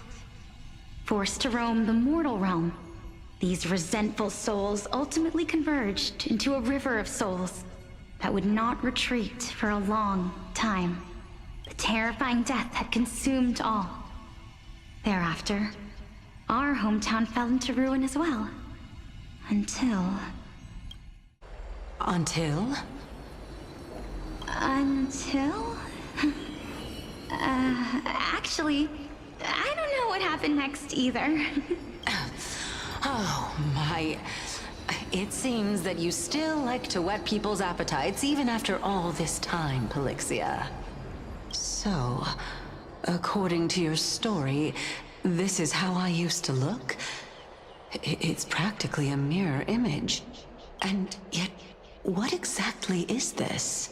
A miracle that I created with alchemy. As for what it is and how I was able to accomplish it, I'll keep the answers to myself for now. Oh, my goodness. Is this cliffhanger really necessary? Quiet, Titan. Continue to enjoy this splendid play, and the truth will naturally reveal itself. Dragon, huh? I've heard this legend before. In that case, what do you think of it? I think that this so-called alchemy was a tenuous analogy added to the story by future generations. After all, you've never heard of a tradition of alchemy in your hometown before, have you? Indeed. Before I left home to pursue my education, I never even knew that anybody was looking into this area of study. Therefore, we can just treat this tale as a fable told to young children. A fable, you say? If so, what moral is it trying to impart to the kids? I guess it might be the concept of equivalent exchange? Oh? I thought the moral might be closer to something like honor the dead. Huh. What? At a loss for words? No, I merely realized that we're both thinking of the same principle. If life is priceless, then there is hardly anything else in this world that is of equal weight to it, right? Indeed. As expected of the wisest scholar in the land. You flatter me. Why don't I ask you a question as well, as a form of equivalent exchange? Of course. What is your question? If I imparted my knowledge of the art of alchemy to you, would you use it to resurrect someone you loved? What? What kind of strange question is this? I got it. You're just trying to get me to tell you whether I like anyone, right? Let's just leave it at that. That was rude of me. Yes, I would. Oh? Death is inevitable. In the days to come, I'm certain that someone whom I cherish deeply will leave me for good, if such a mighty power really existed. I think I would use it without hesitation. After all, you, me, and the rest will all have to face that fateful moment eventually. My time is finally here. However, perhaps because of my firm belief in the immeasurable value of life, I am unable to complete the trial. You shall wither, and through that, the dead will sprout again from the remains, and be reborn with the dead flame. It is a pity that fate is such a cruel mistress. Is there no other way of interpreting those words? I'm afraid that the meaning is clear. Between my sister and me, one must pay the price. Our trial can only be completed when the one chosen sacrifices her life. I'm afraid that the prophecy might even have selected a pair of twins for this exact purpose. Fortune makes fools of us all. My sister is prepared to sacrifice herself. can't do the same. How absurd. My time is almost up, but I'm still afraid to welcome death. What should we do? If I'm ultimately not able to make up my mind... Since Chaos is willing to guide all of us and leave this trial to the end, there is still plenty of time for you to ponder. That's right.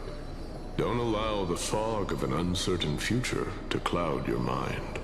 Trial, prophecy, the topics that they're discussing seem familiar. But these three people must not have left their names in the epics. Otherwise, I would have some recollection of this. Amphorius's history before the Titans were born was complete chaos. Is that not strange by itself? I have long held 3 hypotheses about this. However, let's continue watching for now. Calypso, Polixia, and this warrior. I seem to have met him somewhere before. Regarding this matter, Nias, are you confident that you'll complete your trial? Of course. Though, I am worried about what will happen once I've emerged victorious. Looks like you have made up your mind. Yes, this is the safest course of action. Completely separating courage, honor, tenacity, sacrifice, and reason. You really know how to make things difficult. Please, young lady, witness my fall and demise. Lady Calypso, you shall host the soul-rending ceremony. I do not understand. Why would you dare to sacrifice yourself for a future that you won't get to witness? Because this is our destiny. The power that resides within me is so intense that I will one day be engulfed by it. Furthermore, a valorous death before glorious return has always been the path I chose to walk. A journey I began long ago. If your sister or Chaos were in my position, I believe they would make the same choice as well.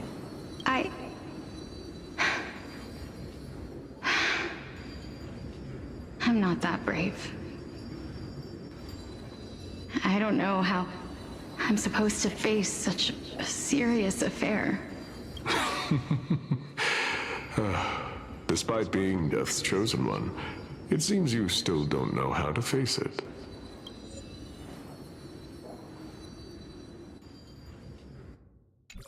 Let's chat, young lady. Perhaps I shouldn't end my journey so hastily. Since there's still time, I'm not worried about letting fate wait a little longer. Of course. This warrior is Lord Nias. As the embodiment of Nikador's divinity, he entrusted his life to us and allowed humankind to end his madness. That means that what I'm currently seeing before my eyes is, in fact... Looks like one hypothesis of mine has already been proven true. These heroes are the true forms of the Titans, before they attained their divinity. If so, the chosen one of death that he speaks of is actually... Polixia? Is the previous form of Thanatos? But her appearance... If this is true, as long as we can find out where she went, we'll naturally be able to figure out the location of the Death Titan. But before that, we first need to witness what ultimately happened to Lord Nias.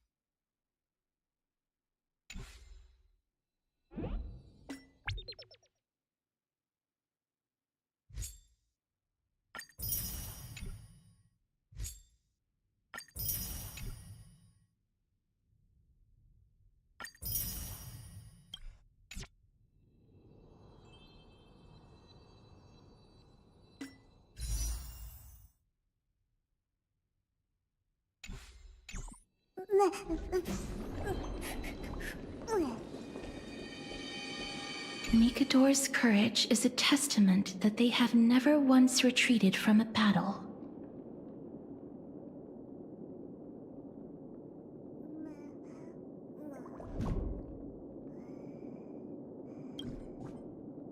I've heard that these words are still engraved in Castrum Kremnos even today.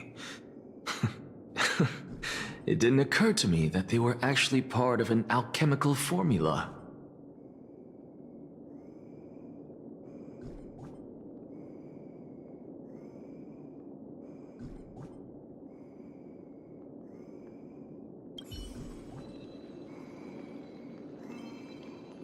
Mikador's courage is a testament that they have never once retreated from a battle. I've heard that these words are still engraved in Castrum Kremnos even today. It didn't occur to me that they were actually part of an alchemical formula.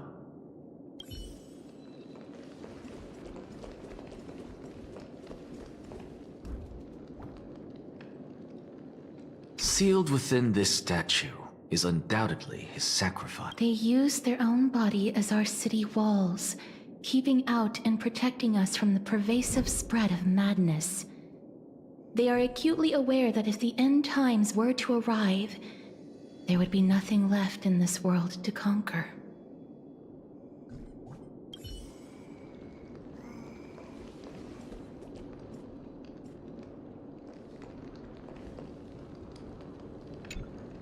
Honor, courage, tenacity, sacrifice.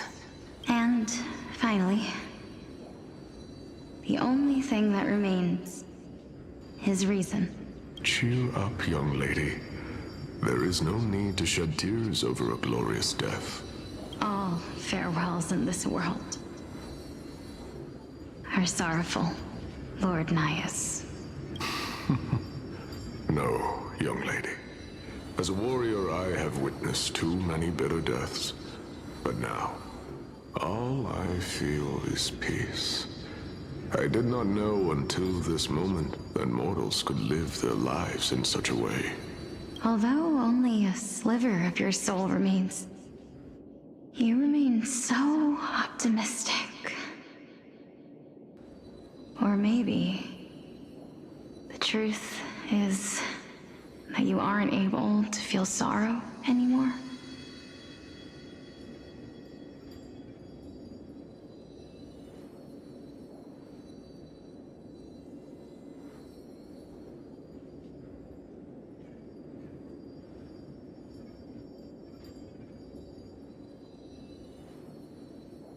To be honest, I don't know either. But I am certain of one thing. This is not an acceptance of death nor apathy toward it. It's not even a feeling of despair. I am just enjoying what remains of my life to the fullest. Enjoying? Indeed.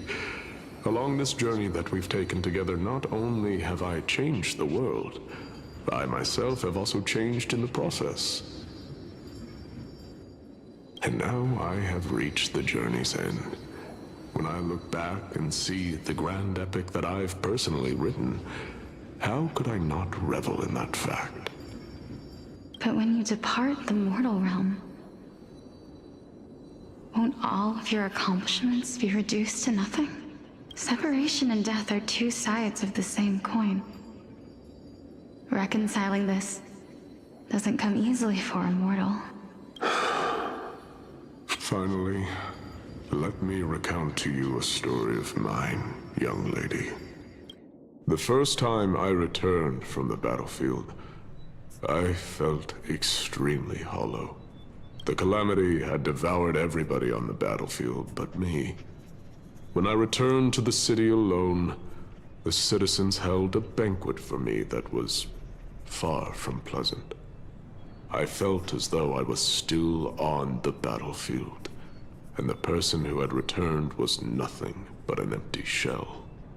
It was late into the night by the time the banquet ended. My head still reeling, I returned alone to the barracks. On the way back, I encountered someone. It was a crazed scholar looking at the night sky and muttering to himself by the side of the road. Although I tripped over him and fell, I wasn't angry in the slightest. And maybe because I saw myself in him, I inexplicably asked him a question. Do you think that it'd be better if we just died on the roadside like a couple of stray dogs? To my surprise, he shrugged his shoulders and sighed. How does someone who is currently experiencing death, dying and living, afford the same amount of bliss? Now please go away and don't block my starlight. Are you trying to say that there is no difference between living and dying? For they are both journeys that lead toward death? That's exactly what life is. And death is but a scale to measure how valuable the journey was. Journeys and epics are only glorious and magnificent because all things eventually fade to dust. Therefore, young lady, don't detest your fate. Instead, willingly and respectfully embrace it. The embodiment of strife telling me about the majesty of the world. Indeed. I believe that when the fated moment eventually arrives, you will be able to understand my words. It is time for me to knock on death's door. I will set up a long table at the end of the road and humbly await your arrival. When that moment finally comes, let us drink and be merry then.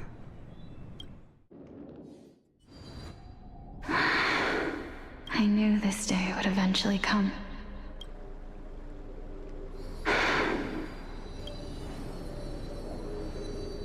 Are the both of you ready? Mm-hmm. Polixia, I'm here. What? This...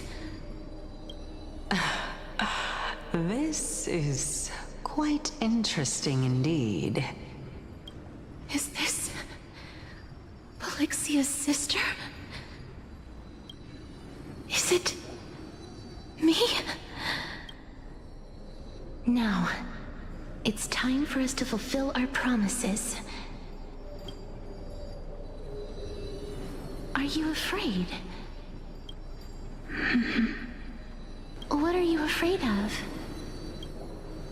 That I won't be able to do it. You shall wither, and through that, the dead will sprout again from the remains, and be reborn with the dead flame. As foretold in the prophecy, and according to our vows, once it all ends, we must face our fated moment head-on. Even if it was prophesized, do we have no say in the matter? It's so unfair. Why are we the only ones who are forced into mutual destruction? Let me do it, sister. Let me be death's sacrifice. I was never long for this world anyway. But you're different. I was the one who wasted your life after all. You're wrong, Polixia. I don't think that my life was wasted. Just the opposite. When I finally arrived at this destination and looked back at the journey I took, I discovered that flowers had long since bloomed along the path I walked. It was you who sowed the seeds for this sea of flowers, one that is more beautiful than the promised land at the end of the world. Besides, I have lived a fulfilling life. Even though I was fated for sacrifice, none of the things that I've experienced will dissipate. Instead, they'll forever live on as memories inside your head. Will they not? How could my memories of you ever compare to the actual you? Well then, tell me, what exactly are we?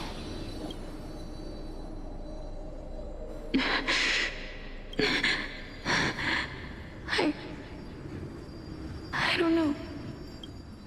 I don't know either. But regardless of what the answer is, regardless of how we're shaped by others, or even by this world, ever since we were born, the fact that we existed was predestined, and nothing could erase it.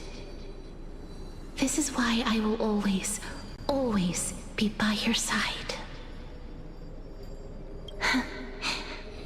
We're twins, after all. All right, my dear Polixia.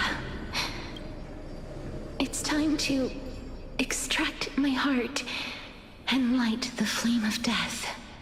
After that, use it to plant the first bud in the prophesied new world.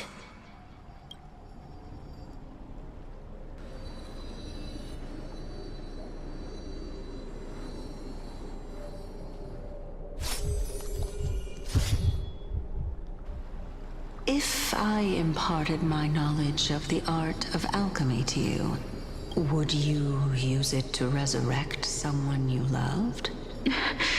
Death is inevitable. In the days to come, I am certain that someone whom I cherish deeply will leave me for good. If such a mighty power really existed, I think I would use it without hesitation. Even now, my answer remains the same. This is why, sister, I promise you, in the prophesied new world, I shall plant the first bud on your behalf. Go now. Return to the ocean god's treasured pearl, our hometown. I shall open wide the entrance to the Netherrealm and grant you a second life. The living beings on this earth shall respond to my call and lead you to the sacred daylight. Remember, do not look back on the land of the dead, and do not stop moving. In the new world promised by the prophecy, march toward your new life. As for the price of our equivalent exchange, let me be the one to pay it. Everybody, we've come to the end. Unfortunately, I am not compatible with the Supreme Being, so I was unable to completely fuse their soul into my own body. However, being able to glean all this from them is exciting enough. I'm certain of this now. Before the Titans that we are well acquainted with were born, a group of heroes roamed the land. These heroes followed a prophecy and took possession of divine authorities one by one, until they eventually became the pantheon of the new world. Just like the flame chase journey of today, Amphorius's history is cyclical in nature. Huh. What a startling revelation.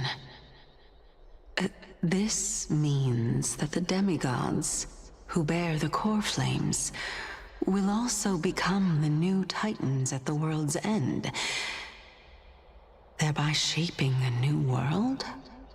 I believe that this is the truth behind the Era Nova, as mentioned in the prophecy. This is utterly unbelievable. Besides, those twins in the past, even if they really are Thanatos, their whereabouts are still unknown even today. Are their whereabouts truly unknown? Didn't Polixia mention that seaside town, the birthplace of alchemy in the tale of the dragon?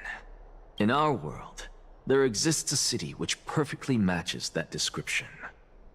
Styxia. But the people there worship Vagusa and bear no relation to Thanatos.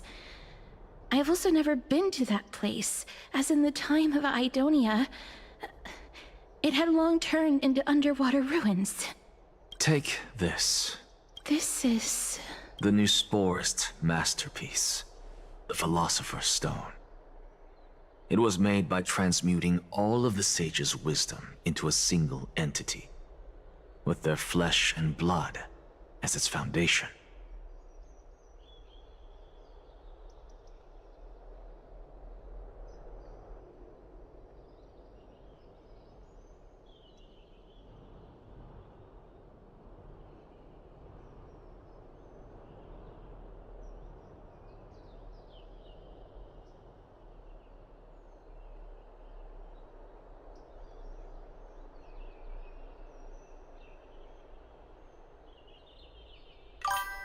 Remember? I've mentioned before that the art of alchemy is all about conversion, tempering, and ascension. This process also applies to the pursuit of truth. Regardless of how unbelievable this sounds, the truths of the world have been refined from the impurities. Think about the story of the dragon. This stone will lead you to your real hometown, allowing you to reform the door to the Netherrealm and discover Thanatos' fate. You still look as confident in your victory as ever. But what if your conjecture is wrong? Simple. I shall merely admit to the entire world that my experiment was a failure. However, my line of thinking will not fail, because I have already planted the seeds of doubt into the hearts of the masses. Actions speak louder than words, Castoris. With the assembly about to begin, don't forget the promise you've made. I've already searched for so long. I'm willing to try one more time.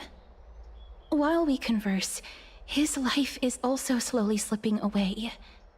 But before I leave, I have another question.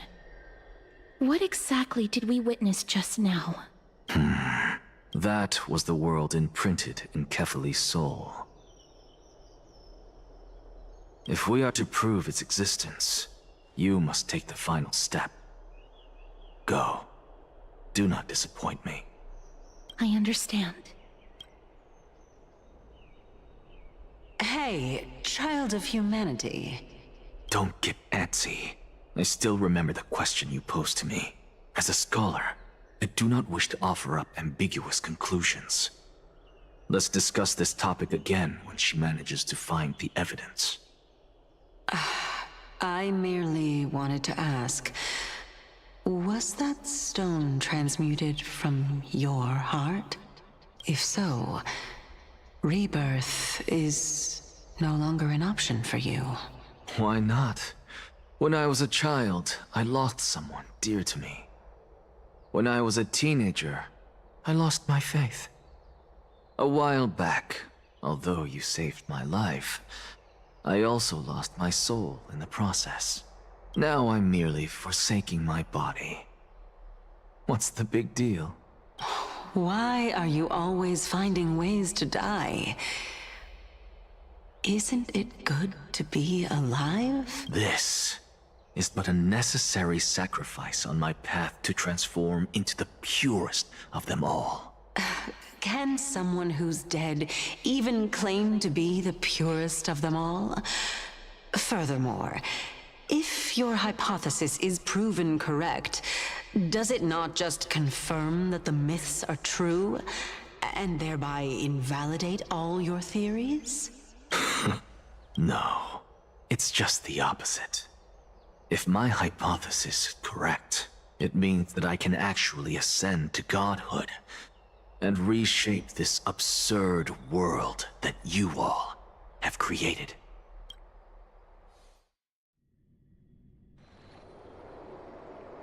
That's a lot to take in at once. Lady Aglaia, please, let me explain. Go on. You know that the core flame of death has always been the greatest unknown regarding the Era Nova. Which is why both you and Kindness desire to gain the power to control that core flame in the approaching Citizens' Assembly. Professor Anaxa has come to a consensus with Kindness. They want to suspend the trial once Thanatos' core flame is reclaimed, hoping thus to eradicate death from this world. If they're successful, then the flame chase journey will cease, and Akama can enjoy everlasting peace.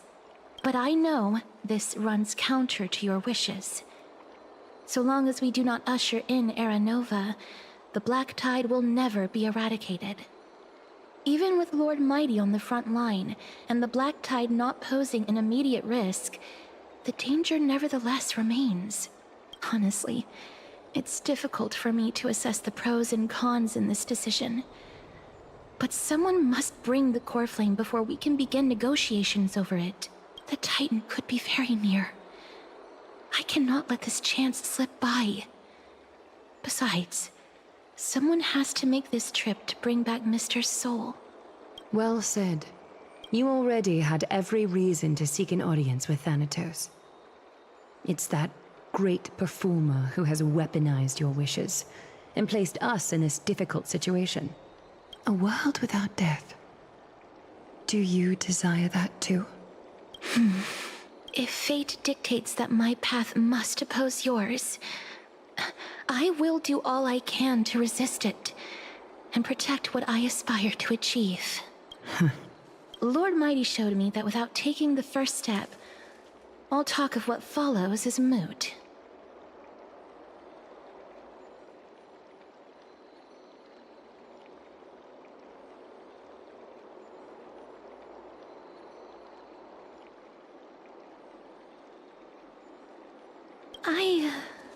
I have always hoped to hear you speak your mind, Cass.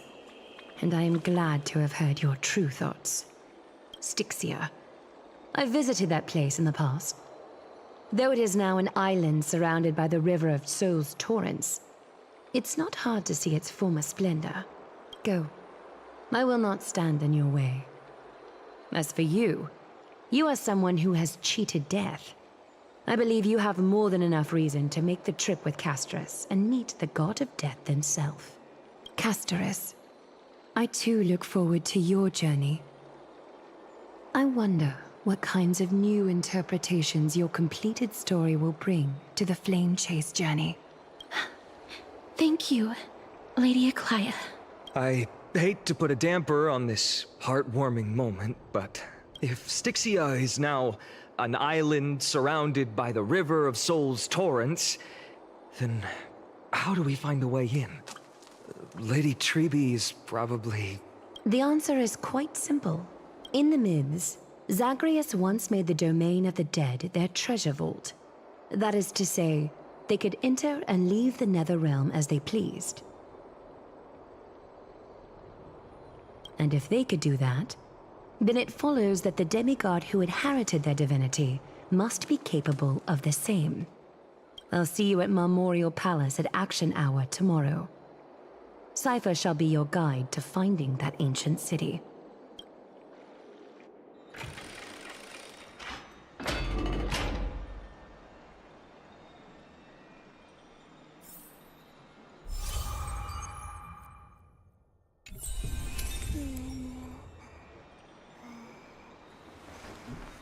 Dazzling and converging flames.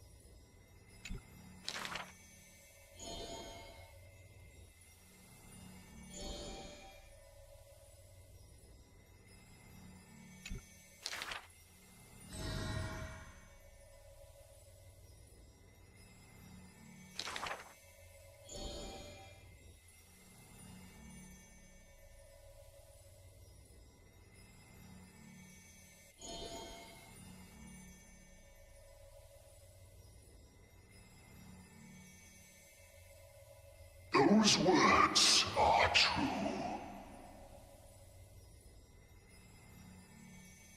Though they won in fierce battle, the warriors were powerless to turn the tide.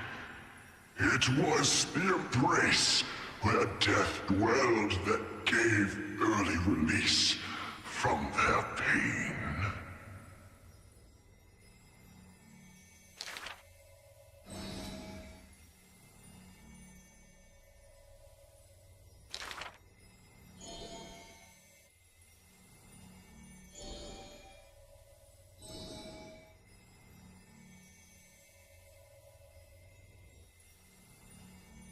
I must peer into all fates unknown.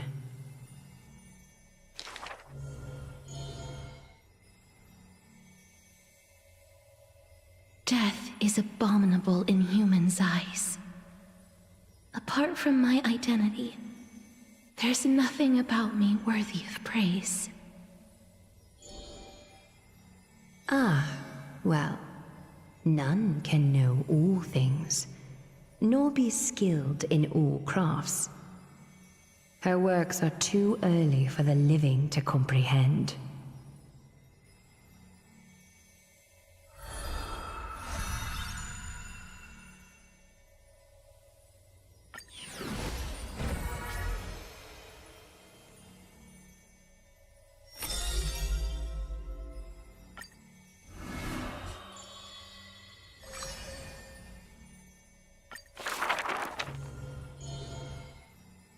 I saw the spell the professor carved on his body. It must be a power most secret, a means for one man to stand against 1,000.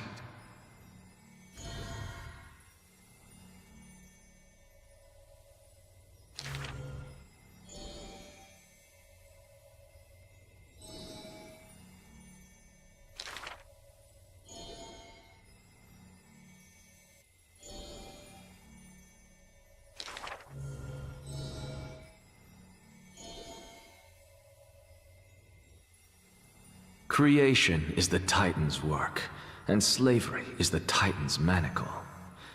When imitating divine evil, there's no need to invest reason, most pinnacle.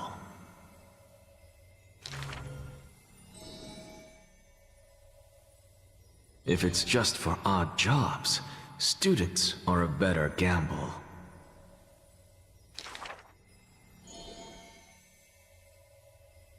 For a wise one, 5 answers reveal creation's secrets, the truth hidden and bold. But a fool learns but not, and is left in the cold. Now, inquire.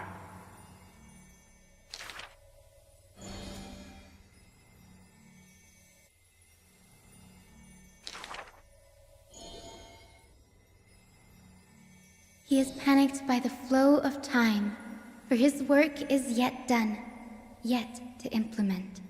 This man is too arrogant, and he intends to desecrate Orynyx's accomplishments.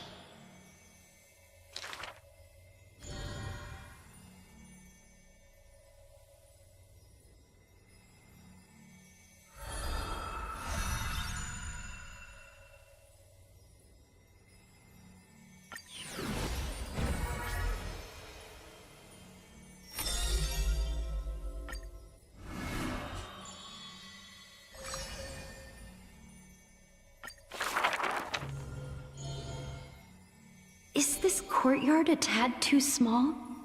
It's okay, Clementine. As long as it provides warmth plenty.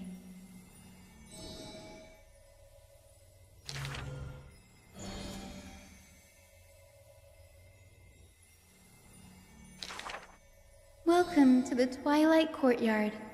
How can I help you?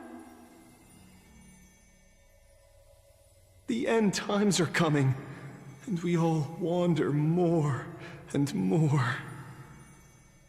Oh, you may heal our wounds, but you cannot cure despair.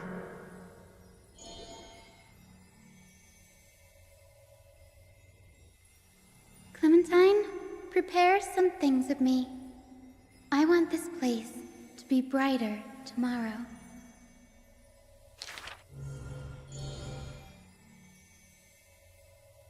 Long time no see, Hyacinth. Are you here in Akama for a visit, or do you need help from us? I want some shining things, even if they're considered junk.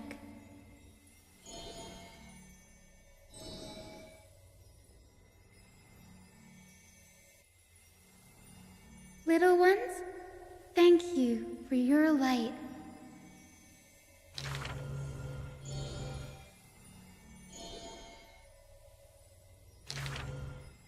Wow, there's light everywhere. What a warm place.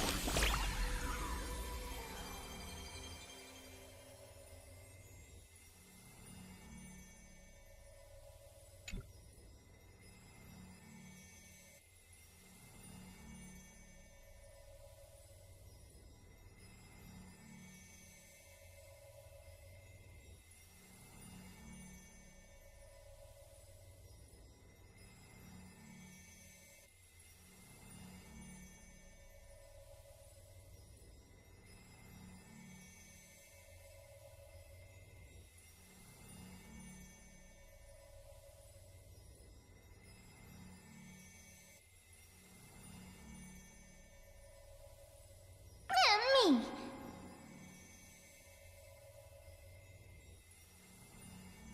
Memmy mem. Memmy mem mem mem.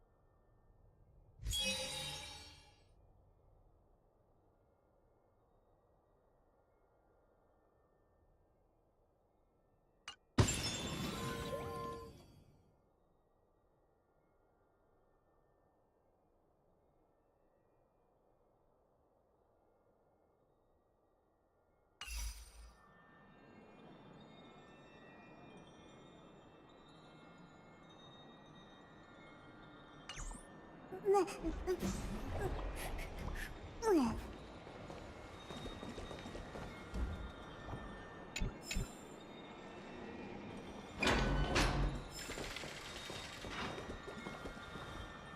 friend!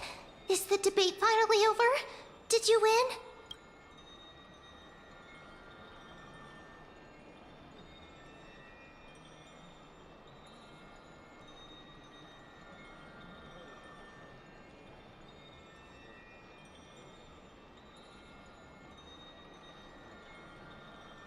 What a glorious defeat.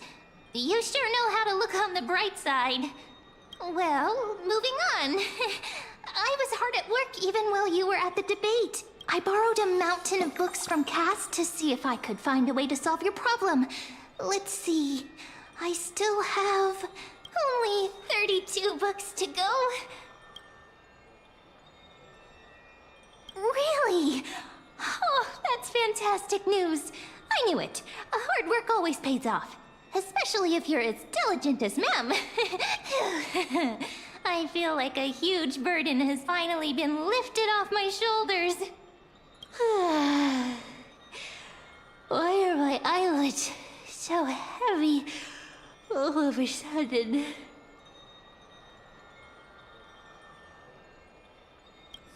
You're right. Then I'll go back to...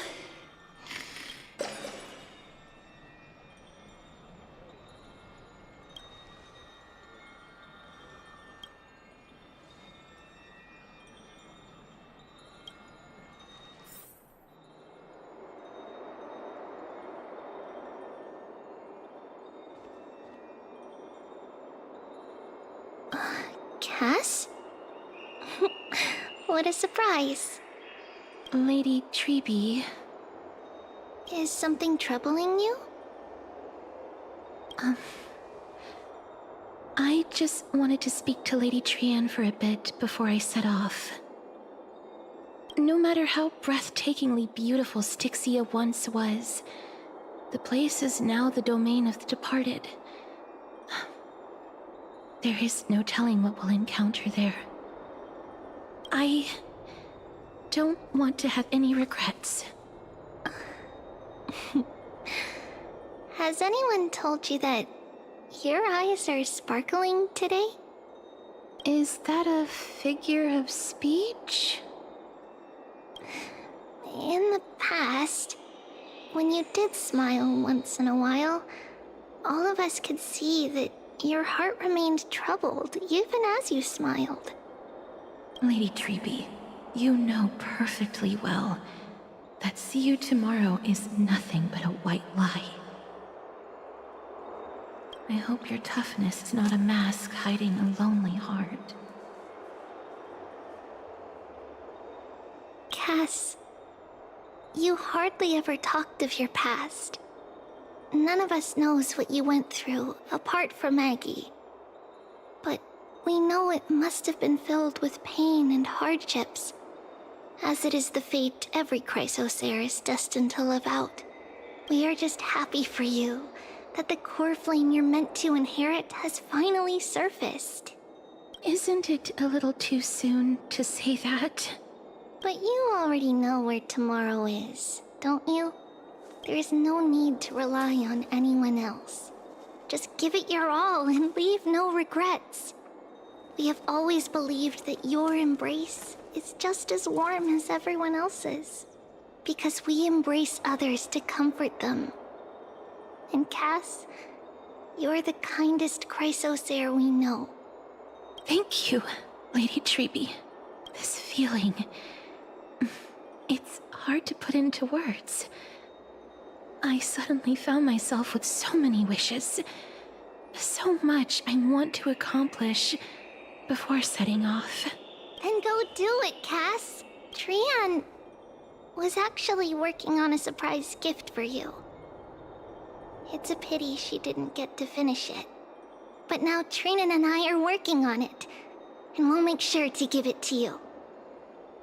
So, let's meet back here when you return from Styxia.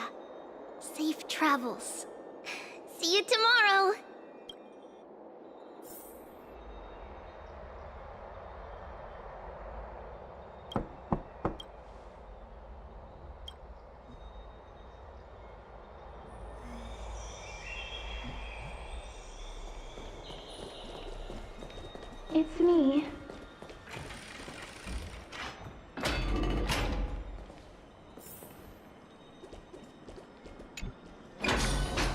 hope I didn't wake you.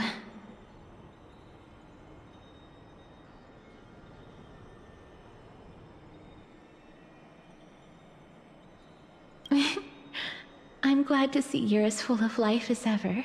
I'm here because of private matters, actually. If it isn't too much to ask, I'd really like it if you could come along with me to retrieve something.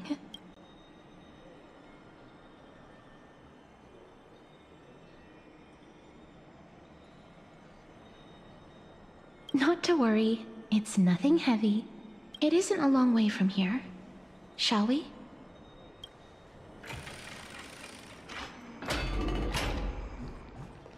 I'd love to go in and take a look. Have you heard? Seems like all the rooms are full.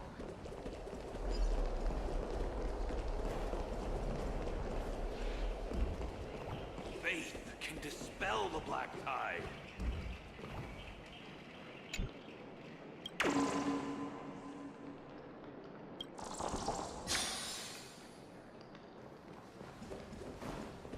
Faith can dispel the black tide.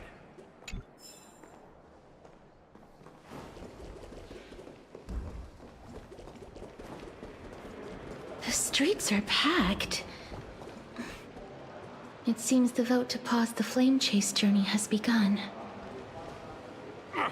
I want to vote! Tell me how I can vote! Take your ceramic shard, engraved with the Kethali rune, select the Council of Elders in your heart, and pray silently until the shard registers your choice. Then toss it into the Dolium. The Council of Elders? More like the Council of Buffoons! The Black Tide took my hometown long ago! Who are they kidding with bringing back Eracrysia? It's all a shame to create their own Eracrysia in Akama! The Titans are just. So long as we do not overstep our bounds again, we will not incur divine wrath. Oh, please. The time when these deranged Titans should have vacated their spot to the demigods is long overdue. You'll see soon enough, you old fogey. And I pray that Talanton smacks some sense into you with their scales. We shall see how this turns out. That was quite a spectacle.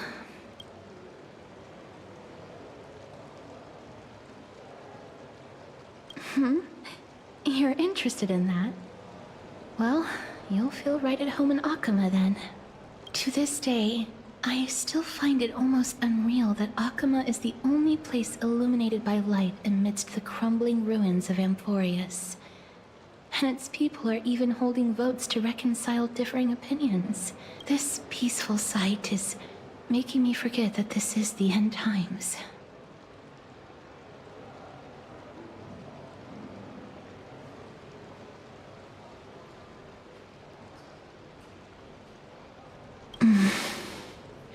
Before coming here, I had lived for many years in Idonia, a city of rime and frost.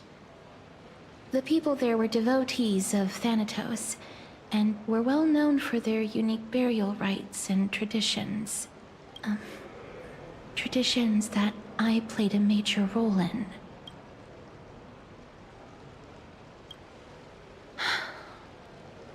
Yes. You now know me as the Mortician of Akama. But back in those days, I was Idonia's Maiden of War. I was trudging across the frosty plains on my own when the Idonians found me. They saw the curse in me as a blessing from Thanatos, and believed that my hands could correct the Eracrysia's mistake and lead them to meet the great god of death. They provided me shelter, but in return, I was expected to grant merciful deaths to war captives, prisoners bound for execution, and heroes alike.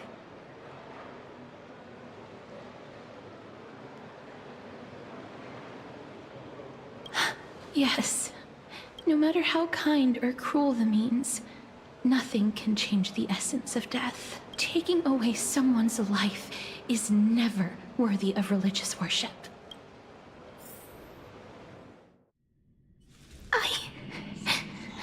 I can't do it. Their voices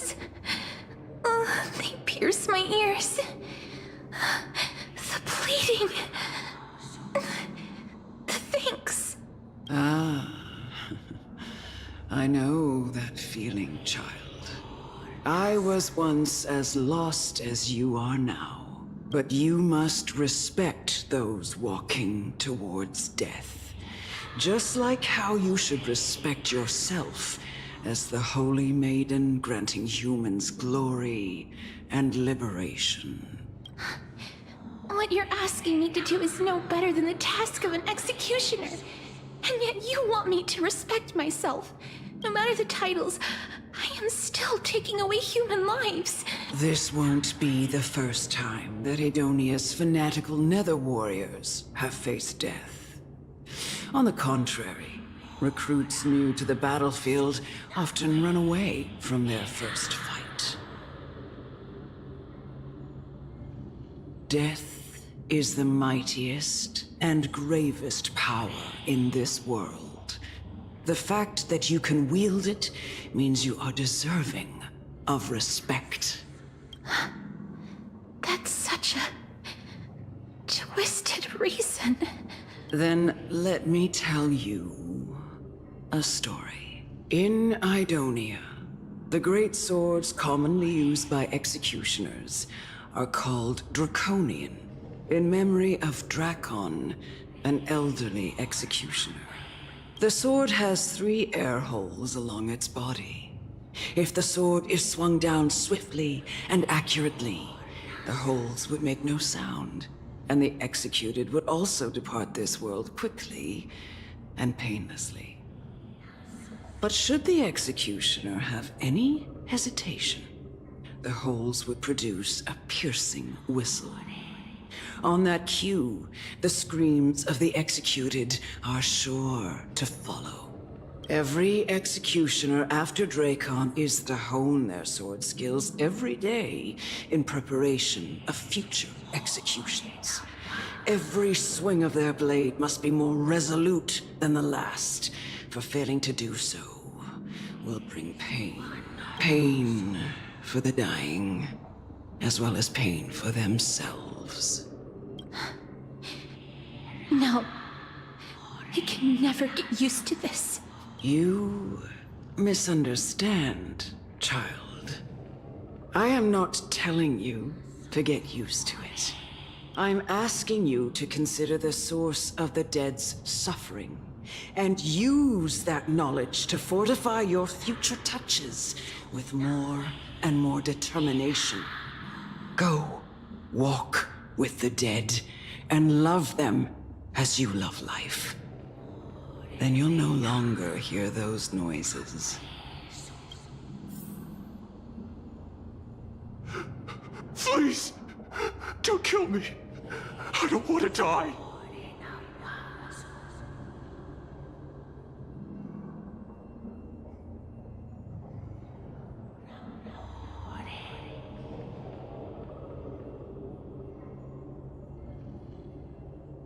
This is your duty. Remember, consider the source of the dead's suffering, then give them the respect they deserve. Thank you. I beg you, don't listen to her. If you cannot learn to accept death, then Idonia has no place for you. This is your last chance. Do it. No, no, please, I don't want to die. Please, I'm begging you. No!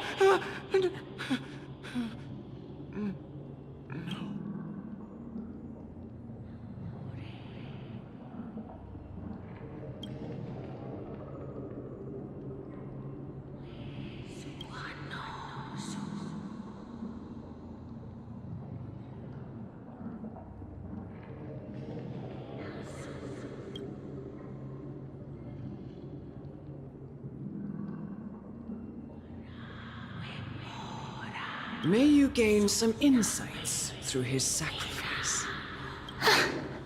Is this all? No. Come with me. This is just the beginning of your life as the Maiden of War. You executioner!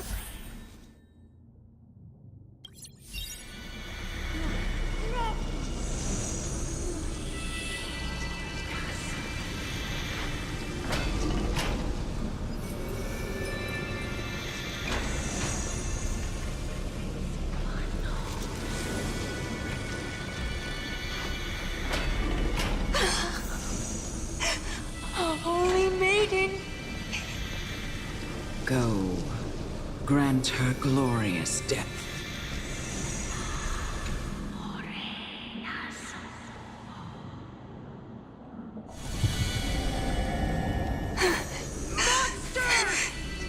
Thank you.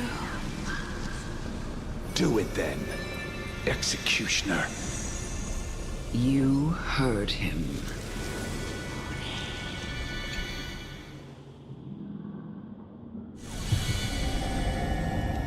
I curse you to live in eternal pain. Please, grant me release. You know what to do.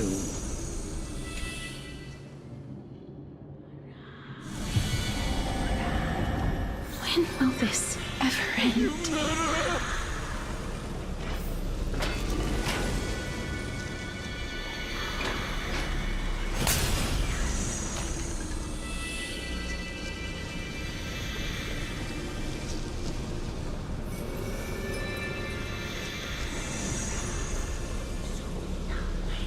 Come. Fulfill your duty. What?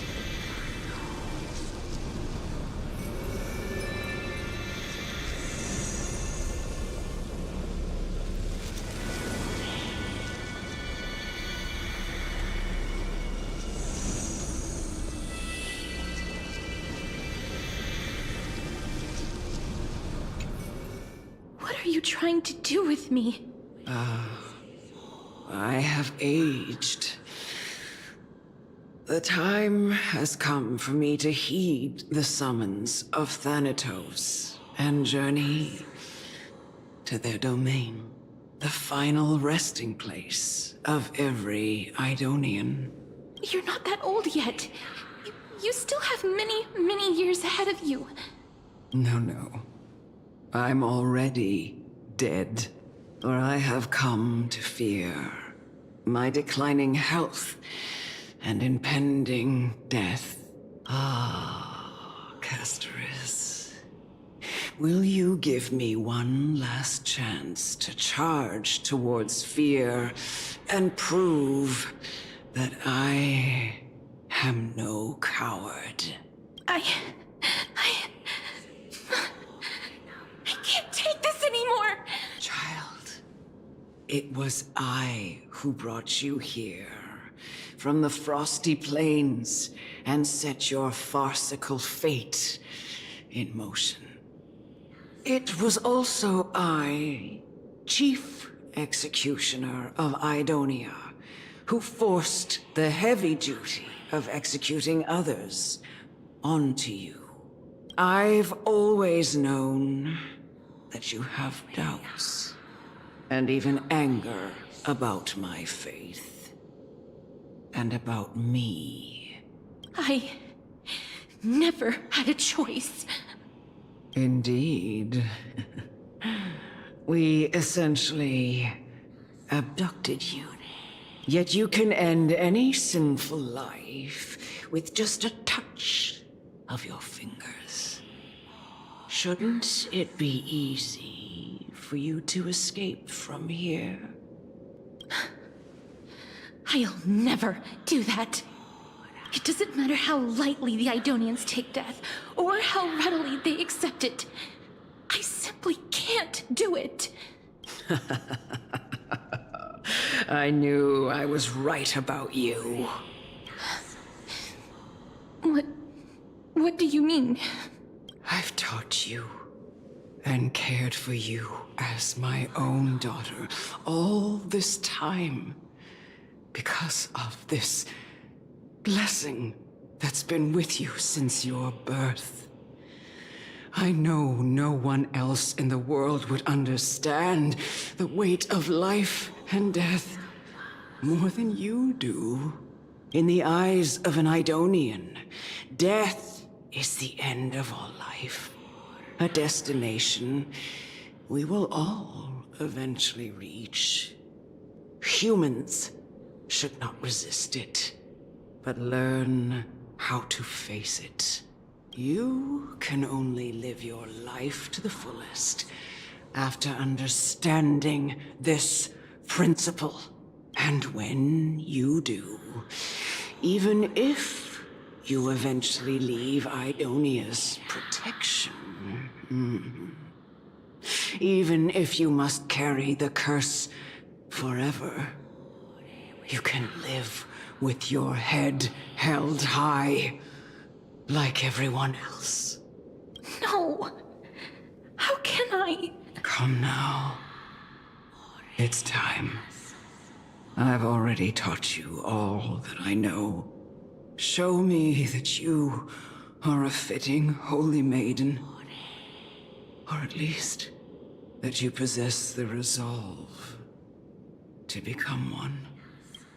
Come now. It's time. I've already taught you all that I know. Show me that you are a fitting holy maiden.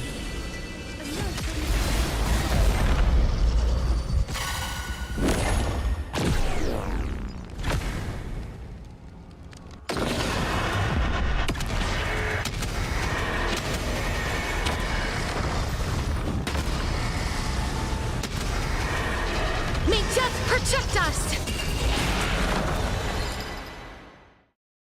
Unite our goals. Evil leave at once! Rotate painting! It's coming! Light in the west wind! Away we go! Life is not so fragile. As you wish. Watch closely!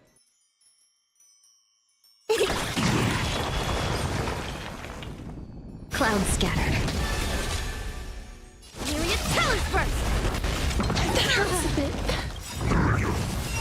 Cosmic ninjutsu, secret technique, dazzling obliteration!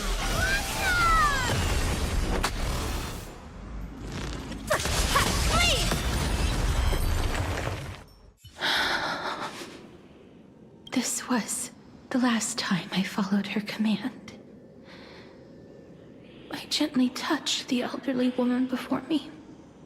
The executioner, who had seen too much death, died the same way as everyone else. A gasp for air, a wistful look in her eyes, and a barely perceptible tremor in her fingertips. Elder Amunet, the person who tried to teach me about death, ultimately vanished like dew in the morning mist. She spent her life embodying the beliefs of the Idonians, and when death finally came, she embraced it exactly as their doctrine had taught. I have nothing but respect for her. I erected a cenotaph in her honor in the marshes outside Idonia's city walls with the others I had laid to rest. Then, I set out once more in search of Thanatos. It was a long, long journey. I heard so many discussions about death along the way. Life finds meaning in death. The world improves because there is an end. It seems the most terrible darkness in this world. Everyone talks about its heavy weight. Some resist it, some worship it, and some even revere it. How did a disappeared titan become the deepest fear of humankind? And why do they haunt my dreams? I continued my travels to seek an answer. Initially, I was running away. Then, I started searching for it. And now, at the end, I just want to know if my touch, if my embrace, can do more than taking things away. Can I make anything? Can I leave anything behind? I don't want to die. Please, I'm begging you, just let me go. I don't want to die, please. I don't want mercy like this. Just let me go. I don't...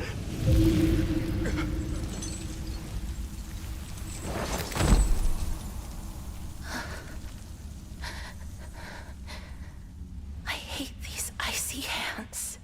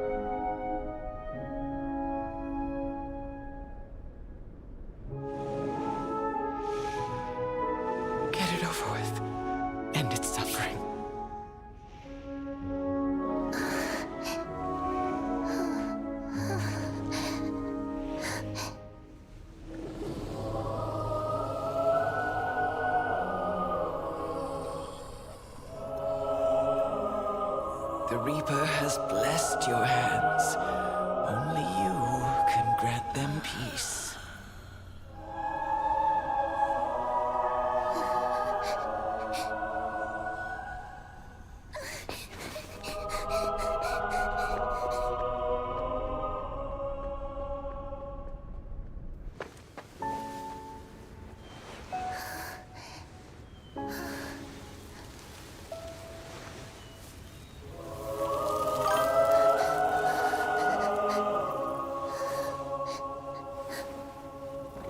Embrace death.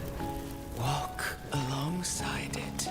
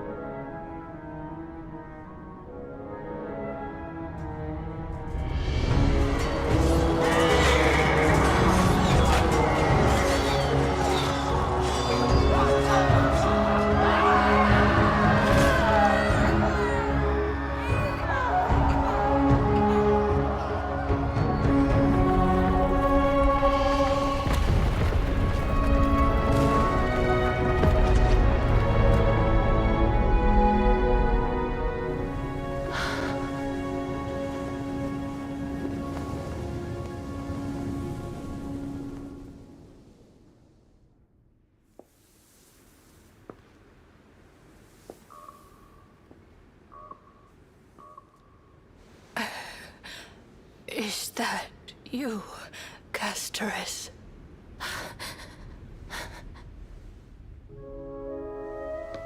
All of them have gone, heeding death's summon, crossing into their domain. I must go too. I don't fear it, just I have some regrets. Watching people leave this world again and again, it must be lonely for you. You must want to desperately embrace them before they go. I can't. These hands, they're too cold.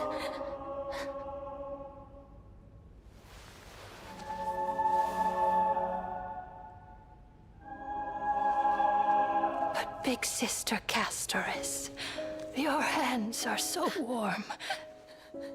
Just like anyone else's. So go on. Don't hold back. Give me a warm hug.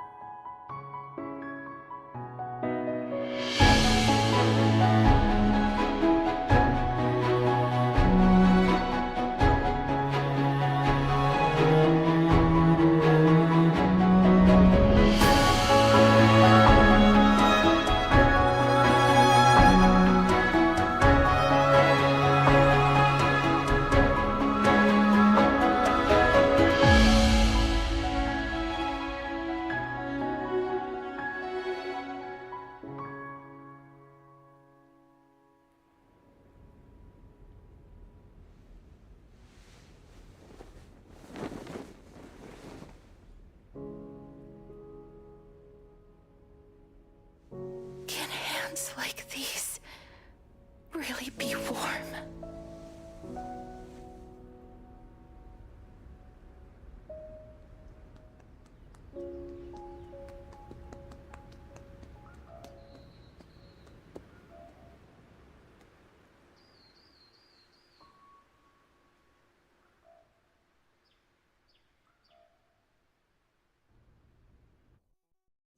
On the day that Ornyx's trial ended, you must have had many questions.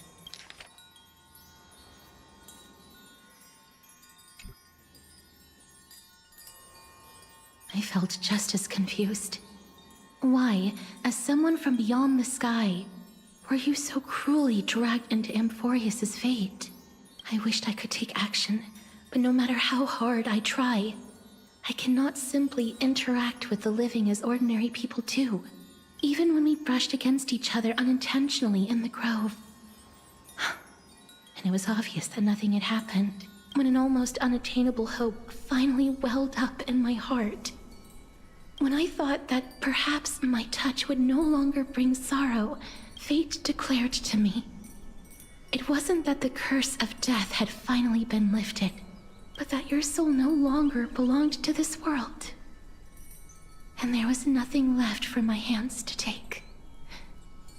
Nothing. And did I really think this time would be any different?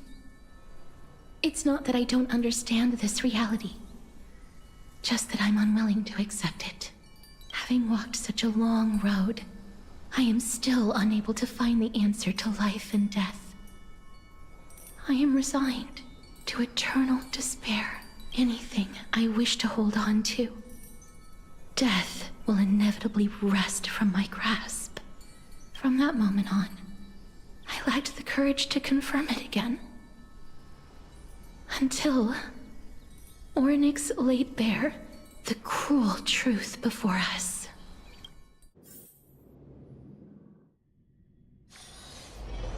But now, perhaps I might have one last chance. Long ago, Trinan read a prophecy to me. At the end of the Sea of Flowers, the souls of the living shall warm thy fingertips, and after an embrace, there shall be eternal separation. I found no surprise in it, for her words sounded not like a foretelling, but a perfect reflection of my past. Embraces in this world are born of reunions, yet my touch speaks only of farewells. In that moment, I had no doubt that this destiny would weave itself through the entirety of my life. And yet, things have taken a turn for the better. Now that I can finally have an audience with Thanatos, perhaps I can rewrite the meaning of that fated prophecy. I have no reason not to give it my all, for your sake, and for my own.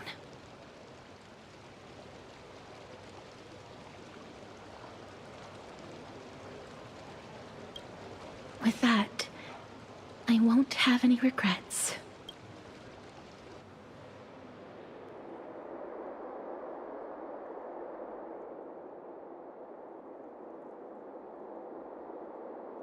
Let's put that aside for the moment.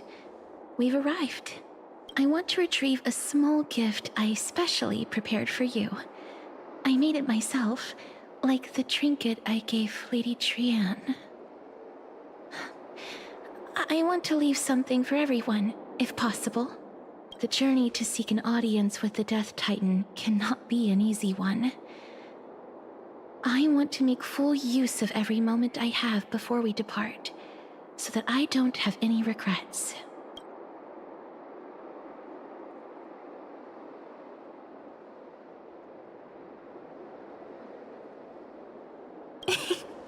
No, it isn't. You'll know when you see it. Look, it's right there. Huh? Where did it go? What's going on?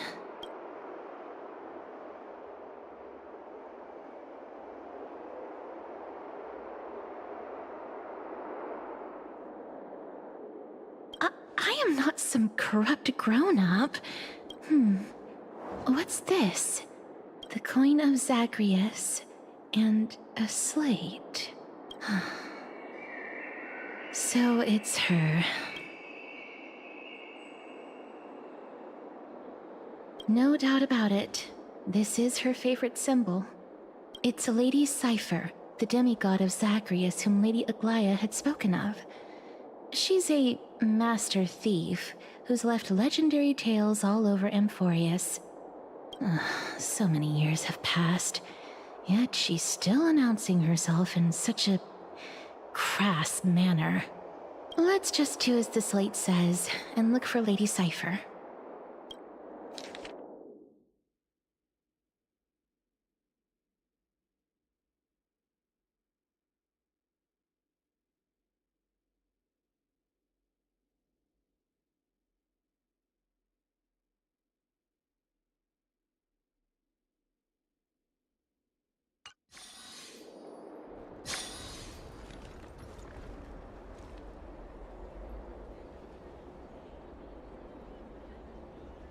Look, it's right there.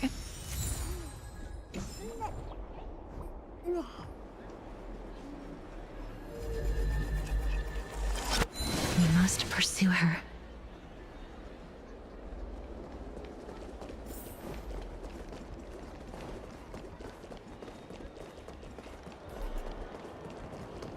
Huh?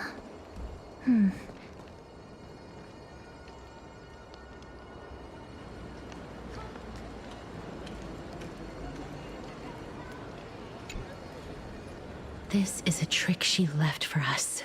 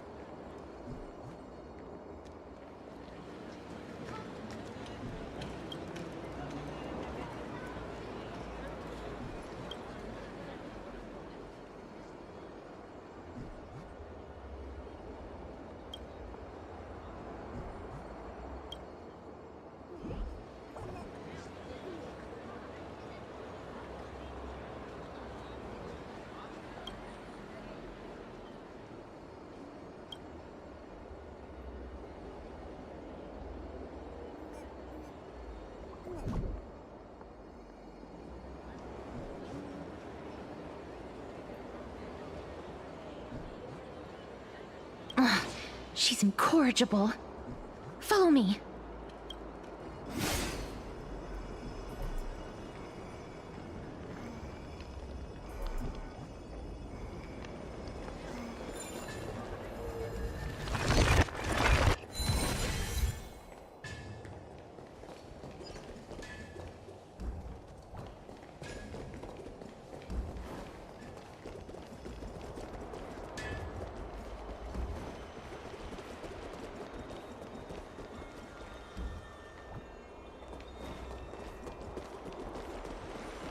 Never save for tomorrow what you can eat today.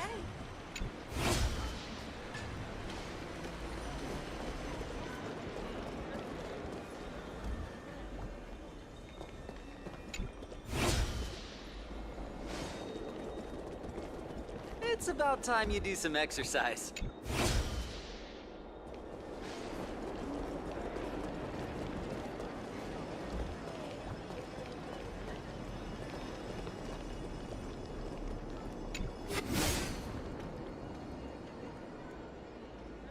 Exactly the kind of thing she would do. This is how it should...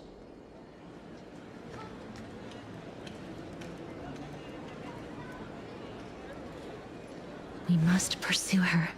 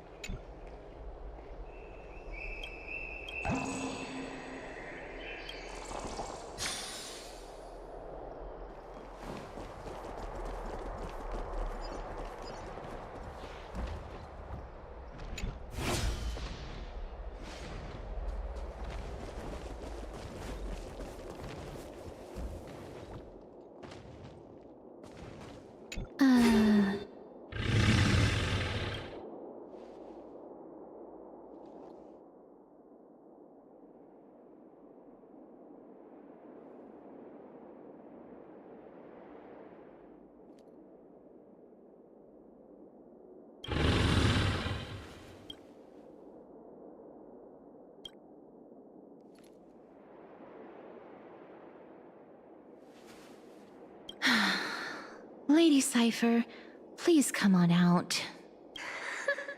You're still careless as ever. Shouldn't you keep such a precious gift near your bosom? Since you know it's a gift for someone else, please give it back to me. Stop hiding among the people and letting the wind carry your voice. Now, since I know it's a gift, that just means I need to milk its worth. The children of the wind never stay for long in one place. Unless your offer is tempting enough to steal the wind. What say you? Name your price. I'll give you however much you want.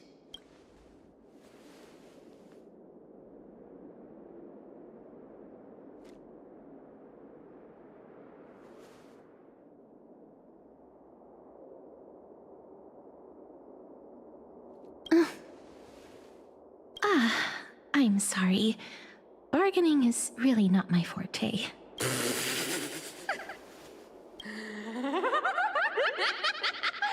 wonder they call you Princess Homebody. Why don't you two come over to my place? It'll make a better venue for proper business discussions. You can find where I live through the winds I've sown. Piece of cake. I can do that even if I can only sense your soul. Alright, I'll see you there. Oh, by the way, everyone cool with me collecting a deposit before we reach an agreement, right? Now, come this way.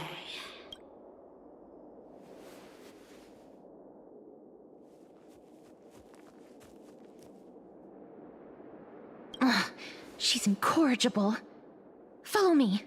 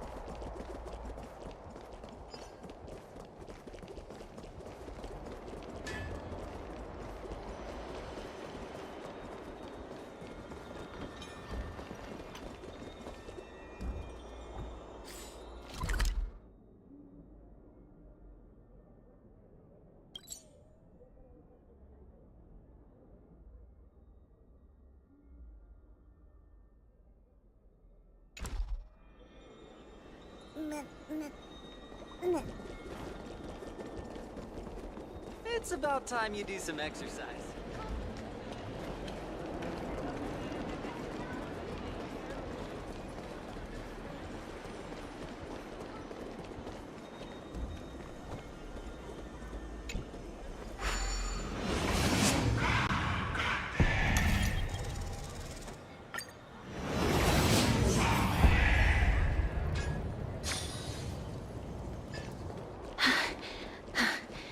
Here we are.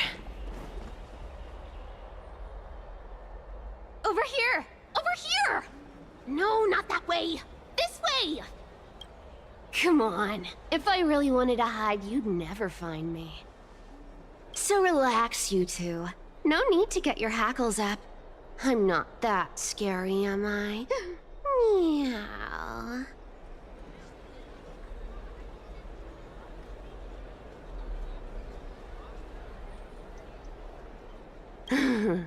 No way. Some people might have been into that a millennium ago, but it's long since gone out of style. Loosen up, buddy. Shall we get down to business? Give me the jewelry piece first, or everything's off the table. The materials are nothing to wow at, but the workmanship is superb as always. You're still skilled as ever, even after all this time. And you've put a lot of heart into this one. Mind your own business. Oh, come now. Don't be so upset. Relax. Relax. Look, isn't the view here just great? You can see what everyone is doing and where they're going, and they won't even know you're here. Now that we've broken the ice, let's get to the point. Everything I've said so far has been a joke. I'm inviting you two here for 3 things. 1, the seamstress found me and wants me to take you to Styxia to look for the Death Titan. 2, the Council of Elders also found me and wants me to make sure the core flame of Thanatos ends up in their hands.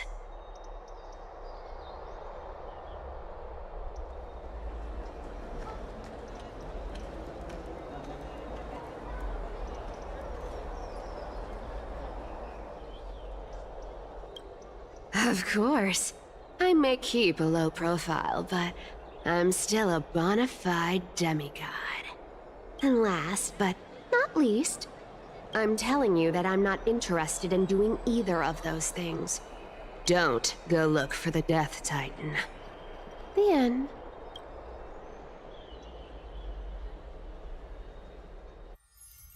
Wow, this is some high-quality stuff. And this room is full of it. How much are these worth, Did you get all this through that Aranova gimmick? Some of it is family fortune, while the rest came from my business as a dressmaster. Don't liken the flame chase work to your shady dealings. Wow. I should have busted down your door instead of going around like a thief. Well, spill. Why are you giving me so much money? Payment. For doing work. You're worth this much. Did you forget my stance to all this? I thought I made myself very clear. You wish to run away. Run away from your responsibilities, from the prophecy, and from your destiny. You shall walk with greed and die over petty change. I understand this prophecy weighs on you immensely. That is why I have never reproached the demigod of trickery for running away. But I need you right now, so don't turn me down. You know, maybe the gods got your tongue with their golden threads, Aglaya. I'm not hearing any sincerity in your words. Give me a reason why you're bowing your noble head to me. We lost Trian. Oh. The divine power of passages is running out. I need another demigod to escort Castoris and help her fulfill her lifelong wish.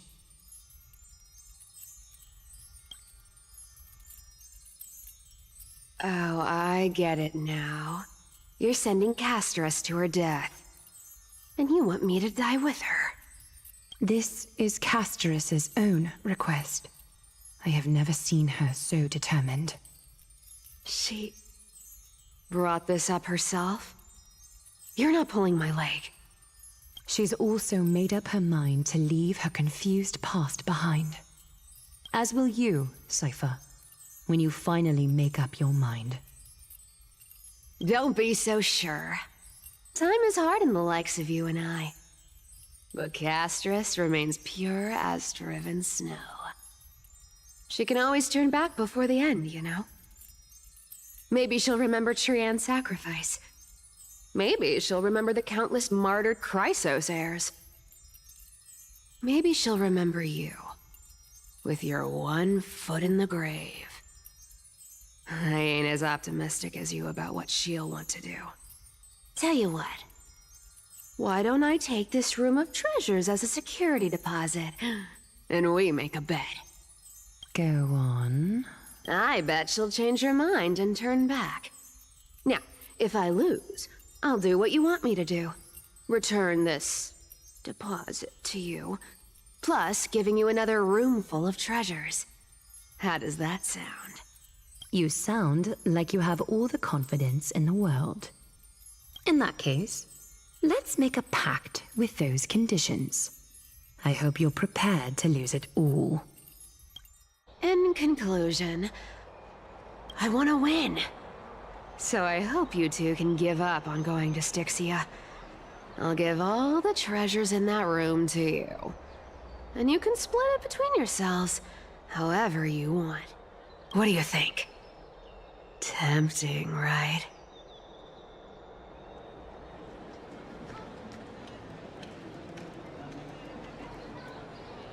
I decline.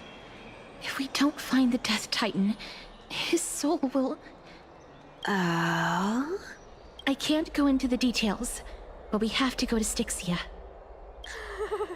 I really don't get how.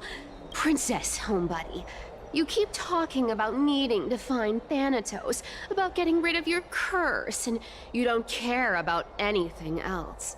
But did you ever live for your own pleasure? Even for just one day? What are you trying to say? I'm saying, contrary to your beliefs, Aglaia didn't take you in just so you can die for her Aranova. The flame chase journey walks hand in hand with sacrifices. Isn't that why you're always running away from Lady Aglaia? Fine. Never mind. We all have our own problems. I ain't gonna say anything anymore. It's not like I was gonna honor that bet anyway. But listen to me. Styxia is no tourist destination. Sure, the treasures buried in there are 10, no, 50 times richer than Aglaia's vault. Yet, I've never been there. And I never plan to. Because even a demigod can't be sure they can walk out of that place alive. And now I'm supposed to escort you to Styxia. Sure. Pay up.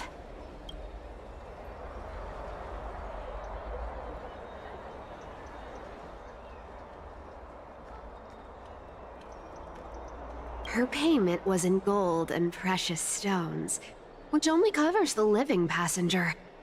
You need to pay me as a member of the dead. I don't like this. However, I have lived a longer life than most people. Though I'm not as good at doing business as Lady Aglaia, I still have some savings. I can give them all to you. Then how are you going to live the rest of your life? Then I'll give you 90. No, 80%. Well, don't mind if I do. 80% of Castrus's savings and a bottle of dew of divine blood. Not a bad trade.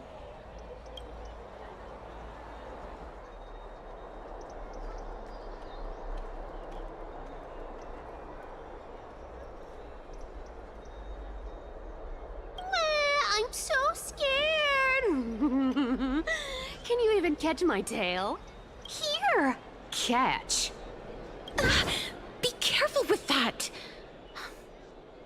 A minor change in plans, though. Don't go to the bath tomorrow. Come look for me at Akama's city gates instead. So, why are you changing the meeting place? Oh, nothing, really. Just a bit scared of the seamstress's frosty face. I wouldn't stay a second longer in Akama if it were up to me. Well, now that we've struck a deal, why don't I give you guys a lift back? It's gonna be a long ride. So have a good rest.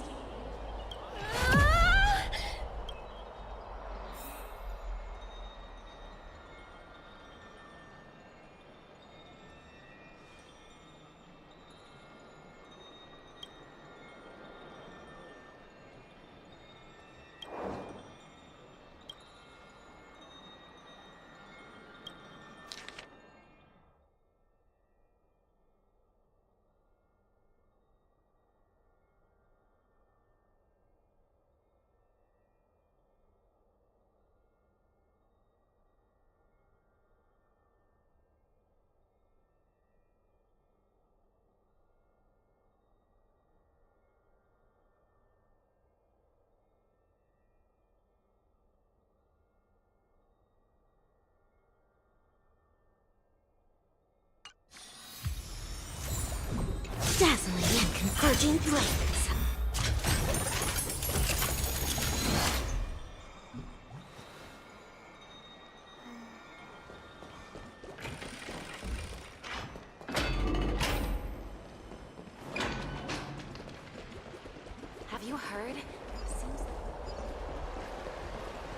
know how long.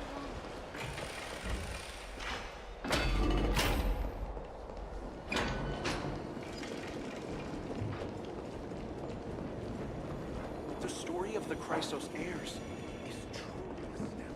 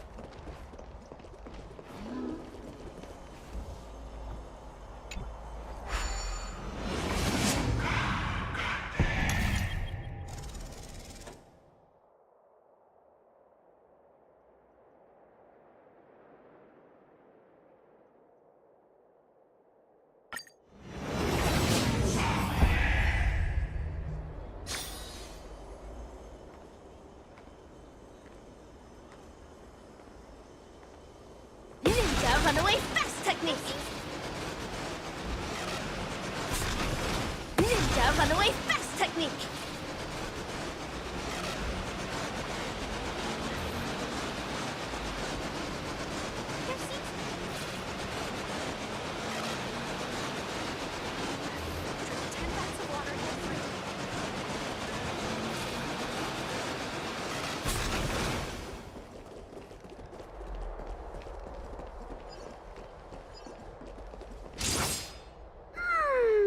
Bright and sunny. Just the weather for farewells. You're here.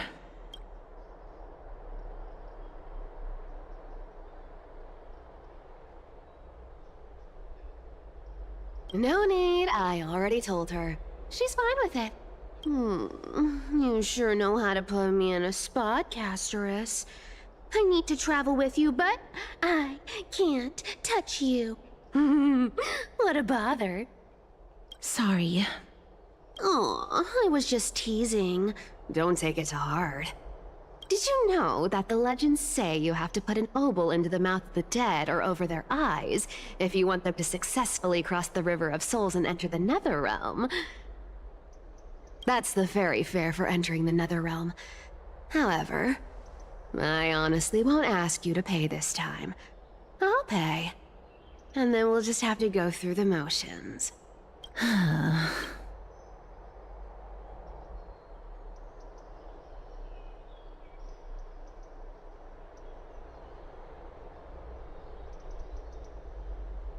Hey! I'm just trying to make this journey feel more special, okay? Don't read too much into it. Alright, pass me the coin. It's time to get the gods' powers going. A fleet-footed trip to the Netherrealm, here we come. Oh, one last thing before we go. I gotta give you this piece of advice. Especially to you, Princess Homebody. You can't catch the wind by waiting. You only live once. So make the most of every moment you have. Get ready. Be steady. Hi, your turn.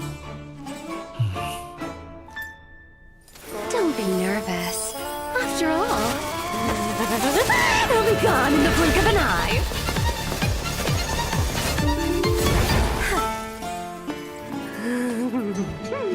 All done. Bye-bye.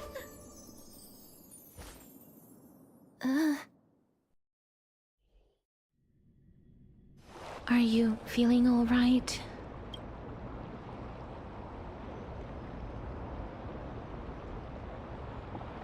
She's the demigod of trickery. When she flips the coin of whimsy into the air, she gains incredible speed that lets her travel anywhere in an instant. Just like how she clearly had no intention of lingering here for even a second longer. We can only depend on ourselves for the rest of the way. Don't worry. Mem's here to help.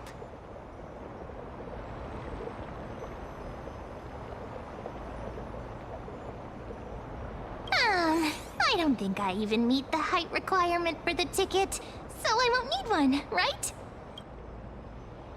This is Styxia, the city of dragons and waves. Anaxa hypothesizes that the missing Thanatos is somewhere in these ruins. This is the land of their birth. Or perhaps of their death.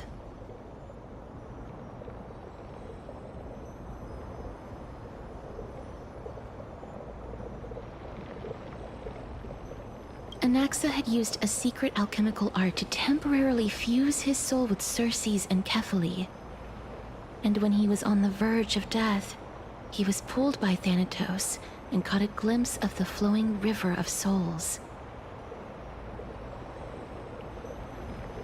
This alchemy, considered a sacrilegious act, might actually make the souls of mortals and titans attract each other. Even though Thanatos has been missing for 1,000 years, and even their followers haven't been able to find them. Perhaps that special attraction could summon them here. Oh, so are we going to use that Philosopher's Stone to conjure the Titan? I guess that's the only way. The only leads we have now are the name of this city and the fairy tale about the dragon. Thanatos is even more mysterious than I am. Indeed. Even one as erudite as Anaxa could only point us to this place, and no further. We will be entering the unknown as soon as we take our first steps. But that won't be— I believe that, rather than standing still, taking action is by far the better option. Perhaps fate might take pity on us today and show some compassion.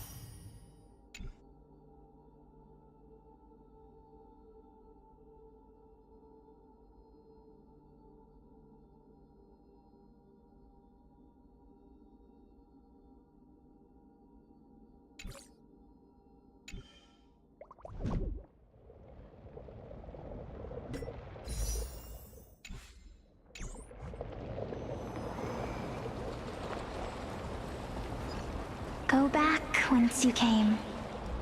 Go back. Ahead lies the realm of the dead.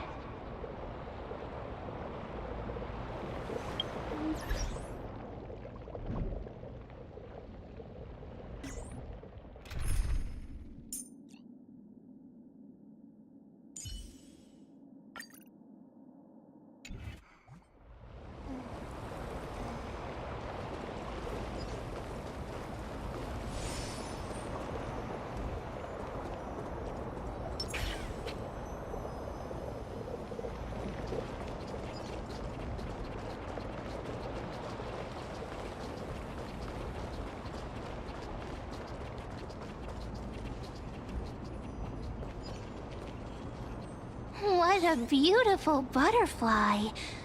Is it talking to us? This is a eulogistic butterfly. They are found in places where many have met their demise. In Idonia, some think of them as manifestations of Thanatos' benevolence. By turning the lingering obsessions of the deceased into these creatures, it is as if the Titan has made life into a specimen. Others think of them as Thanatos' messengers that guide the departed to the nether realm. The second theory sounds more believable. After all, the things they're saying are rather, direct. Perhaps. But the fact that we're able to hear their whispers proves that we're fast approaching the realm of the dead.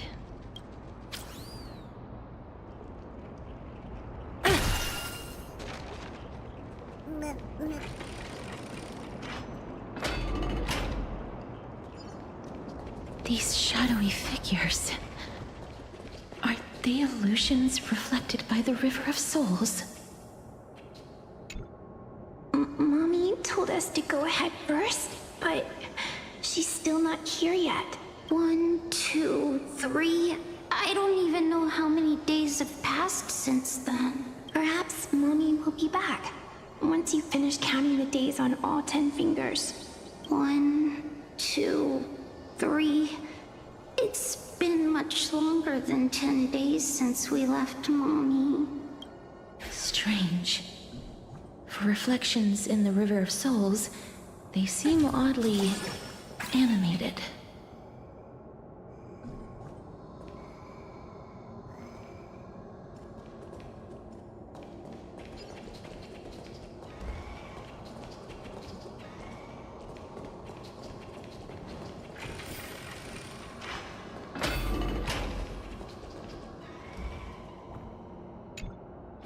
Mommy told us to go ahead first. 1, 2... Perhaps Mommy 1, 2...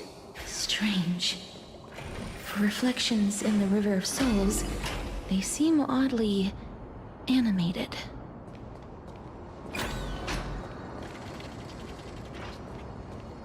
Do you want to buy any fish? Huh? He can see us? Wait. More living people. I'm not selling my fish to living people. You lot are too shameless. Buying fish without paying. If I ever see her again, I will... Could it be that... you're all dead souls that never achieved rest? The nether realm does not exist. Titan rejects you. Me. So, do you want to buy any fish? But there aren't any fish nearby. Are the fish gone? The people are gone too. I can only keep selling fish. So, do you want to buy any fish? Apologies. I don't have much in the way of savings, but perhaps there's another way for me to release you from your suffering. Please relax. May you fall asleep peacefully amid a gentle field of flowers. This... I knew it! These people aren't illusions. They're the souls of the deceased.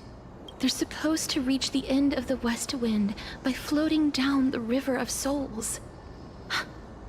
Yet, they have floundered upon the shoals of the stream, unable to move forward. Did Thanatos reject them? Or perhaps they didn't really die at all?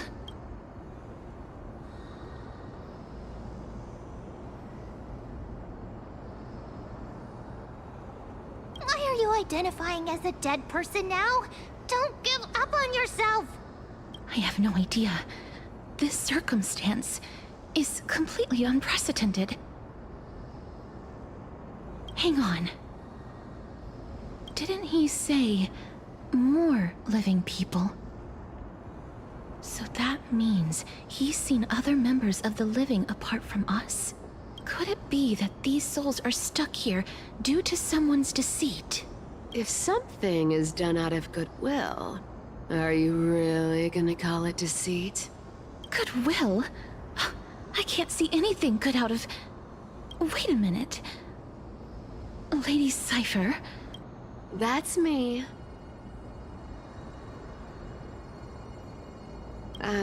I still belong to the Land of the Living as of now. Thank you very much. Could it be that you are the living being that those souls met? I couldn't take their behavior anymore. So I stole some things here and made up some lies there. Just trying to give them something to look forward to, you know? It's because of vile living creatures like you that we're being misunderstood by all of them. What else am I supposed to do? You can see the mess this place is in. These poor souls are denied by the Netherrealm.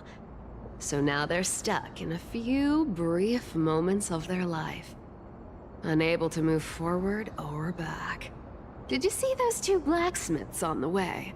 They've been here for as long as the sun's been around, wailing over and over about casting a shield. Styxia is so freaky. Then why have you come back, Lady Cypher? Hey, I'm not here to aid your adventure. I hate water more than anything else in this world. Especially that stinky river of souls.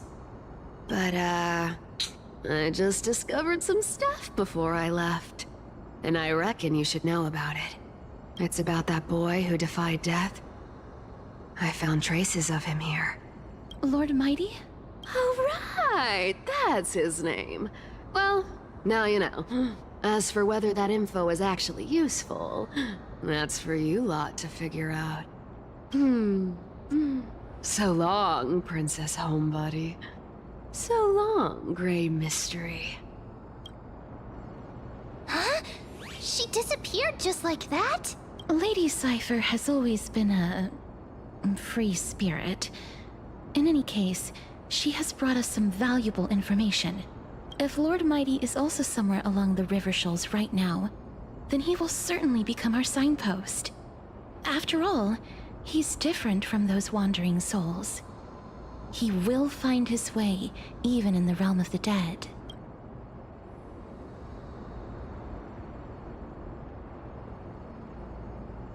Don't worry, it's time for me to shine. Ornyx's rune of recollection is nearby. Use prayers to return the river to before it got flooded.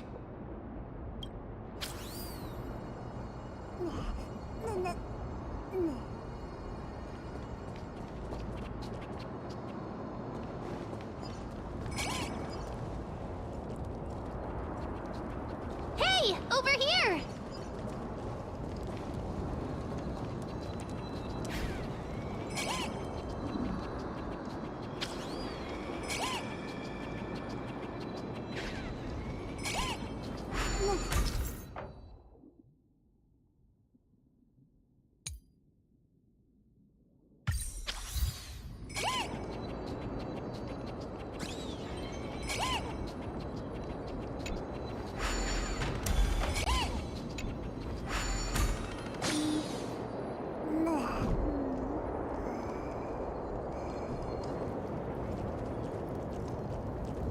Ornyx's miracle has appeared.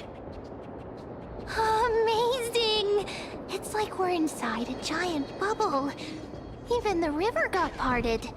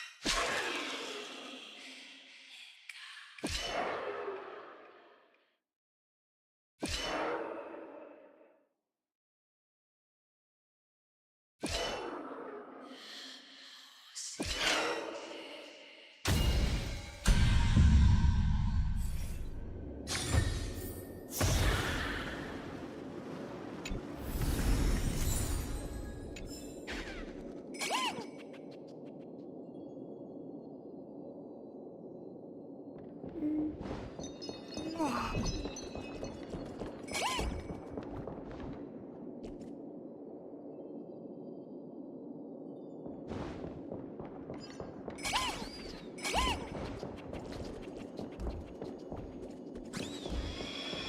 are wandering souls of the deceased here as well.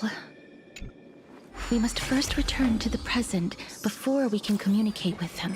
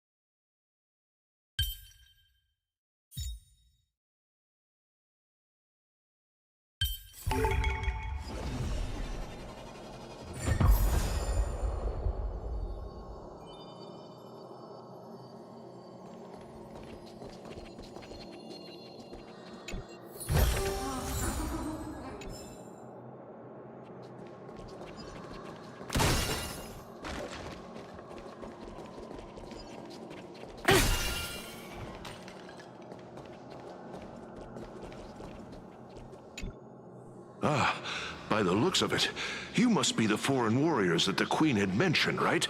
Since the current campaign requires the utmost care, I wasn't able to make time to welcome all of you. Please, forgive me.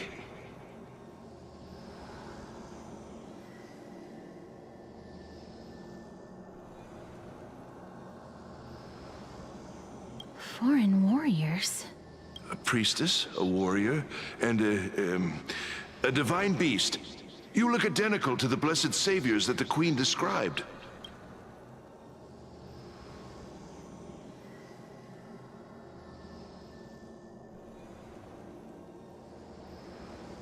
A campaign? Who? Nobody knows, as of now. Of the scouts that went ahead, only one has managed to return. He says that the land ahead is a forbidden land that should not be approached, as it is the doorway between the netherworld and the mortal realm. As for the rest of the scouts, they've completely lost their souls and are decaying by the day.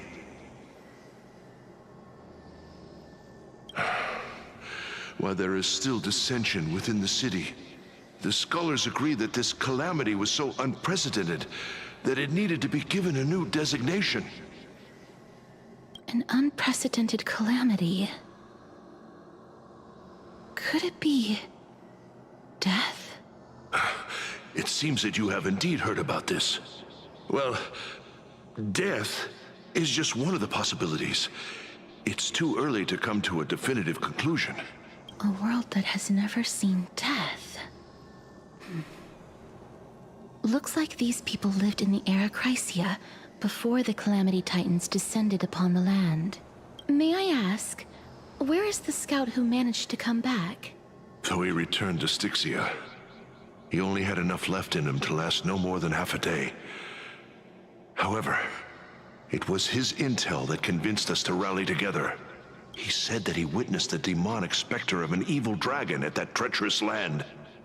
The apparition opened its giant maw and devoured everything in sight, and thus brought Styxia that thing called death. Styxia. An evil dragon that brings death. It all sounds rather familiar. Wait, wasn't this part of that fable? Sir, could I ask how the Queen and Princess are doing? The Queen? By the looks of it, you must be the foreign warriors that the Queen had mentioned, right?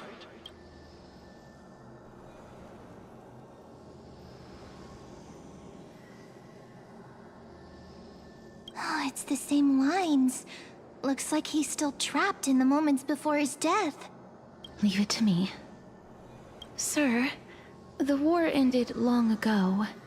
Styxia no longer exists. Styxia is no more? This cannot stand! Newcomers, hurry up and go take your positions! Oh, looks like it's difficult for this gentleman to accept reality. Sir, I am the Maiden of War, sent here by the Queen herself. If you accept my blessing, then today's battle will be smooth sailing. Maiden of War? I've never heard of this. There's little time to waste. Please don't take too long. Don't worry. I'm typically unwilling to prolong such a moment.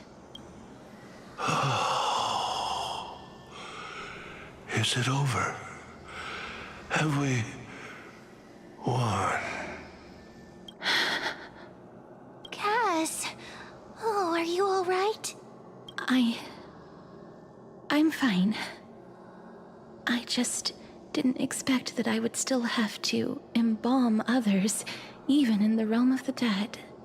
Is this a remnant of his soul?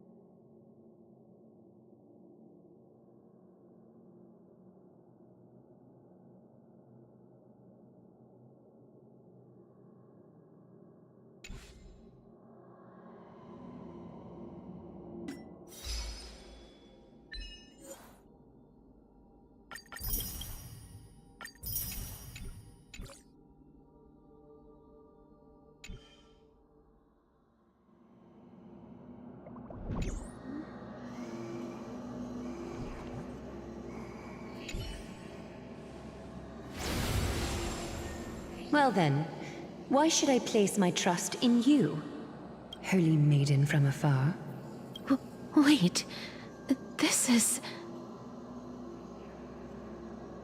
I don't quite understand what you're trying to say. Since the prophecy has already pronounced your name as Chrysos, heir of death, Akima ought to treat you as an esteemed guest. However, you seem to have no intentions of concealing your involvement with the Council of Elders, while most likely being aware of my issues against them. I cannot deny your claim. It was the Council that offered this room to me, and they had only one request. They want the curse of death to be completely subjugated to your will. I was agreeable to that request. But why? I am unable to rid myself of this innate curse. However, from this day onward, I shall use it according to your will. I will never make any superfluous moves on my own. I see. So that is how they plan to control the Flame Chase journey. They have shifted the heavy responsibility of granting death over to me. If I ever become obsessed with executing people, they will then have ample reason to terminate the Chrysos heir's journey. And yet, you seem to... not mind. This is quite surprising to me. That's because the fate that we were born with is a burden far heavier than that of an individual's life. I've woven many unforeseen events into the tapestry of fate. This is but one instance. Tidy up your precious garments and come with me. Akima welcomes you, Castoris.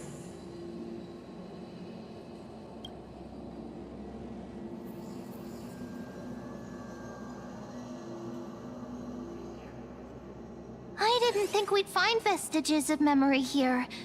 Maybe they've got something to do with Orynyx's rune? Perhaps, but I do not need a reminder from them. This memory is one that I will never forget.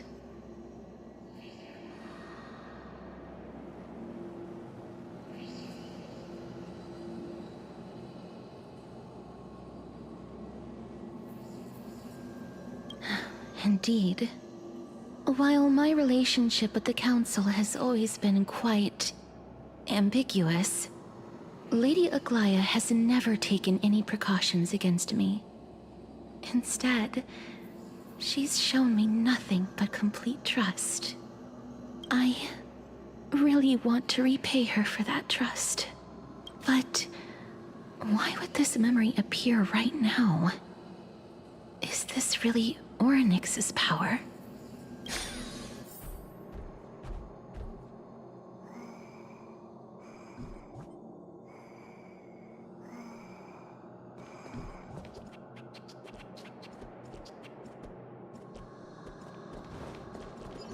Could these dead monsters actually be...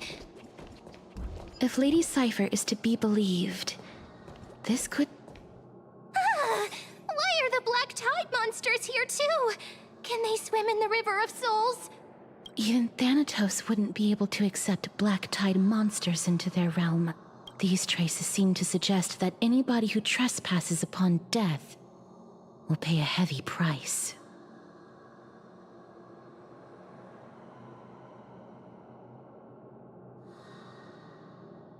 Since the realm of the dead must remain peaceful, it's imperative that we rid the place of such discordant noise.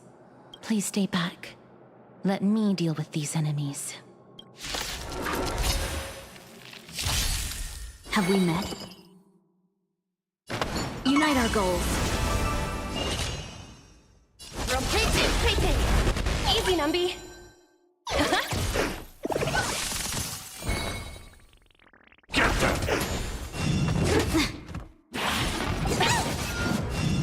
Steady.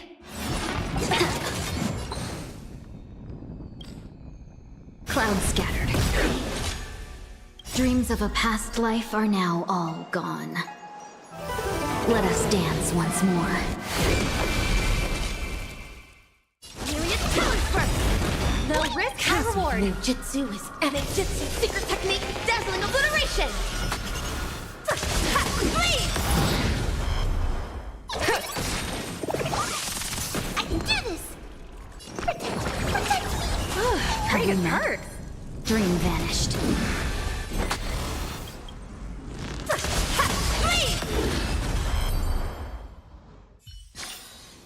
Project wrapped! The path ahead is blocked by the River of Souls again. In that case, let's go back to the past. This miracle sure is handy. This is yet another aspect of a Titan's divine power.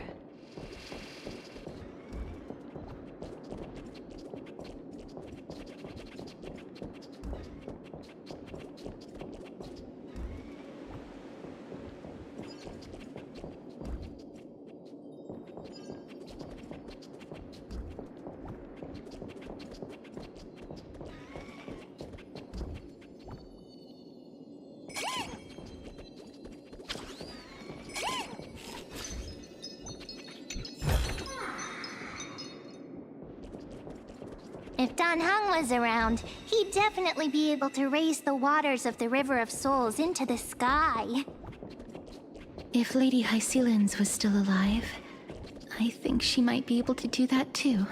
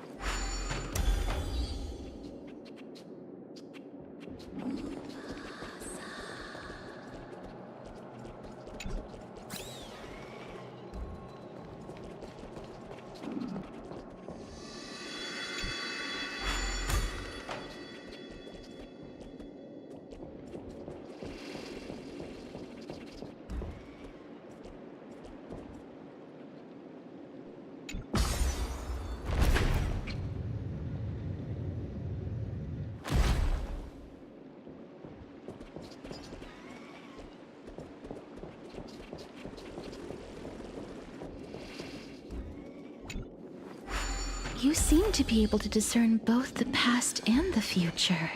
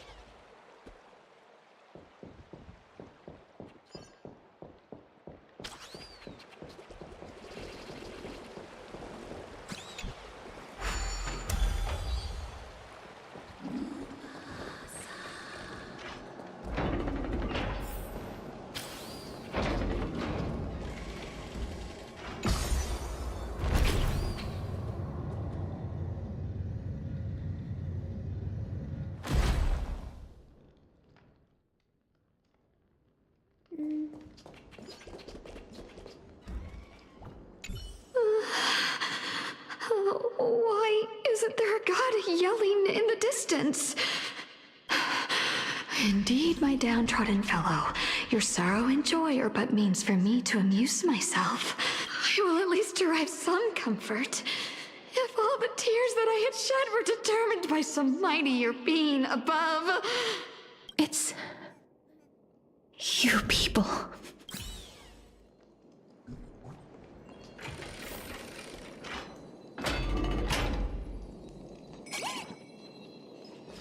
Oh, this place must have been a beautiful courtyard in the past. Ooh, free stuff.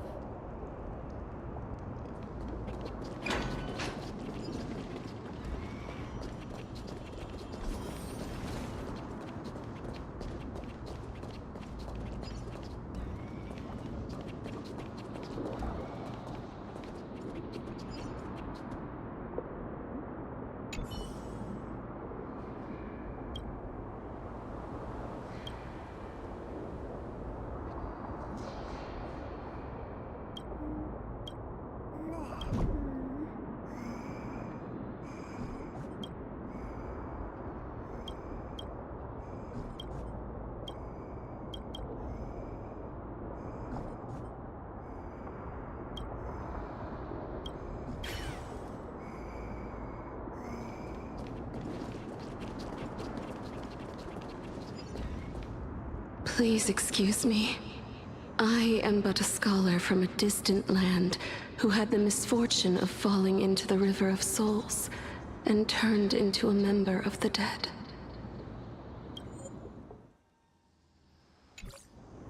Huh? This one seems to know that she's already dead. Oh, I was merely speculating, but it seems I was right. And you... I recognize you. You're the Holy Maiden of Death from Idonia, right? I'm sorry. I cannot bring you back to life. However, Should you desire it, I can end your prolonged limbo. I'm well aware of that. Even if you were able to revive me, I would never choose that option. That's because I didn't fall into the River of Souls by accident. Instead, I leaped into it to seek my death. Why? If you could see the life I've led, then you would not reproach me so. My life was far too miserable. But I did not expect things to stay the same even in death. What a joke. In escaping my mortal life, I've entered a millennium of pain instead. Circe's above. What cowards humans are. For we fear both life and death simultaneously. I'm sorry. I am also powerless to answer that question. That's all right, Holy Maiden. At least you are able to respond to me. Please, grant me death. Circe's above. Does this count as thinking till the moment I die?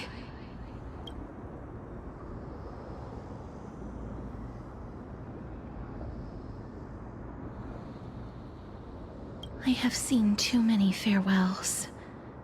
Her distress is quite commonplace. There are those who will end their lives over what seems to be the smallest of worries.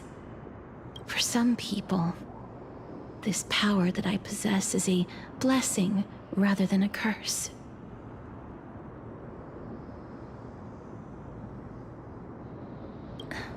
But I never managed to convince myself of that. Cass, are you still trying to create a world without death? Yes, because when placed under time's vast scales, there is no worry in this world that cannot be solved.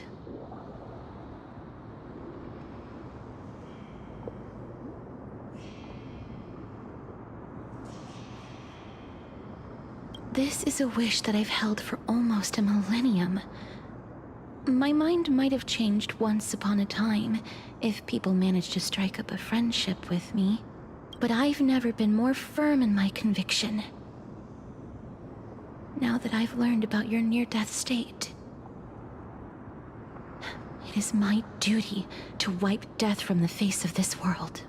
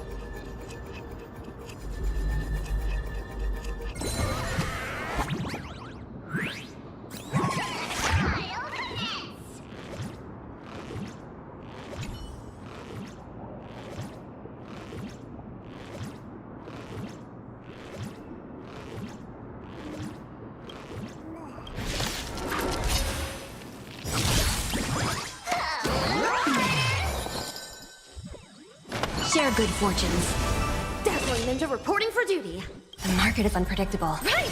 Investing in victory means playing the long game! Period telescope!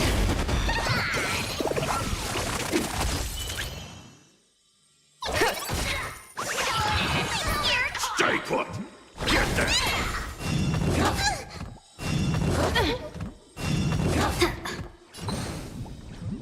Cloud scatter. Evil leave at once! From picking! Cosmic ninjutsu is ever-changing. Ninjutsu secret technique, dazzling obliteration! First, leave!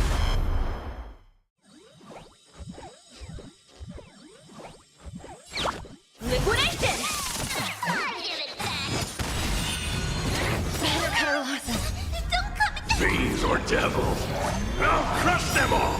Dreams of a past life are now all gone. Let us dance once more. I can do this! The market is unpredictable. Right!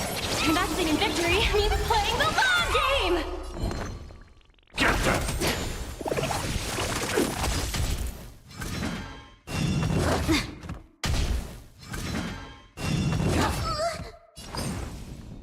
Dream vanished.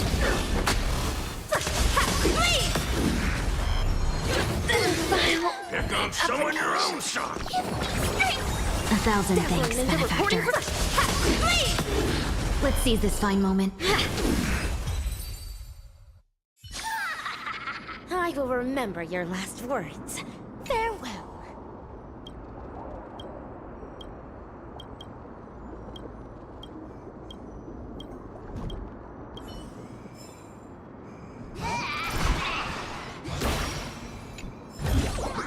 A ninja must not lust for wealth, but they still need some possessions.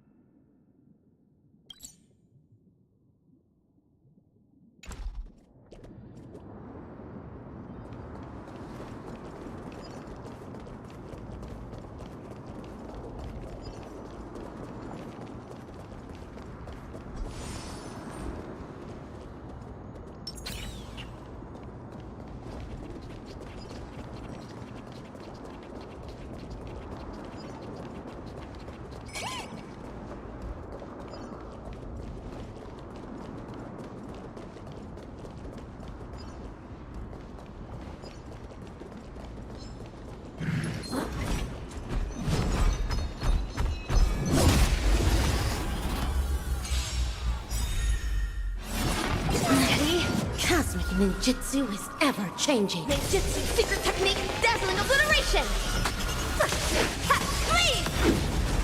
Steady. Unite our goals. Evilly but...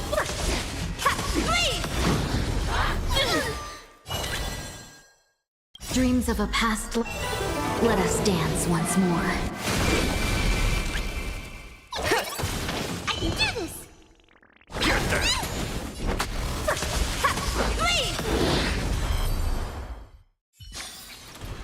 Project Wrap! Oh, free stuff.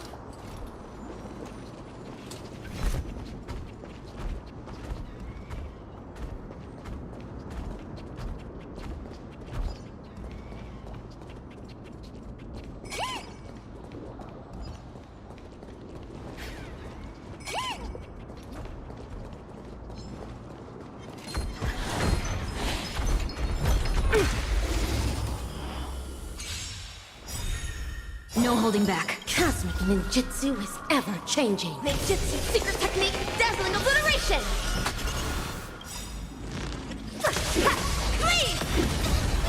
Fiends or devils, I'll crush them all! Share good fortunes. Mask shatter! Better cut our losses.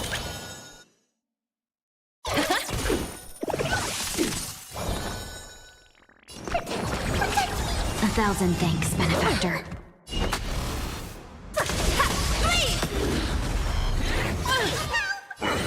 Cosmic ninjutsu secret technique, dazzling obliteration!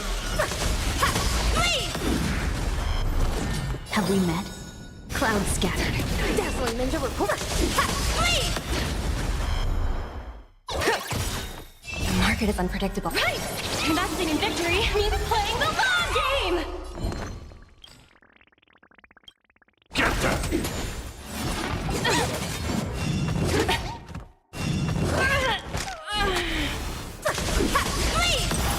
Let's seize this fine moment. I'm gonna hold everyone back again! Give me strength! Don't come any closer! Fiends or devils, I'll crush them all! Dreams of a Let us dance once more. Mask shatter! No holding back. Get there! Evil leave at once! Myriad talent burst! Dazzling ninja reporting for duty. Rotate ink painting! I will remember your last words. Farewell.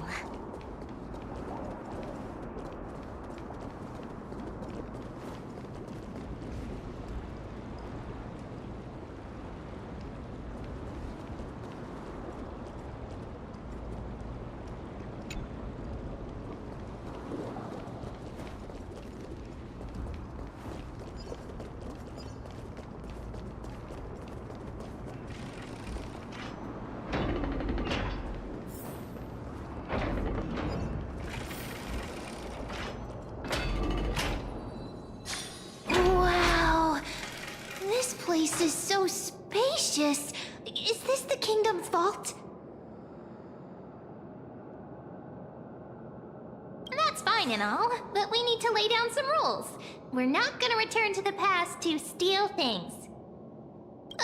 Do we need to enter that doorway to climb even higher? There seems to be a person. Oh, more like a soul guarding it. But how should we get up there?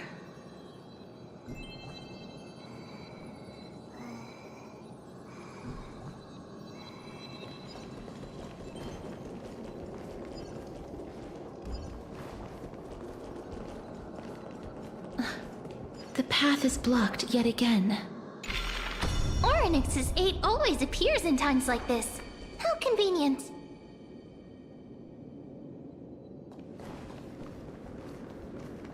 Look, there's even a platform lift over there.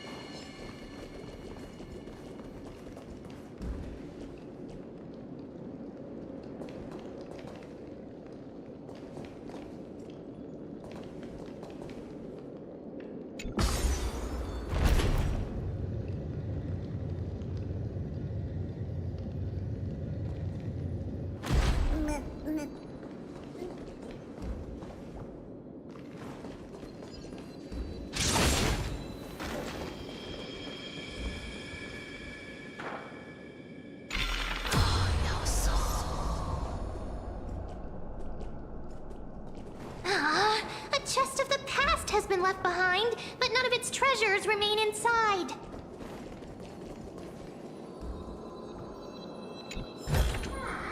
I accept this reward bestowed by the Great Lan.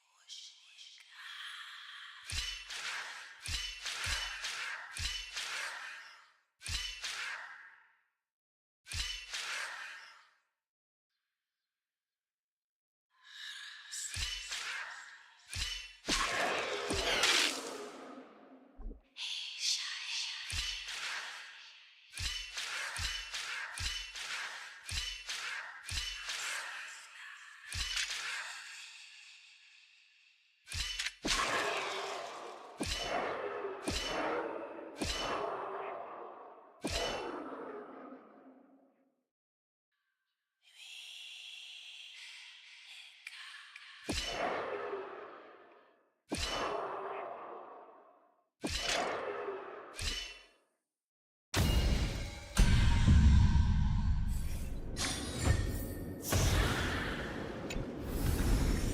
ninja must not lust for wealth.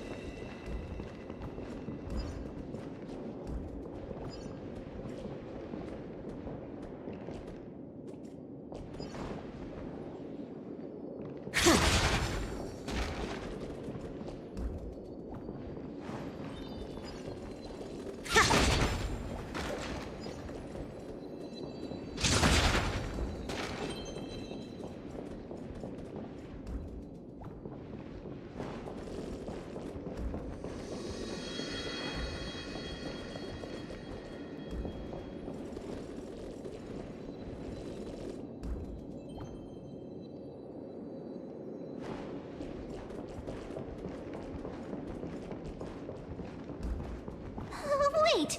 What if the miracle suddenly loses its effect? Mem, do you really want me to answer that?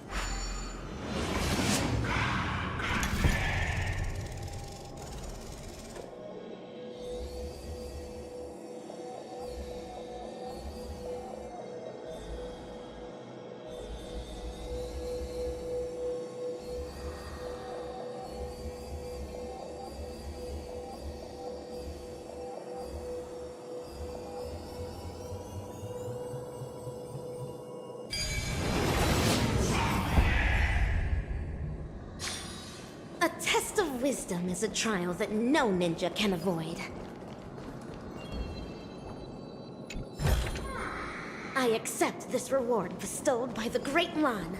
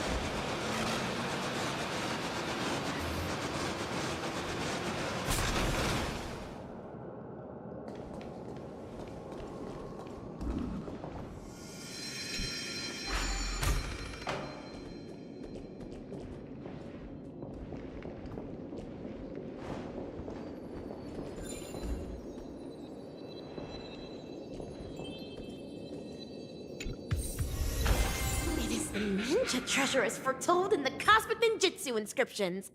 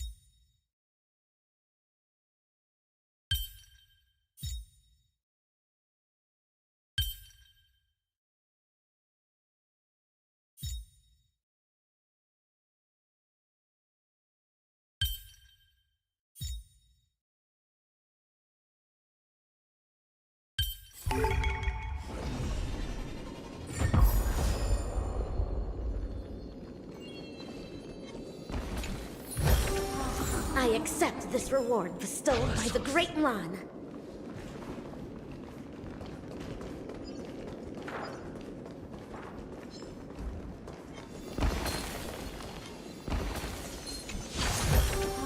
A ninja must not lust for wealth, but they still need some possessions.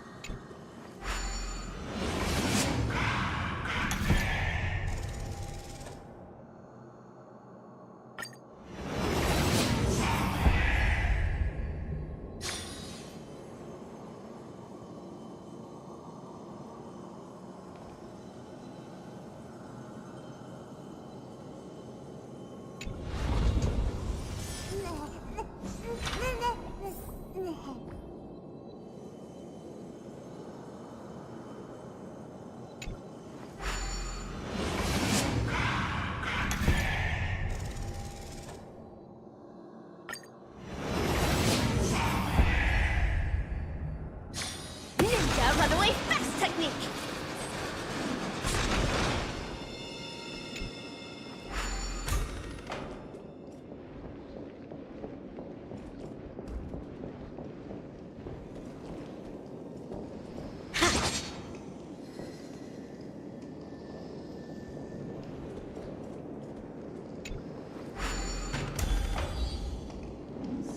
Stay back. Don't come any close. Don't come near me. Huh? Why does he look so panicked? Did the black tide monsters frighten him? Or is he actually scared of his own extraordinary power?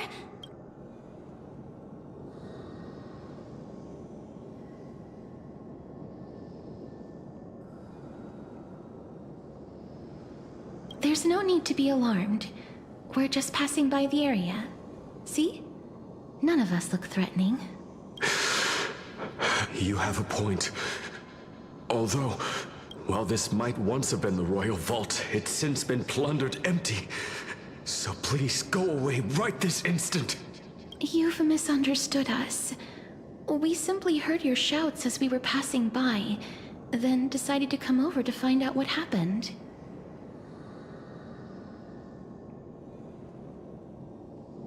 My goodness. Did I really yell out loud? How rude of me. I'm sorry to have bothered you. I merely saw a warrior. While that spirit didn't harm me, his blows really packed a hefty punch. A warrior? Could it be... Wait a minute. You seem to be quite different from him. Are you actually alive? How can you walk around here while alive? It's a long story. We're here to seek an audience with Thanatos. Thanatos? Who's that? Is it possible that he's also living in the era before death descended? Death? Could it be that you are here to defeat the evil dragon Pollux? Pollux? Is that the embodiment of No. Death? According to the warriors under the Centurion's command, that evil dragon has been dead for quite a while. The curse that condemns people to death didn't originate from it. But they saw a girl within the dragon's embrace, and she is the true Reaper. Pray tell, where is that girl right now? I've heard that the Queen spared no effort in bringing her back to the castle. Her Majesty intends to control all of Amphorius with this unprecedented power. As for whether this rumor is true, well, no one knows. You have my thanks for the invaluable insight that you've given us. Please, treat this touch as a token of my gratitude. You... Are you...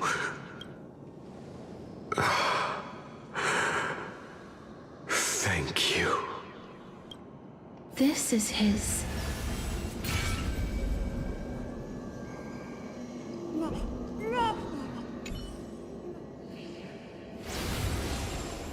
Then you granted him death? That isn't like you. You would have refused even if I commanded you to do so. I don't know. I did it out of sympathy, believing that I wouldn't be racked with agony, but... I am still in a state of turmoil. Sympathy? Sympathy for that youth who triumphed in every battle? That young man was favored by Talantin, who taught him a move that will defeat any mortal enemy with a single blow, and emerge victorious every time. He could rely on that move to always achieve victory during Era Chrysia. However, now that death has descended upon the mortal realm, that divine swordplay also means he can send others to death at will. In other words... You feel that he's similar to you? Yes. Since he can never be inferior to others in martial combat. death would be the inevitable outcome every time he strikes. That's why he approached me and pleaded. Pleaded for me to put an end to all of this. You are perhaps feeling lost from making your peace with death in so abrupt a manner. I have not made peace with death. I've seen the people of Idonia stand tall and proud in the face of death. Even before the fated finale arrived, they were already content with the lives that they'd lived. They had such proud expressions. Expressions that made me believe death would be an insult to these mortals if the concept is truly a power that a god had carelessly cast down upon the world. Perhaps death's authority was never meant to exist in this world. Just like how I shouldn't exist.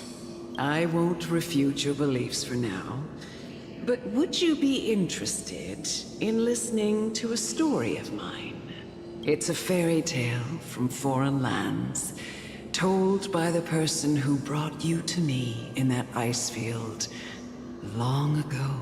A tale told by the Queen of Styxia. What? Wait a minute. That means the girl born in the dragon's embrace, the personification of death these souls talked about. That's you, Cass? I've already had an inkling for a while now. But I honestly have no memories of Styxia. My memories only begin after Amunet brought me to Idonia.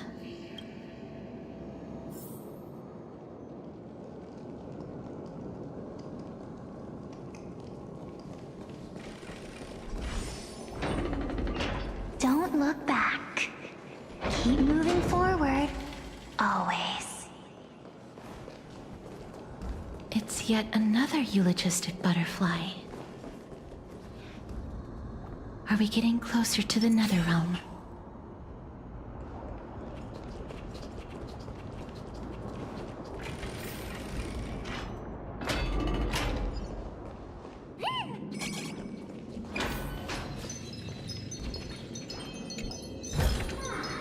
Oh, free stuff. Oh, this is...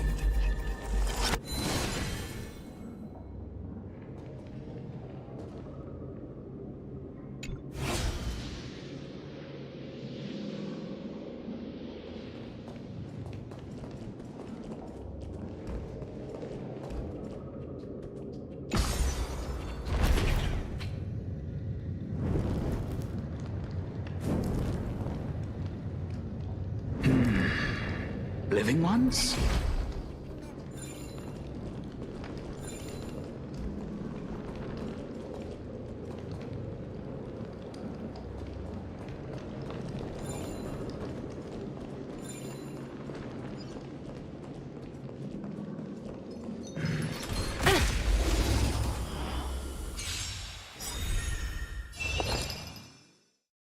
Unite our goals.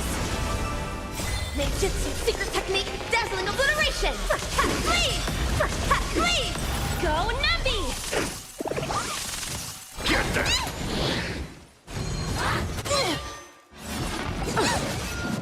Please! Clouds scattered. Let us dance once more. Dream vanished. Myriad color burst! Liquidation! Fiends or devils, I'll crush them all! Ninjutsu secret technique, dazzling obliteration! Please! Share good fortunes. Please! Project Wrap. Hard work pays off.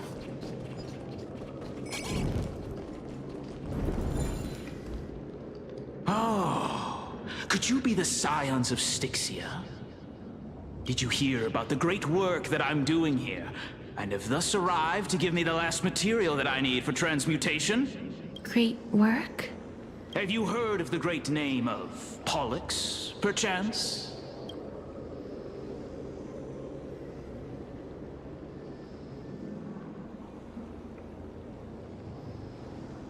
You don't have to describe it like that, mister. You have? Then that's good. During the Age of Myth, a time likely before your birth, I was the unsurpassed zenith of alchemy that none could reach. On the shoals of the River of Souls, I shall make Pollux soar again and bring death back to the world. But didn't that dragon already bring death to the world? Oh?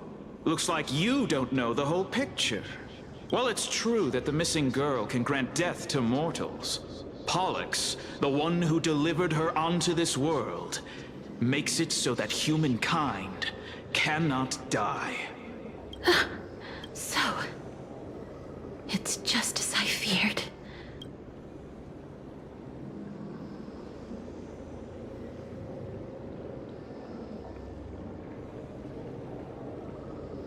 This is my guess.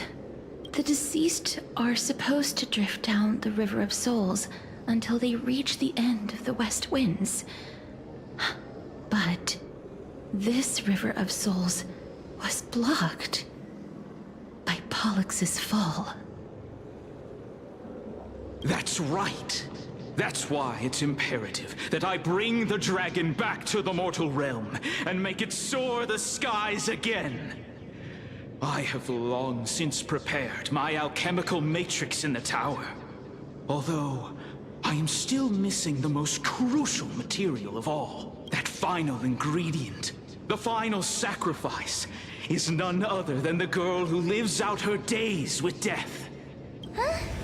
What's going on? You didn't touch him, did you?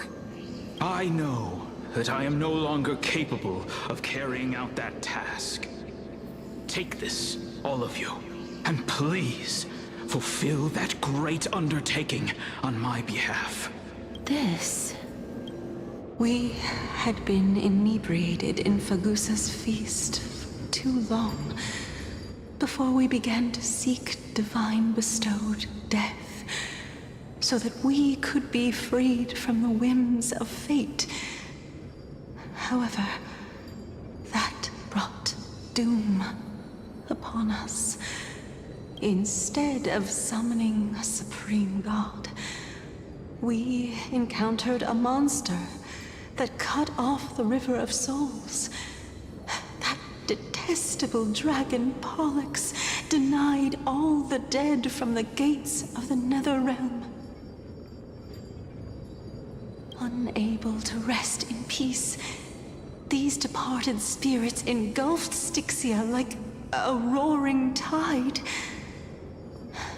As a result, my city and its people no longer exist. That child is the only person whom I managed to save.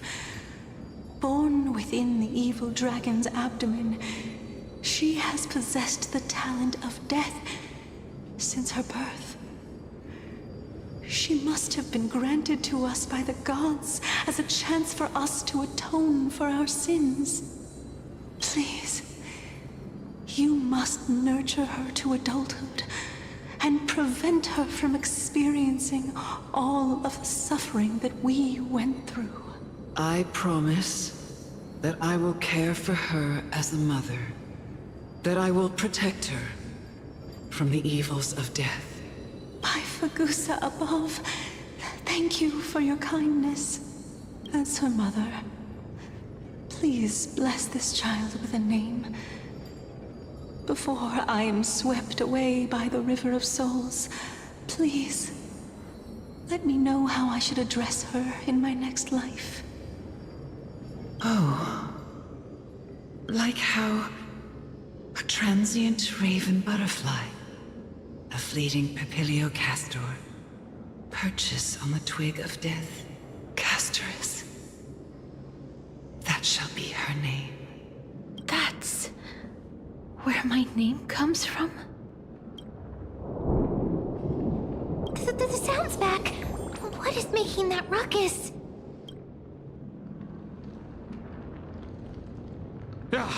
Living ones, don't waste your time bickering. The Netherrealm's wrath is falling upon you. Black Tide creations. When did they... Mister, please fight them with caution. Be careful not to suffer the same fate as those Black Tide creatures! Everyone, hide behind me! Unite our goals. Rotating, Cosmic ninjutsu is ninjutsu secret technique, dazzling obliteration! Please!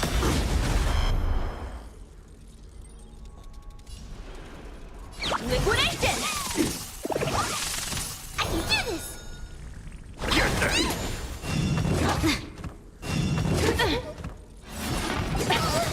Have we met? Dreams of a past life are now all. Let us dance once more.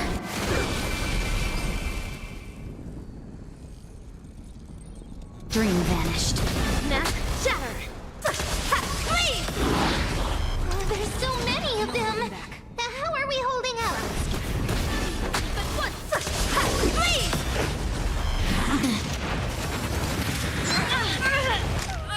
Everyone back again? 1,000 thanks, benefactor. It's fine. Have we met? Share good fortunes. Dazzling ninja reporting for duty. Myriad talent burst! Cosmic ninjutsu, secret technique, dazzling obliteration! Please! That... Pick on someone your own, son. Don't come any... Fiends or devils. I'll crush them all. Dreams of a past life. Let us dance once more. Get them. Dream vanished. Evil leave at once! Please!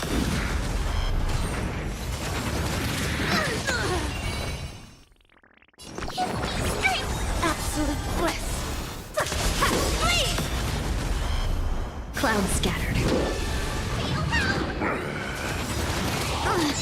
Cosmic ninjutsu is ever-changing. Ninjutsu secret technique, dazzling obliteration!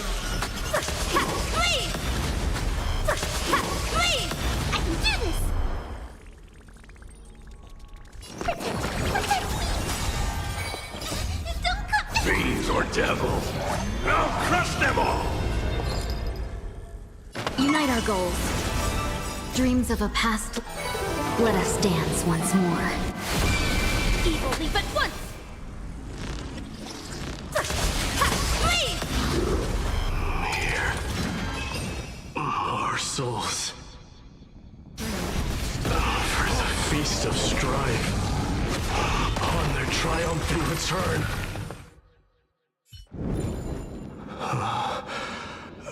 You? Lord Mighty?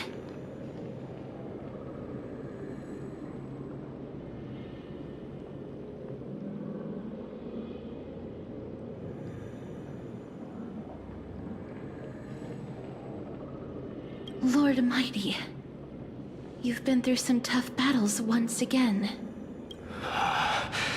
That black tide is endless. My death is only temporary. I will find my path of return and go back to the world of the living and continue my protection. Lord Mighty, I have always wanted to... Why does death reject you? I'm the one resisting it. I must resist the temptation to go with the flow. I'll go against the current and kill my way out of this cursed nether realm. That is my destiny.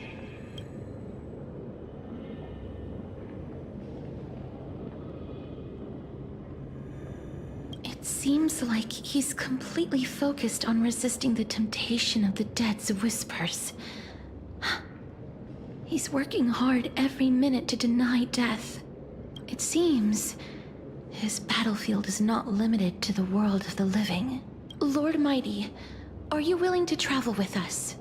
We're headed for the Matrix inside that tower, to summon Thanatos from their prolonged concealment. Thanatos. Challenge. Death. That's right. If we can work together and defeat them, you won't have to be troubled by the curse of immortality any longer.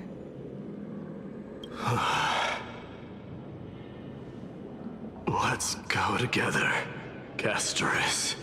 Let the person who has brushed against death countless times guide your way. Cass, are you sure you want to do this? The alchemist said he wanted you to be a sacrifice. I'm not afraid. There's no reason for us to turn back anymore. Rather than standing still, taking action is by far the better option.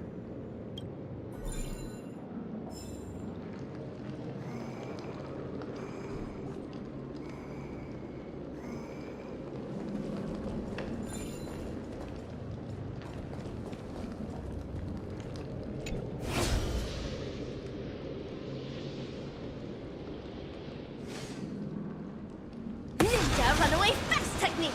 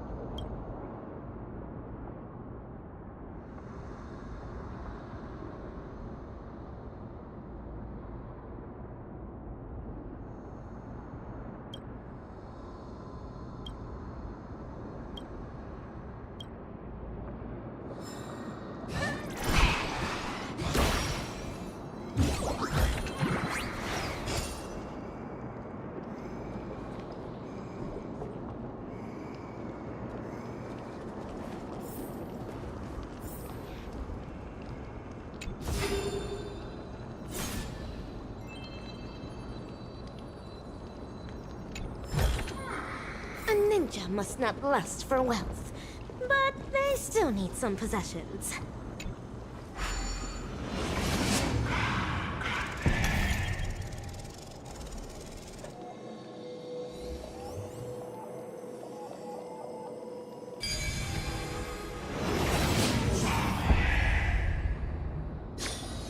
A test of wisdom is a trial that no ninja...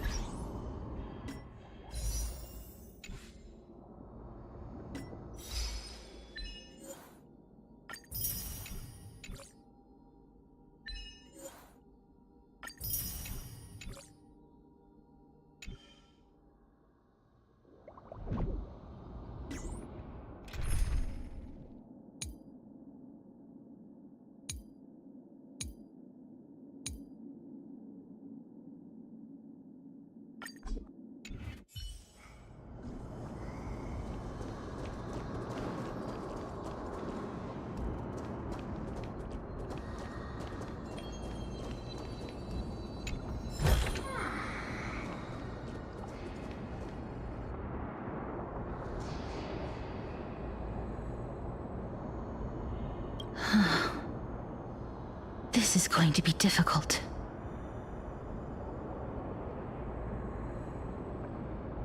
Please calm down.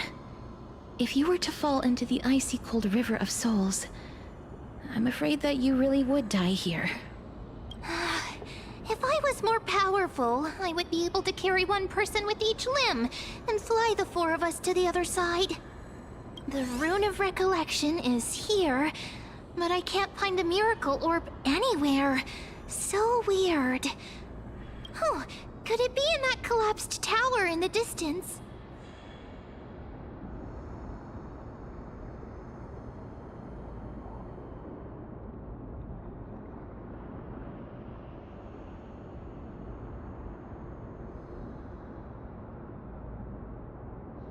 That sounds so weird. Forget it. Just leave it to me.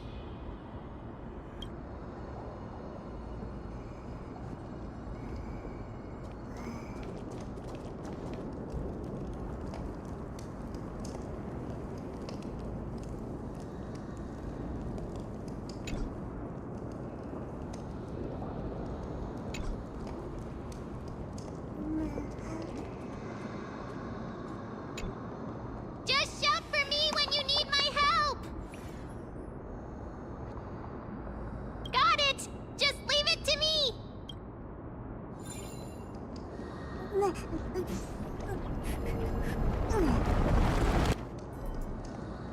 Mem did it. The pink squirrel is very smart. Why am I a squirrel now?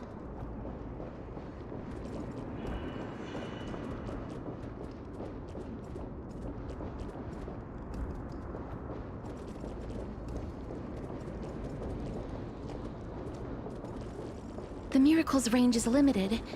Please come a little closer.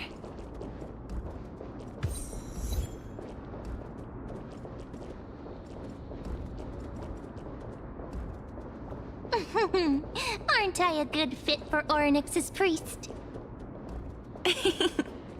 Of course. You're the most competent priest ever.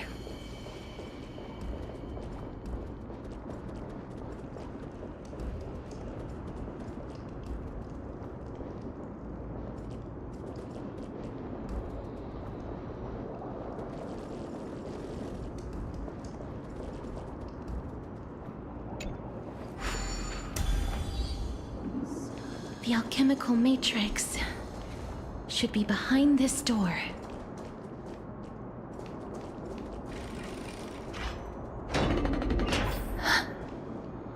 Is that... Wow, there are so many of you! It's little Cass and little Gray. Oh, there's also little D and the big puppy! Trian? Aren't you... This is the first time I've encountered a deceased friend while going upstream in the River of Souls. It really works like this. Just like the other departed spirits we've encountered along the way. I'm also unable to sense the aura of the living on Lady Trian. Yup, you're right. Trian already knows that she'll not be able to return to everyone's side. But Trian believed that little Cass would eventually return to the Netherrealm. So, Trian has been standing here, at this spot closest to the world of the living, and waiting for little Cass. Oh, it must have been very tough for you. But according to what Trian said, we're almost at the entrance of the Netherrealm. Trian promised Trevi and Trinan that when little Cass got here, Trian would get the gift ready and be the first person to run over and welcome you. So, little Cass, don't cry. Please, accept this. We finally finished it. This is what Lady Trevi once mentioned. The gift for me that you didn't manage to finish. The Holy Maiden of Janus. Even when separated by life and death, their thoughts are still connected. Trian spent a lot of time drawing this. Trian hopes that little Cass likes it. Seriously? It's seriously a wonderful drawing. Lady Trian. This is our flame chase journey. Little Cass, we don't know what your journey was like before. Trevi has always said that it must have been a very harsh and frightening journey.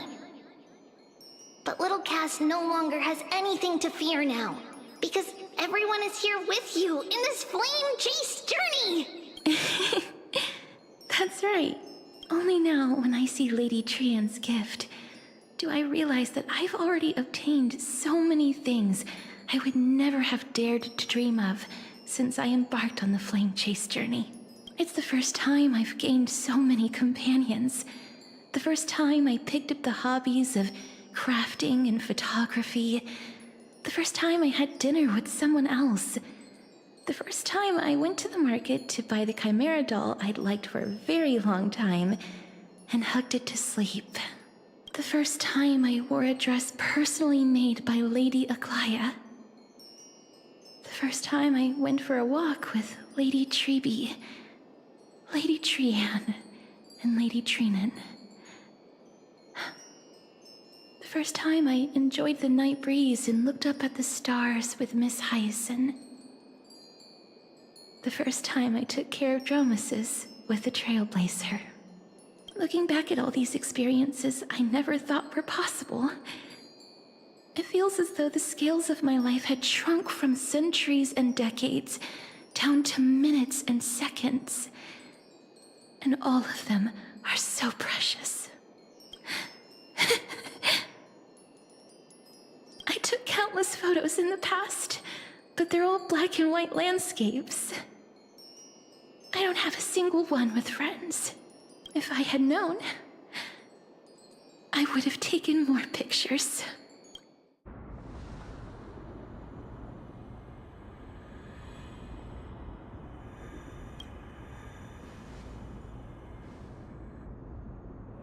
Trian says yes! Trian likes little Cass and would love to take a picture with little Cass. Sadly, being departed souls, our images cannot be captured in the world of the living.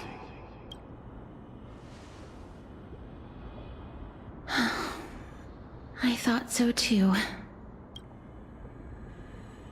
What? Are we seriously going to leave any room for regret?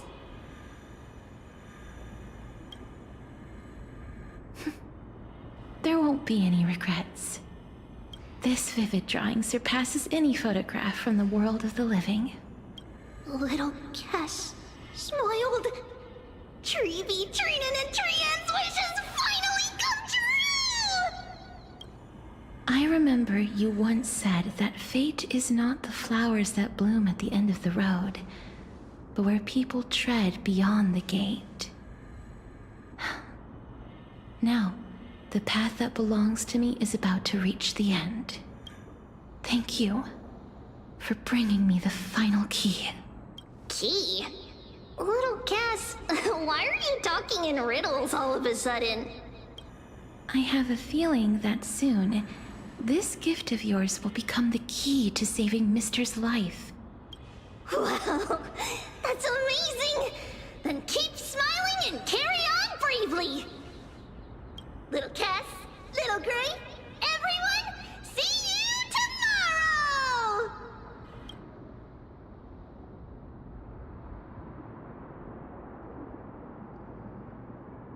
Lady Trian.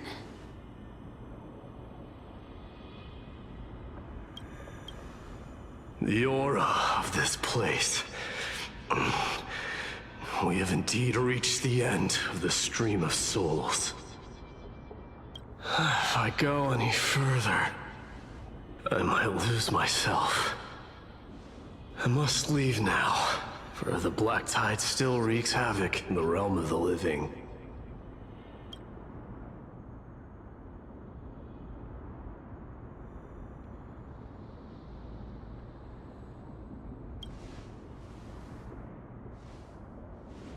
I seek not to enter the door to the nether realm.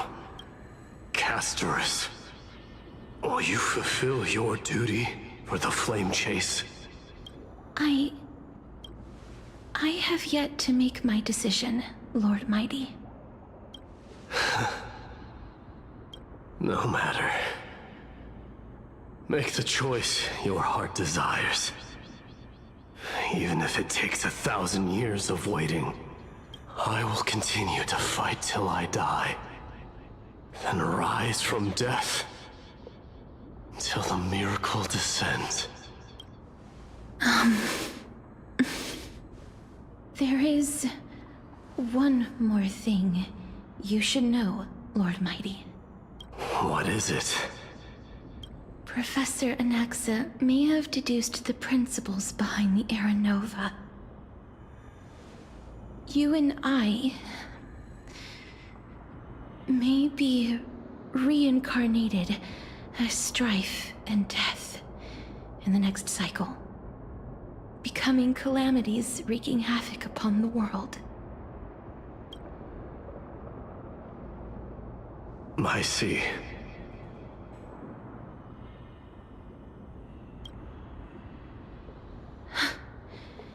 Is that all? Are you going to accept such a fate without complaints? Do you have a strategy to shatter the shackles of our fate? I haven't found it yet. Perhaps I never will. Then, cease wasting your thoughts on futile matters. Control what little you can. And when fate's inescapable grasp comes, resist it with the strength of your mighty will.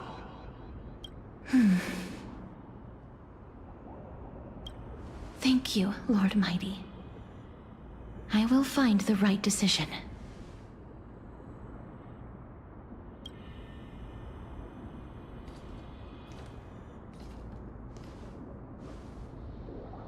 In the name of strife, may you meet a fitting end. This must be the alchemical matrix the spirit mentioned. Let's see. We need to insert Aquila's sky, Giorios' earth, Kephali's fire, Fagusa's ocean, and Nestia's love. It seems our sweet Princess Homebody has made up her mind. In that case, seamstress, I suppose I no longer need to deliver your message. My time is rather precious after all. Whether you wish to break free from death or not, please, follow your heart. By the promise you once made, I ask that you fulfill your duty one final time. Castorus, please, live as a human, and die as one. According to that alchemist, the final piece is supposed to be me. However, he is not privy to the past, and therefore cannot see the full picture. The past? I saw the twins of death in Kephali's memory, and now I am certain that I was one of them. The trial of the Hand of Shadow demanded taking the life of your family. I died during that trial, falling before the gate to the new world. And my sister, whom I never met, became the Titan Thanatos of this cycle. She was consumed with regret over my death, so she used the Titan's authority to reforge my soul. Yet, it also means she has never revealed herself to anyone, hidden away from the entire world. That's because the Titan she became already fell at the start of everything. They died for me, and now lie in slumber in the River of Souls. You mean Pollux? That's right. The River of Souls is no material river. It cannot be blocked by ordinary means.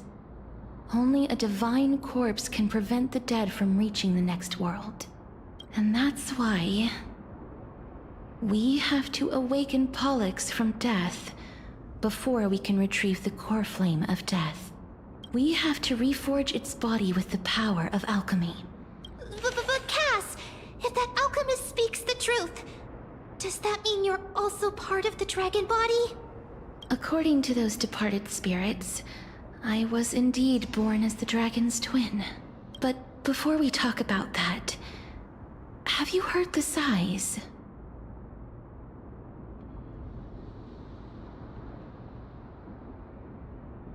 No, not from me. The sounds that come from the memories when we were collecting the souls. Ah, I heard them too. So what are those? I think it's probably the sign of Pollux's wish being fulfilled. They must have realized how heavy a price they'd need to pay when they used their divine authority to resurrect a dead woman. That's why they exerted every ounce of their strength to send me to Styxia, a city that called for death, a land where none is hostile to death. They never saw their wish fulfilled and fell so prematurely, all because they wanted to give me a new life. Pollux must really want to know how their sister has been after giving their all to save her. That wish is the reason Pollux's soul still lingers in the mortal realm even after their fall, quietly watching and documenting every detail of their sister's life. Ah, so instead of picking up objects on the way here, we were instead showing things to a strand of yearning that lingers here. Now, we must weave these yearnings together and restore them into Pollux's complete soul. but all of this is just a hypothesis, right? What if we go through with the ritual and it turns out totally different? That's fine. As Professor Anaxa often reminds us, such is the nature of alchemy. The true outcome can only be known once the process is complete. This is why alchemy is also known as the miracle of creation. Now, the puzzle of Pollux's yearnings is nearly complete, with only one final piece remaining. I shall reveal what they have been yearning to know in the alchemical matrix. I will show them my whole life since I left Styxia. Lady Trianne has already drawn a picture of my entire life, and it is now in my hands.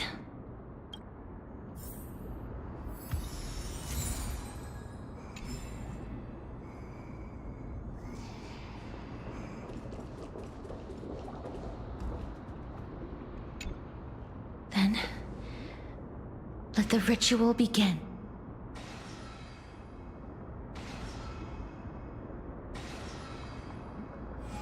And now, the objective is complete. That is all. Such is what Professor Anaxa always says after preparing for an alchemical ritual. And now, Pollux, I shall lift you from the River of Souls and reforge your soul. Perhaps you will be disturbed by this, and your body may become horrifying to behold.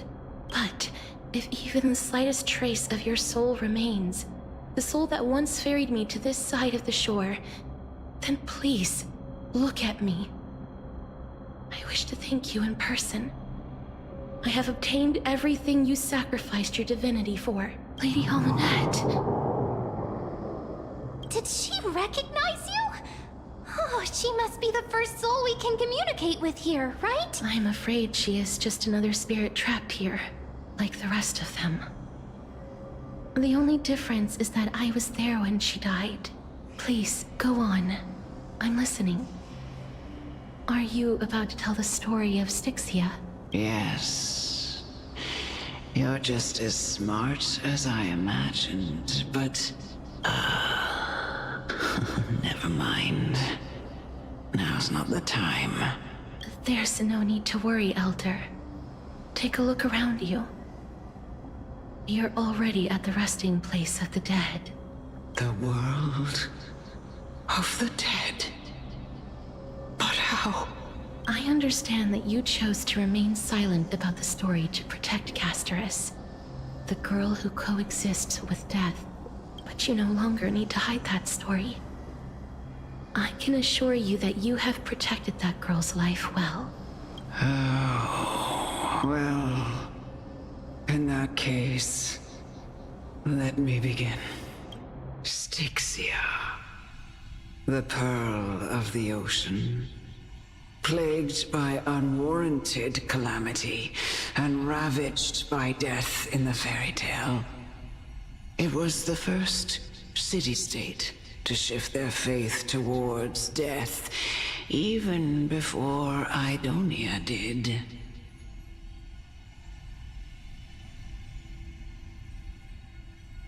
From where you stand now, I suppose that's a bit hard to believe. Right? Indeed. I cannot imagine that those from the Era Chrysia, blessed with eternal life, could ever yearn for death.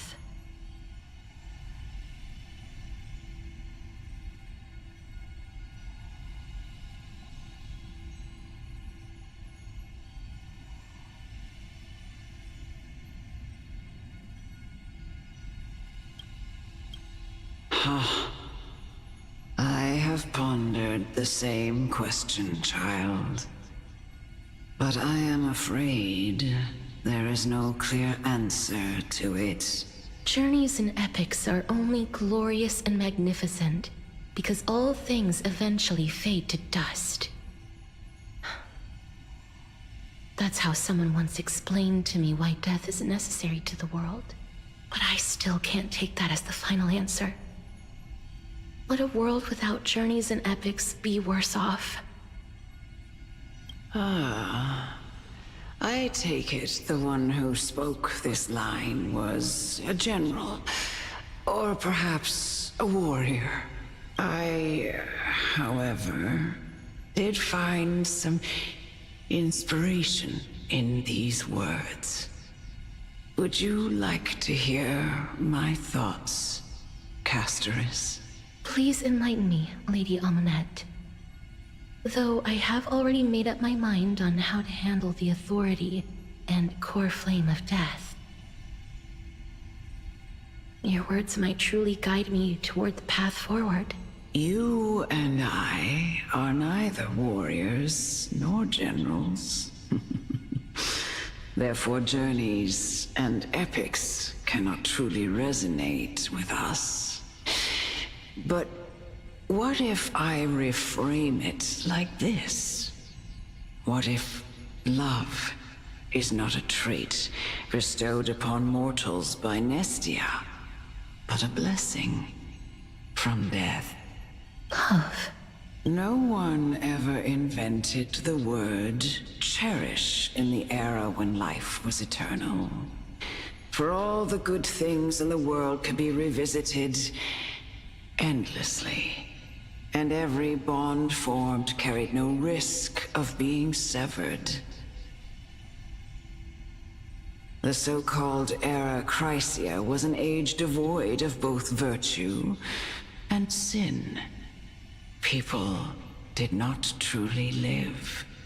They simply existed, going through the motions without passion or purpose, then waiting for something to happen.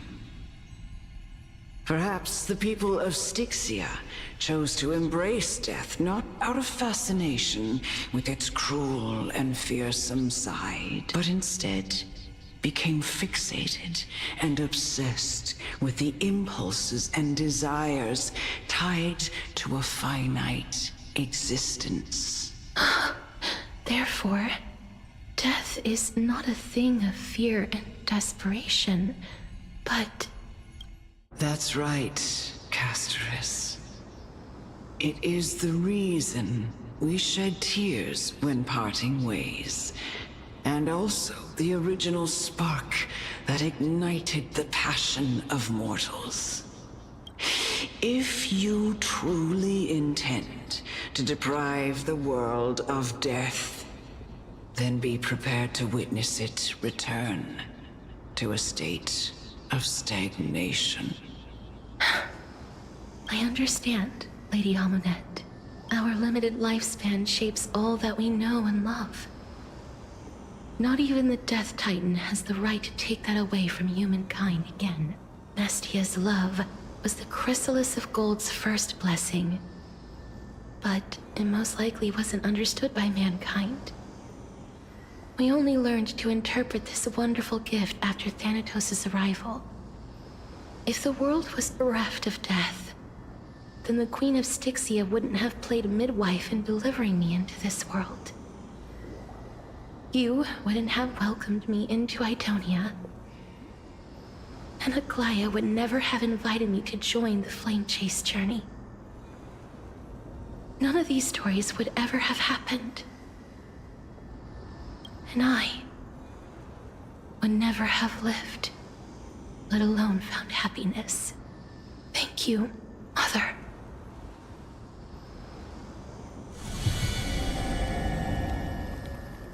I will use all the love I've experienced in this long life to complete the final miracle. My teacher, Anaxagoras, grant me the wisdom of all things.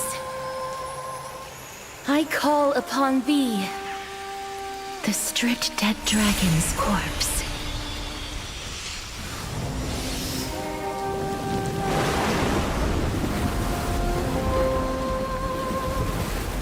Rises from the earth, falls from the sky. As above, so below. This is the greatest power of all powers. Unstoppable in this world.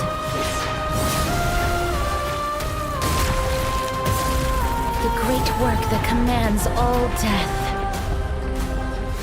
I shall grant you embrace.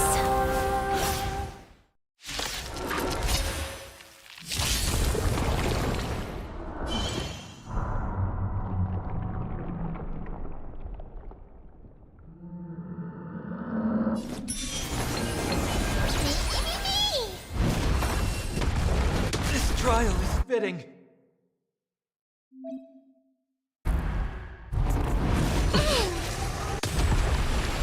Is the girl who once saved my life truly gone?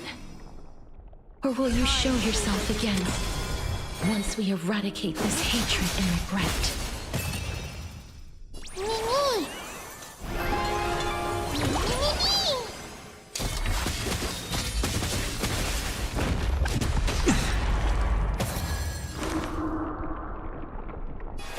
Moment and doubt, farewell. Is that fear I sense? Stay put! I can't thank you enough.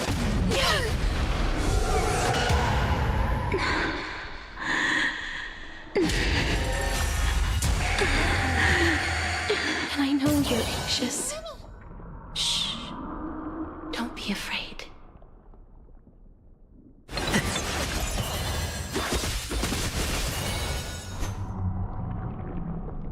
Adorned in splendor. Serenity is before me. A little honesty would do us good. This mortal form watch over you and guide you on your path. Countless threads. Thus our fates become one. All lies shall be revealed.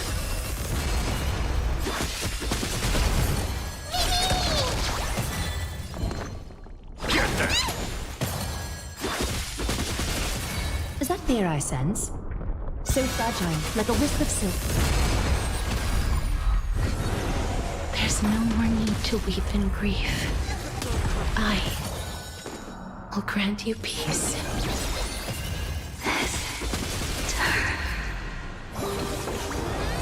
Yes, it's me. I'm back. All lies shall be revealed. I've heard the call. Moment and doubt, farewell.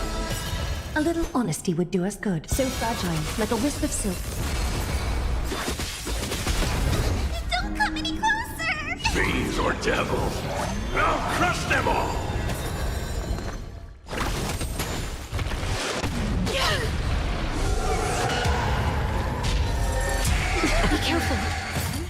may be moving by instinct, but there is fury welling up within them.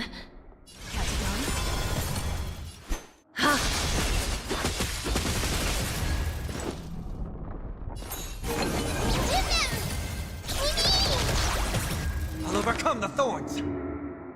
Serenity is before me. Is that fear I sense?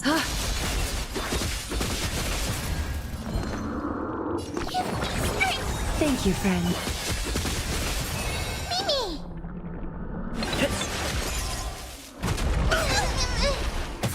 A little honesty would do us good.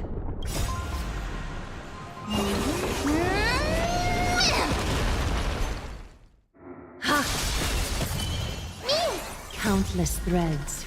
Thus our fates become one. Mimi! Mimi! All light to be revealed.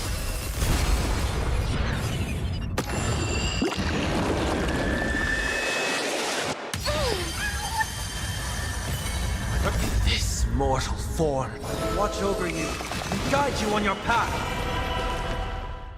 Born to doubt farewell. So fragile, like a wisp of silk. Please, don't turn back to the Nether Realm.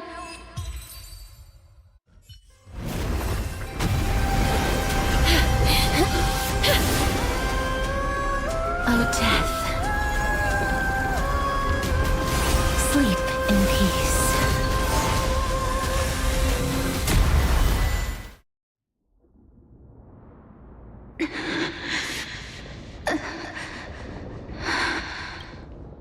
I'm sorry I have to wake you up from ancient death.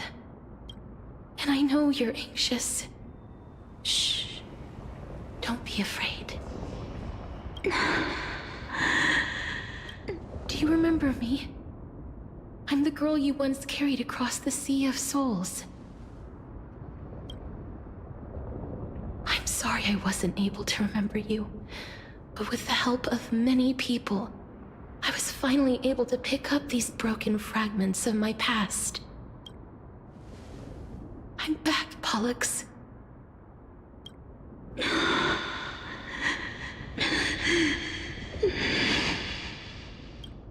I know this might not be what you wanted.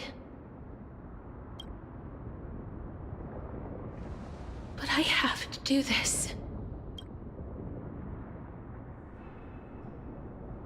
So please, carry me across the Sea of Souls again and return me to the Netherrealm, just like you did in the past. Please take me to where the core flame of death rests.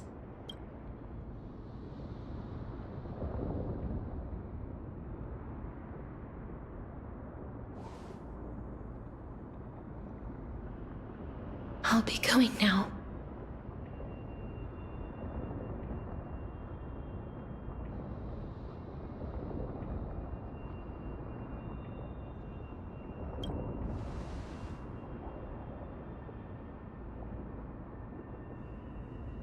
They may look scary, but as long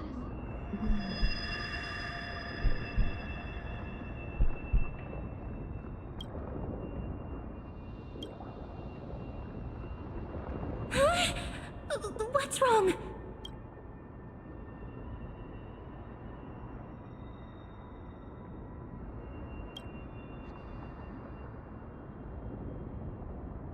Are you... What's wrong with him? His time is almost up. If I don't go now, I'm afraid his soul will return to Thanatos' embrace before me.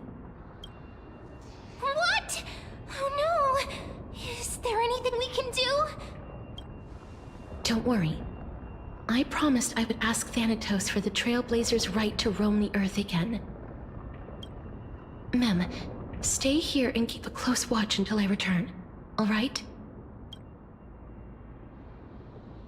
Alright. I'm the best at taking care of others. Go on, Cass. Make sure not to leave yourself with any regrets.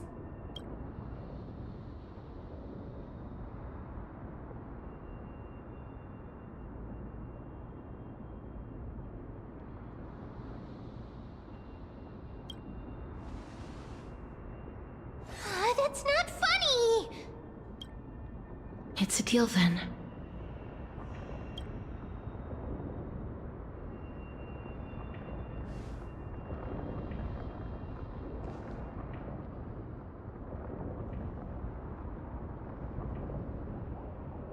Please.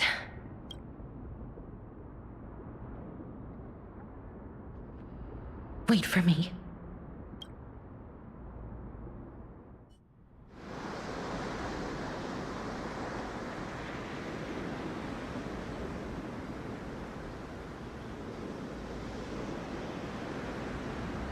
After all that, you still ended up back here.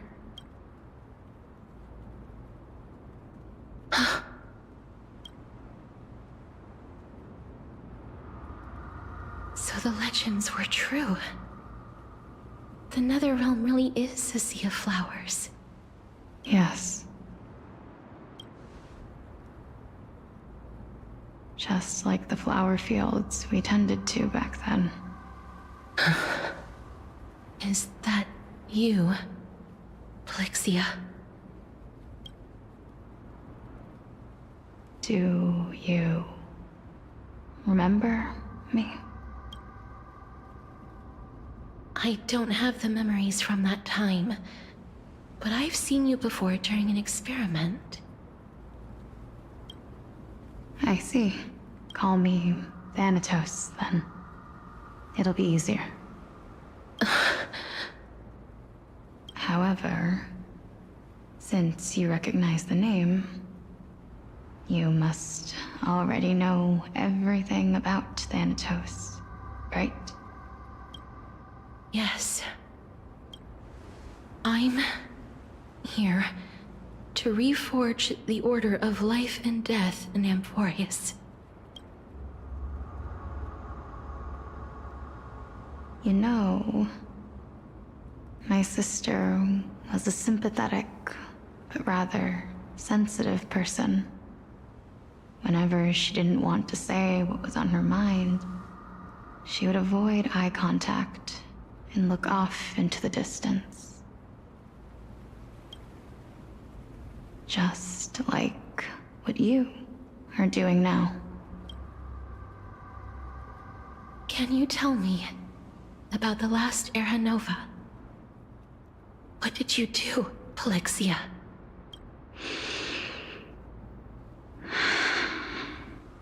Where should I begin? I suppose. A long, long time ago, there were a pair of like-minded twins. As foretold in the prophecy, they were chosen to be successors to the god of death. But fate was cruel. The price of attaining divinity was to take the life of a family member with our own hands. That trial was indeed recorded in that memory. Then you should already know that my sister voluntarily gave up her own life, so that I could ascend as the demigod of death. But I couldn't accept that. Why did we have to kill each other for a future she'd never see herself? That's not fair.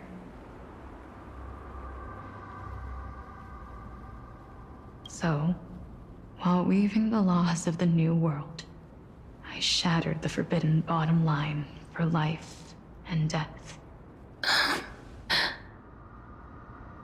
I reshaped my sister's soul and took the form of the great dragon Pollux to carry her up the River of Souls and back into the mortal realm. But our fates were already decided and manifested in unexpected ways in response to my futile actions. Aging is an unbreakable law of nature laid upon humankind, created at the same time as death. When the living die, their souls will meet Thanatos, who would determine where every soul goes. If the Reaper raises their left hand, the soul is granted death and allowed to enter the Netherrealm to await reincarnation.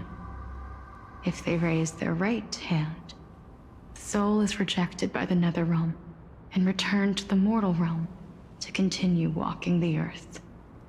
That's why the Hand of Shadow can only lay down judgment and not embrace another being. Yes. Death was originally a pair of hands, but they were split in twain when we reached the mortal realm, never to touch each other ever again. The half of Thanatos that represents life, the undying human who grants death, that was the curse I forced upon you. Then, what about you? As the half of Thanatos representing death, I shoulder the fate of defying death. I died the moment I entered the world of the living.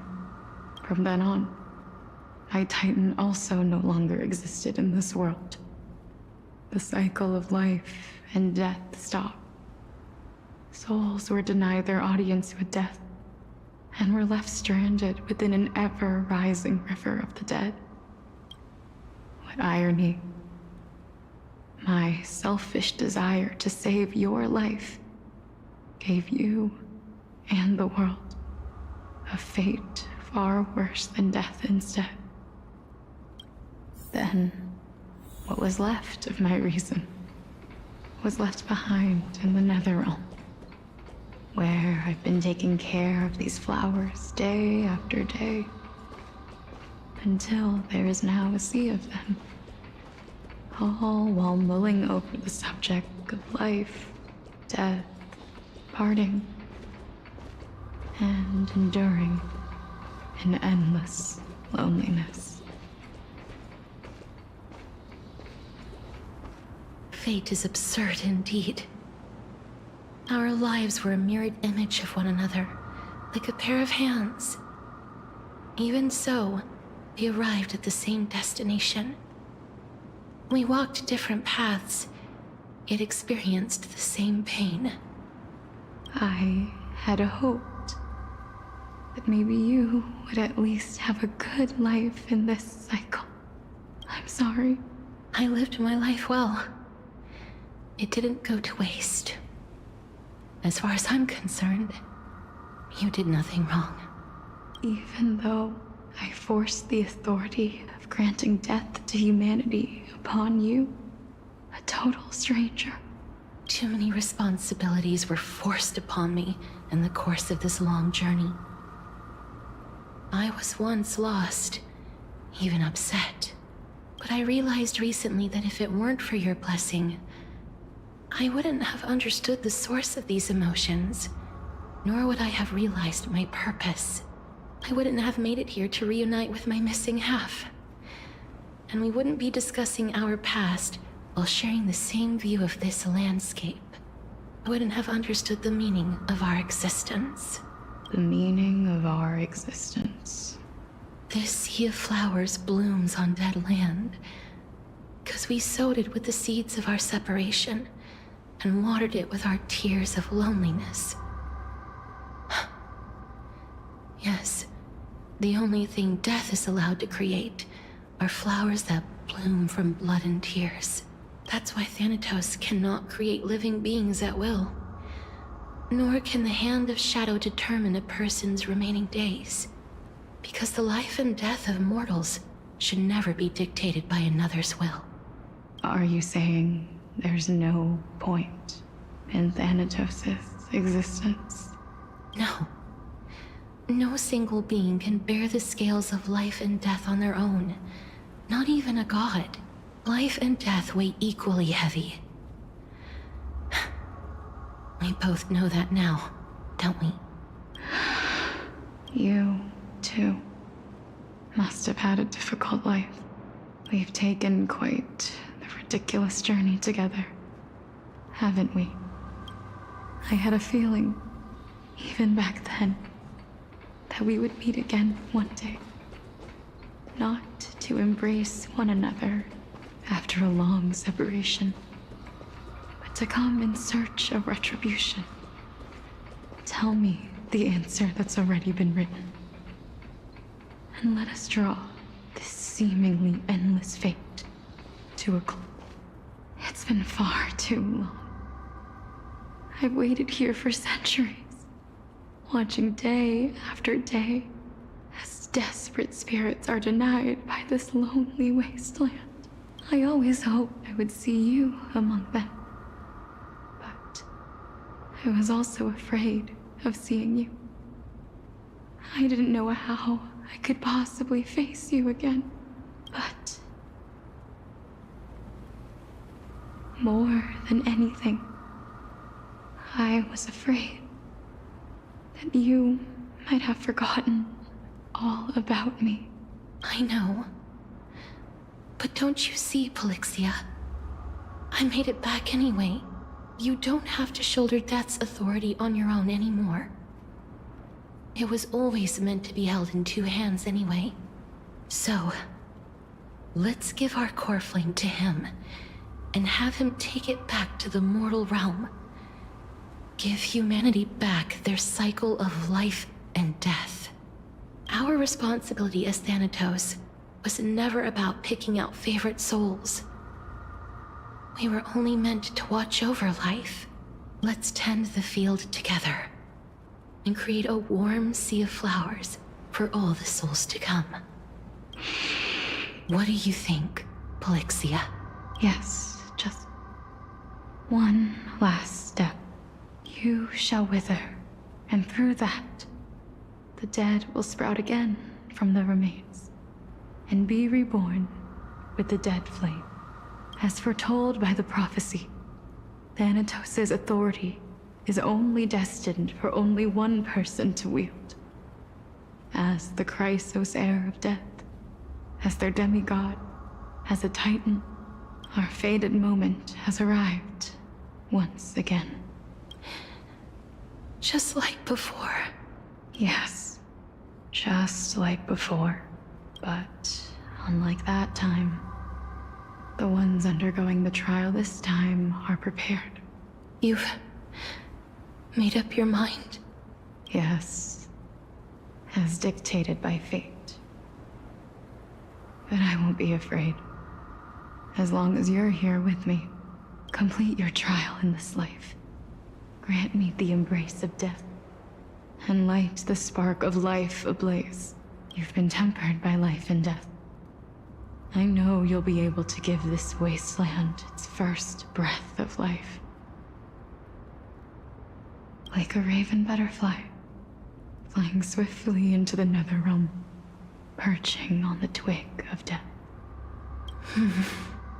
I will. After this, I will remain permanently in the netherrealm.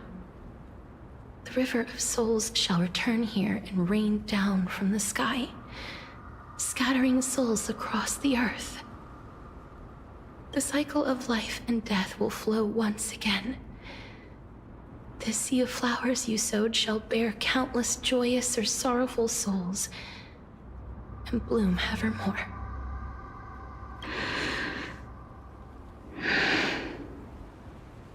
Thank you. Just one last thing. Can you grant me one wish?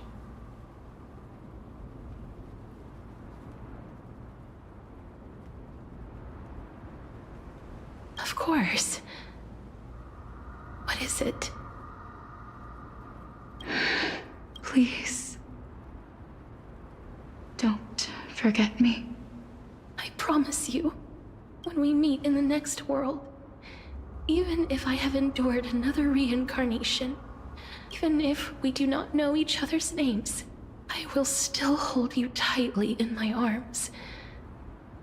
Just like what I did when we were born. Casterus. Casterus, you're as beautiful as a fleeting butterfly.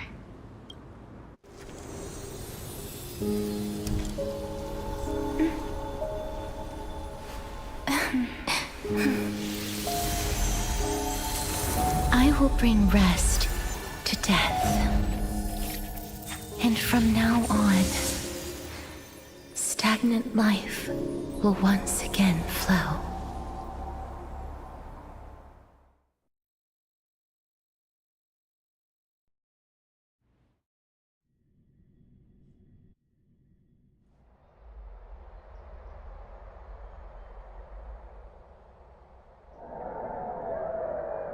Time flies.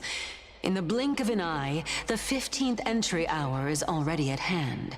When this farce is over, your soul will be placed on the scales of life and death. Are you ready?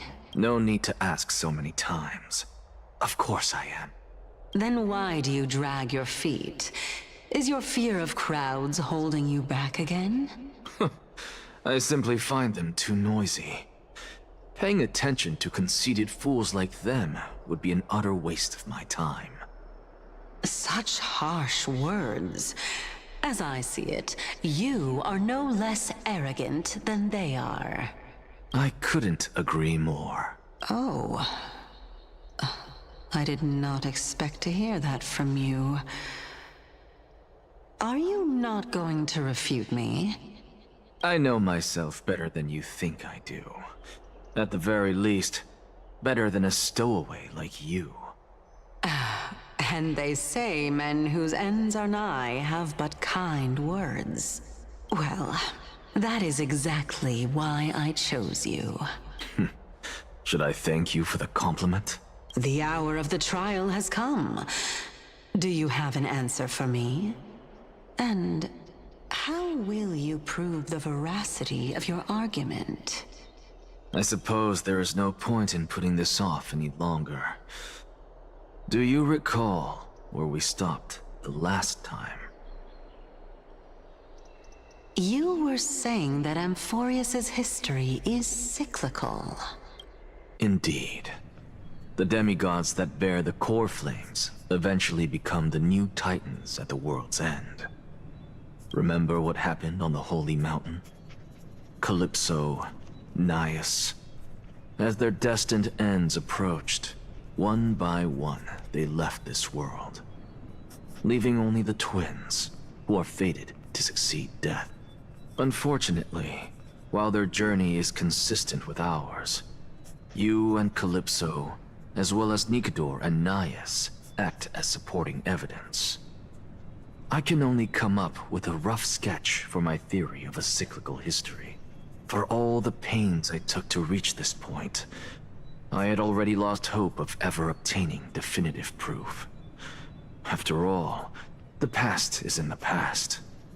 Proving that we are the legacies of heroes of the past is a hopeless endeavor. That is, until I met a girl named Polixia and her sister.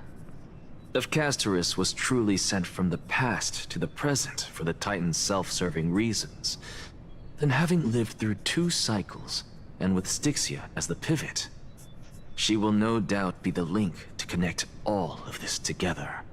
If the Twins of Death can bridge 2 cycles to reunite at the shores of the Sea of Souls, then my hypothesis will no longer be just a hypothesis.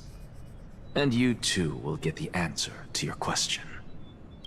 Well, that is all well and good, but how can you be so sure? If there is even the slightest error in your hypothesis, the girl will be shattered. It matters not. The most important quality a scholar must possess is foolhardiness. If you are overly cautious, then you'll never have the gumption to make the first step, and change will never come. Besides, I, Anaxagoras, am destined to overturn this farcical world. Come, let us go and teach those pathetic worms one final lesson.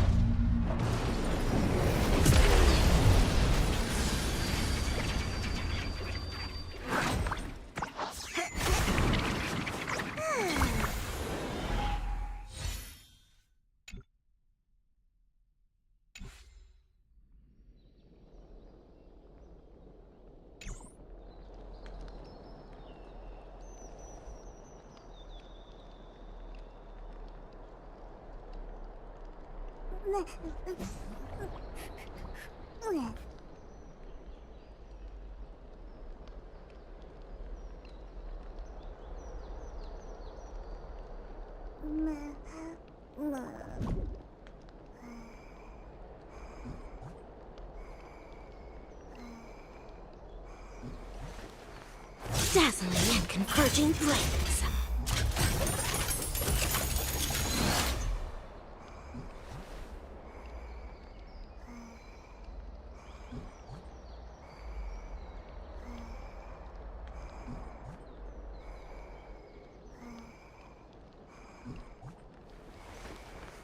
Dazzling and converging flames.